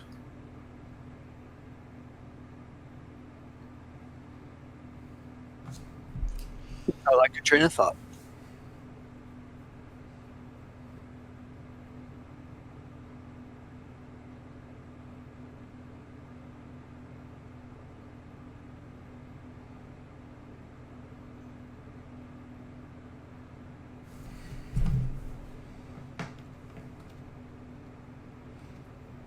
Man, I wonder if it's something fun to fight. I could really use a good sparring session right about now. Especially after that nap. Nyota? You wanna sneak up and take a look and see what the red dots could be for us before we go knocking on the door?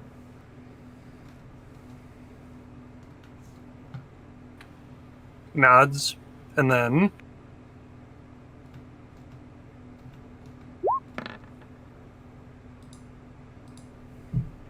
disappears from sight.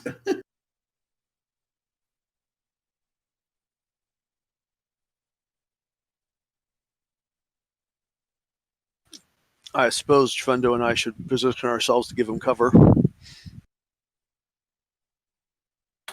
Give who cover? Okay.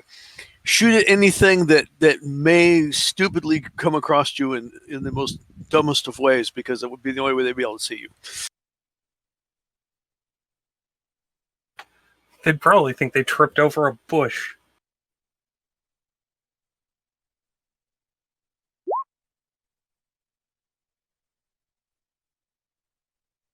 Nope, the things inside do not seem to care. Sunrise is going to motion everyone else to take cover because we don't know what's inside.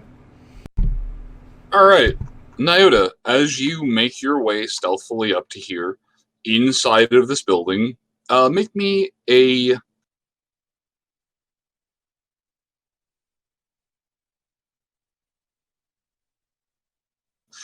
Make me a survival... Roll me survival at a +10. And then roll me survival at a -20.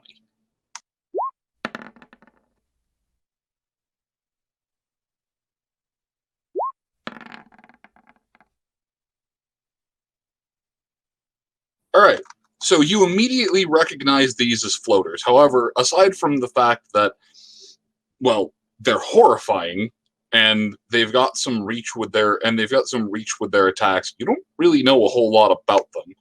But you know that they're kind of mindless. Something that will attack on sight, but will also just exist in one spot for a while.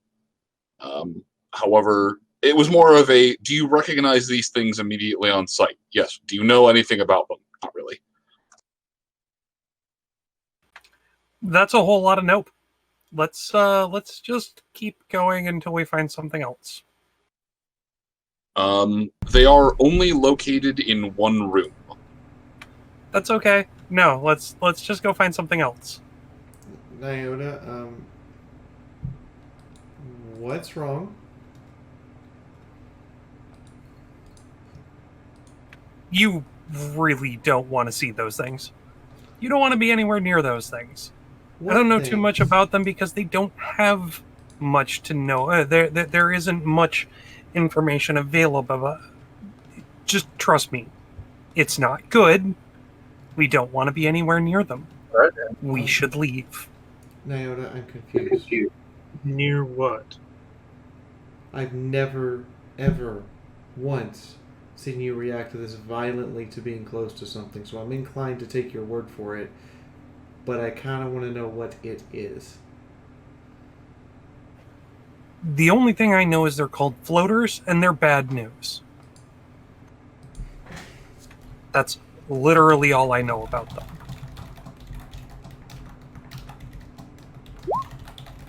Do I know anything about a moon? I was going to say, anyone who isn't Sunrise can make a survival check to at least be familiar with the name. If it does not... Confuse sunrise noises, but I don't know why. Scopola does.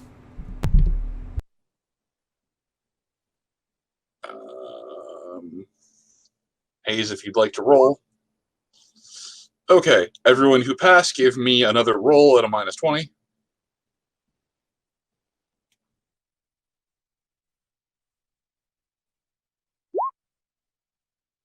Oh, for goodness sake.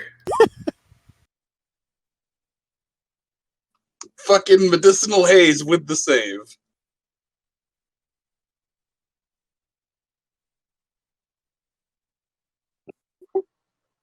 All right. Best thing is, like with Nyota's, if mine were the other way round, I'd have passed as well.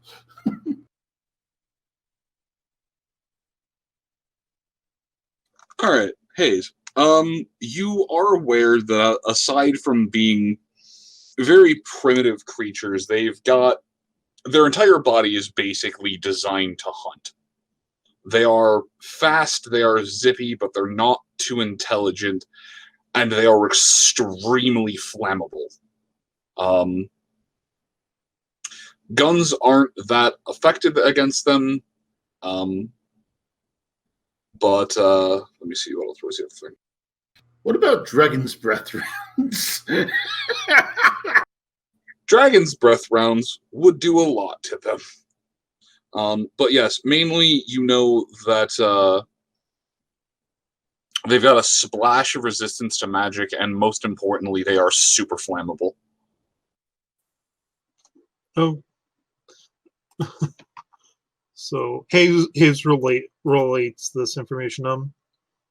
Well, they kind of resist magic, and guns don't do a lot, but boy, do they light up like a cigarette. What do you mean they light up like a cigarette? I'm confused. Well, he takes out a cigarette and lights it to demonstrate.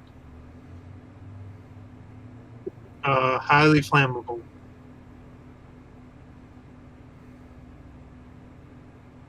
I could cover that.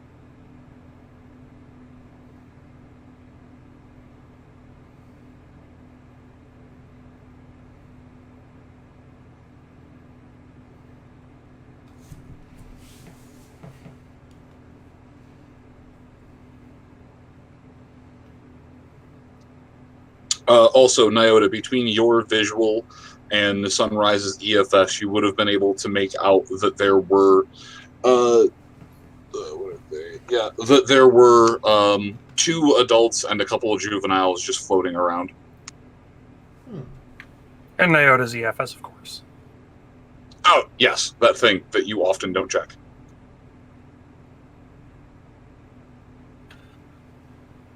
Yet again, Nyota is going to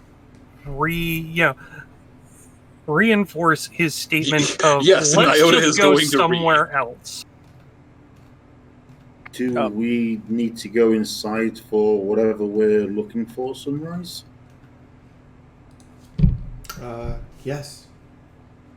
It's definitely in there. I don't understand what the floaters are, but if Nyota says we want to absolutely avoid them, then whatever's in there is not worth dying for. Do you investigate the property a little bit further with the BP device?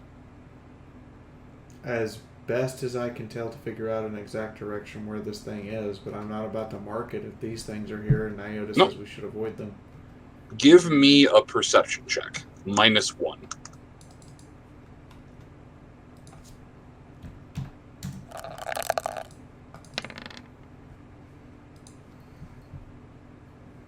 It seems that the BP device, it's strongest and seems to focus around the backside of the house, not in the same room as the floaters.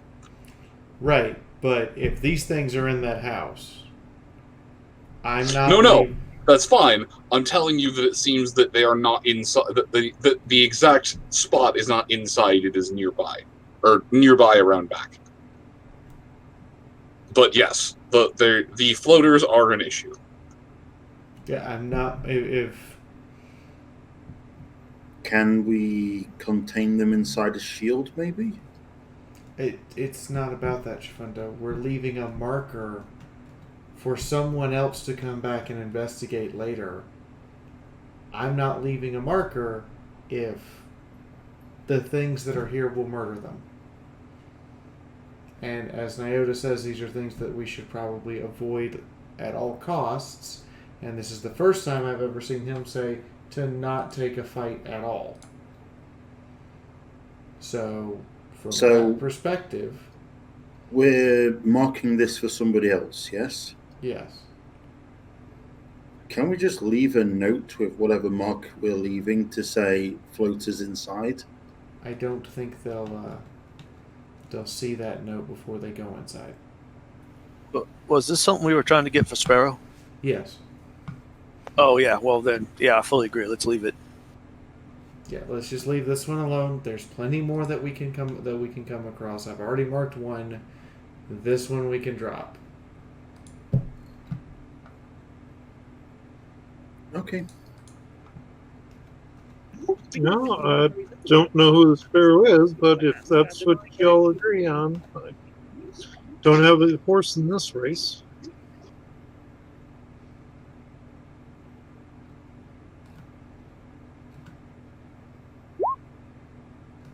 Alright, so you keep on keeping on then? Yeah. Mythic, are you really going to go fight these things? Well, much as he does not like backing down from a challenge, and considering all Nyota is going off of is he looked at them, he didn't like them, and said we should leave without knowing anything about them, and he knows full well he can take them on, he manages to resist the urge to just simply go in there. You know, we may need some of that sleeping gas sooner than later. Yeah, well, can't make it that fast. How about just a large hammer? Because as a player, if we have to miss the T on an aeroplane, we absolutely will too. I got these. Hayes holds up one of the shot collars.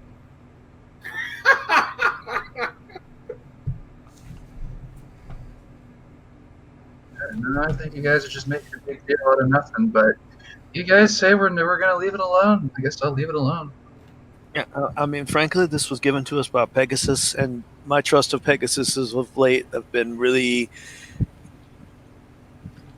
pressed.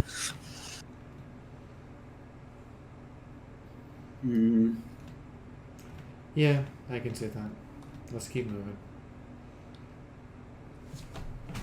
And we head on.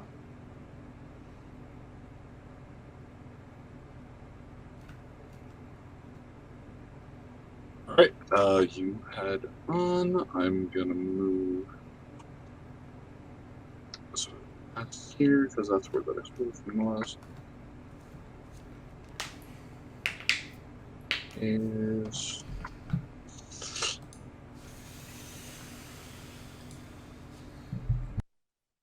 that all of them? We're missing. I believe we're missing someone. 2, 3, 4. Oh no, you're all there. Gang's all there. I said the gang is all there, Fluffundo.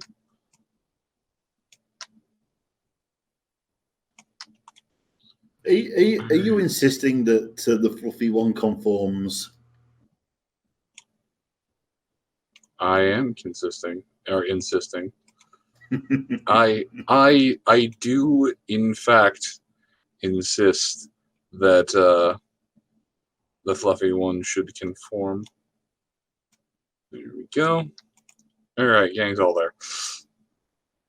All right, and you just continue on up the path. All right. This is about all the information. I didn't realize. I didn't think that ice were going to go that way, but I didn't think you'd skip that. So this is as much material as I've got, and I am not going to fly further by the seat of my pants. As a note, this route was so much faster with a goddamn tank. Yes. Surprising how that works. I'm just throwing that down right now. This was such a faster, easier thing to do with the goddamn tank. It's a shame somebody had to go and get herself captured and we had to sacrifice the tank to get her back. I thought you motherfuckers were just gonna be like Cowabunga it is and drive the tank through. I had a whole tank-based encounter. Nope, I'm gonna get out and parlay. Fucking pal, Jesus Christ, goddamn dump stat it, motherfuckers! I'm gonna wear my paladin badge with honor. You know, I have to say, if it wasn't for Sunrise getting captured and us having to lose the tank to rescue her, we would not have had something like Dumpster Chan. Yeah, You do not know that. No, I refuse to accept that there is a domino path that leads from Sunrise getting captured to Dumpster Waifu. Man. What? Man. Look at the stream right now.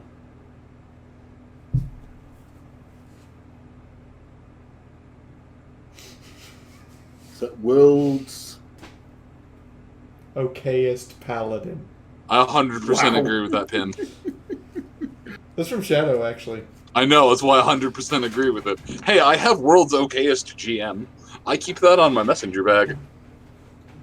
By the way, can you imagine the run to all the chasing around the town surrounding the factory? How that would have gone with a tank. Anyway, I have some thank yous to throw out. Sketchy, thank you for the tip. Hetty, thank you for the tip. Sketchy, thank you for the other tip. Linzabi! That is all.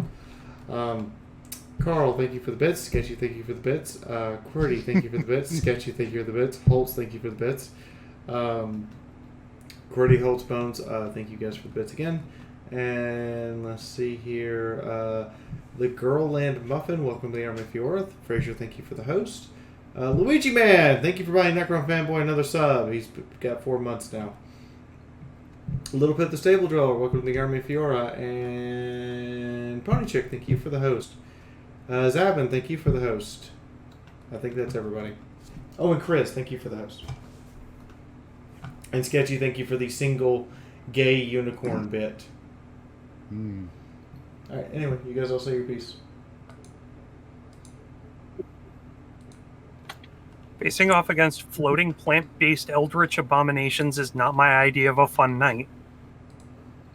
Good night, all. Good night, folks. I should totally go back there and just solo that. Especially when it's a quest from a Pegasus. That's the first time I've ever seen Iota decide to back off.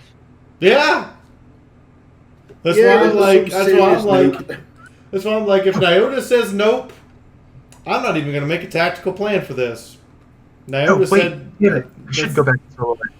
That's the only time I've ever heard Nyota say, no, I am not prepared to fight this. Oh. It has 15 feet of tongue punch. 15 feet of armor-piercing tongue punch. It's called tongue punch and fart box. Thank you, everyone, for coming, for staying, for watching the stream, for dealing with my madness on a weekly to bi-weekly basis. Thank you, everyone who helped Dames get funded. I can't believe we actually managed to do that. I expected to see 1 day remaining, $500, not even $500, several $1,000s left unfunded. So thank you, everyone, for your support and your belief, and for coming up to spend a couple hours with us every week.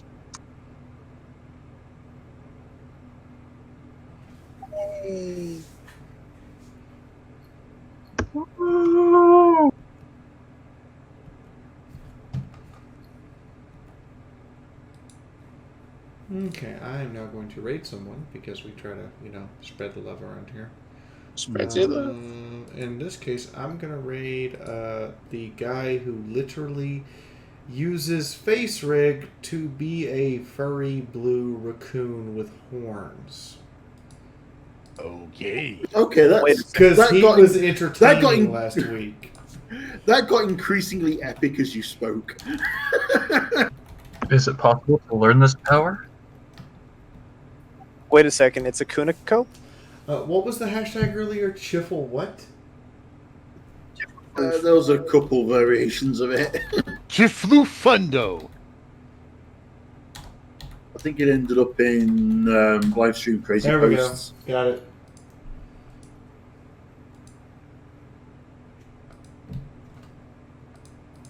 Fishing floof. 15-foot tongue punch. Anyway, anybody want to say anything else before I hit the raid button? Armor piercing. Goodbye. More vehicles for all of you. You've lost the privilege. Yes. Twitty'll be back next Wednesday. I need more swords. You need more